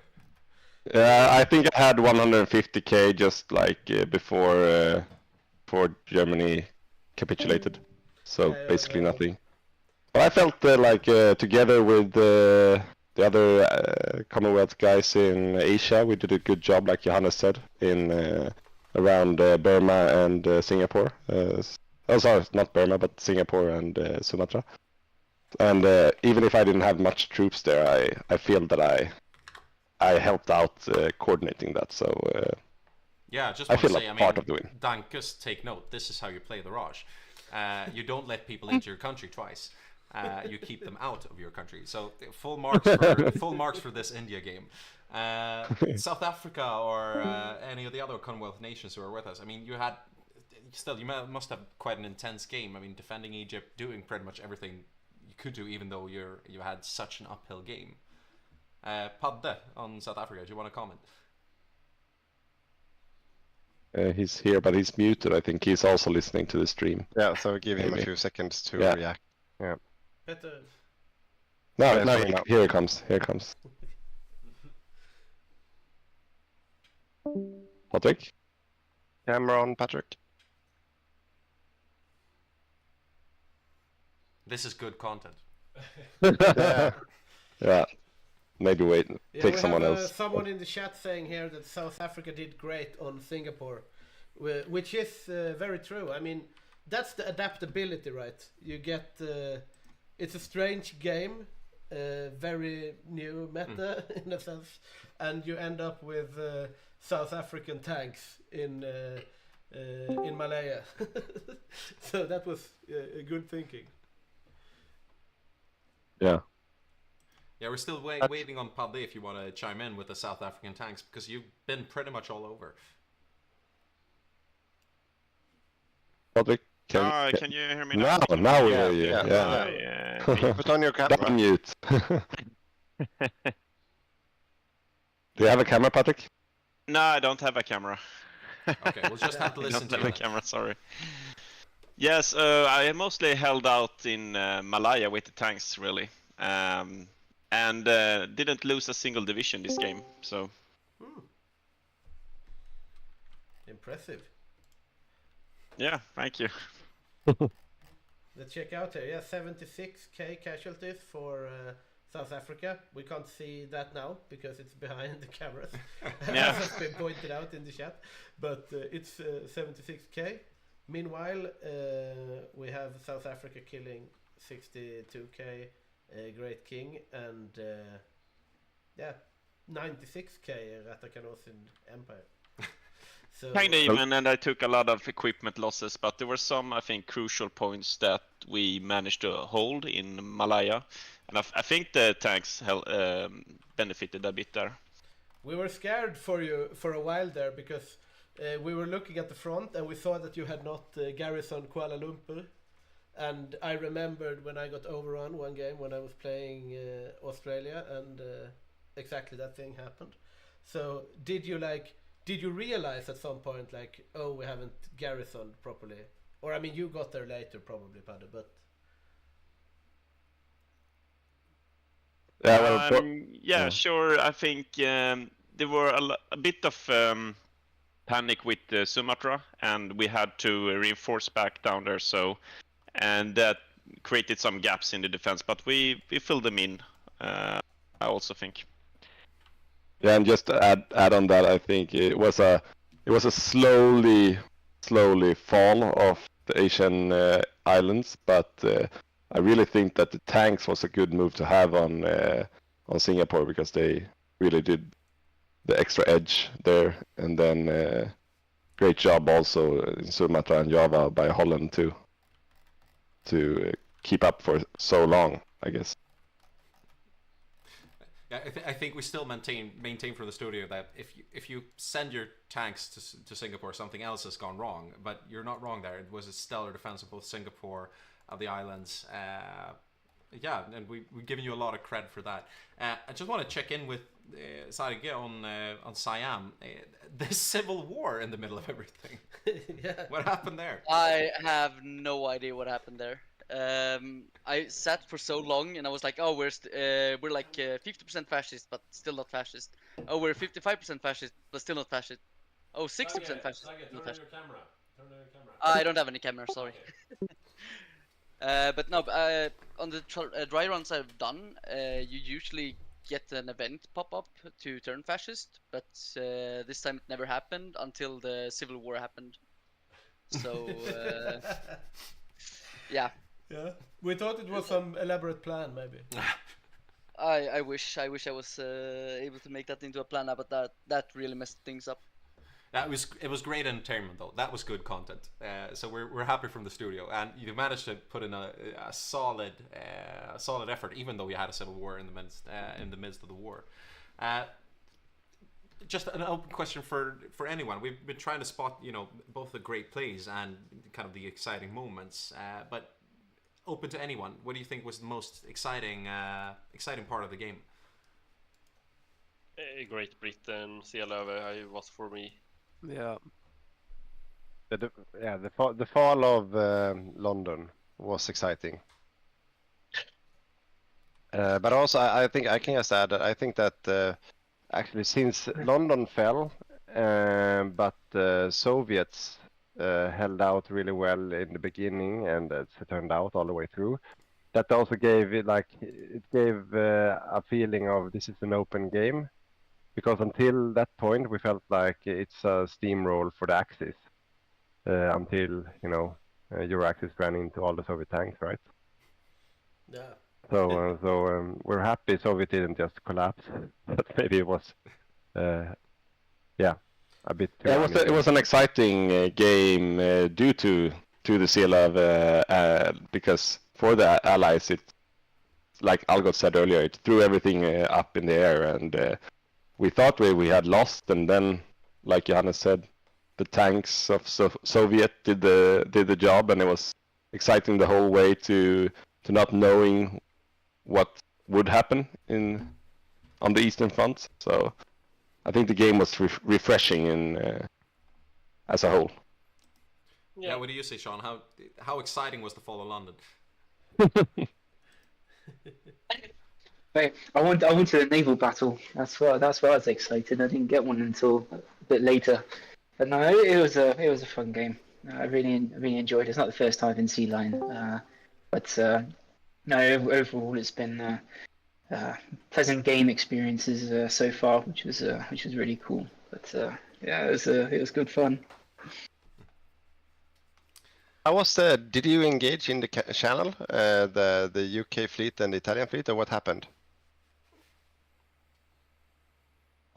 So I was prepared for a med battle, but as soon as Gibraltar fell, my med fleet, which is the best one, because I saw he had the super heavy ships, had to go all the way around, which was the problem.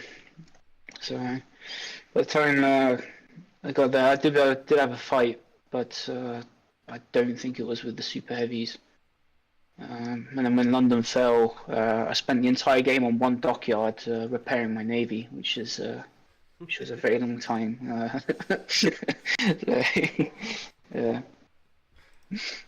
Yeah, so guys, we don't have any more questions at this point in the chat, and I think we'll try and wrap up at least the stream portion. Please stay here, talk it out, and wrap up the game within the community. But from all of us in the studio and from all the people watching, thanks so much for a great game. One of the weirdest games I've ever seen. Or what do you say? Yeah, definitely. I mean, this was from start to finish just new meta, new stuff, so much things going on. And I mean, this is the first time we play with the new focus trees, international market, and the Arms Against Tyranny Incorporated. So it's really fun to see like this big of a shake-up when we do these new things.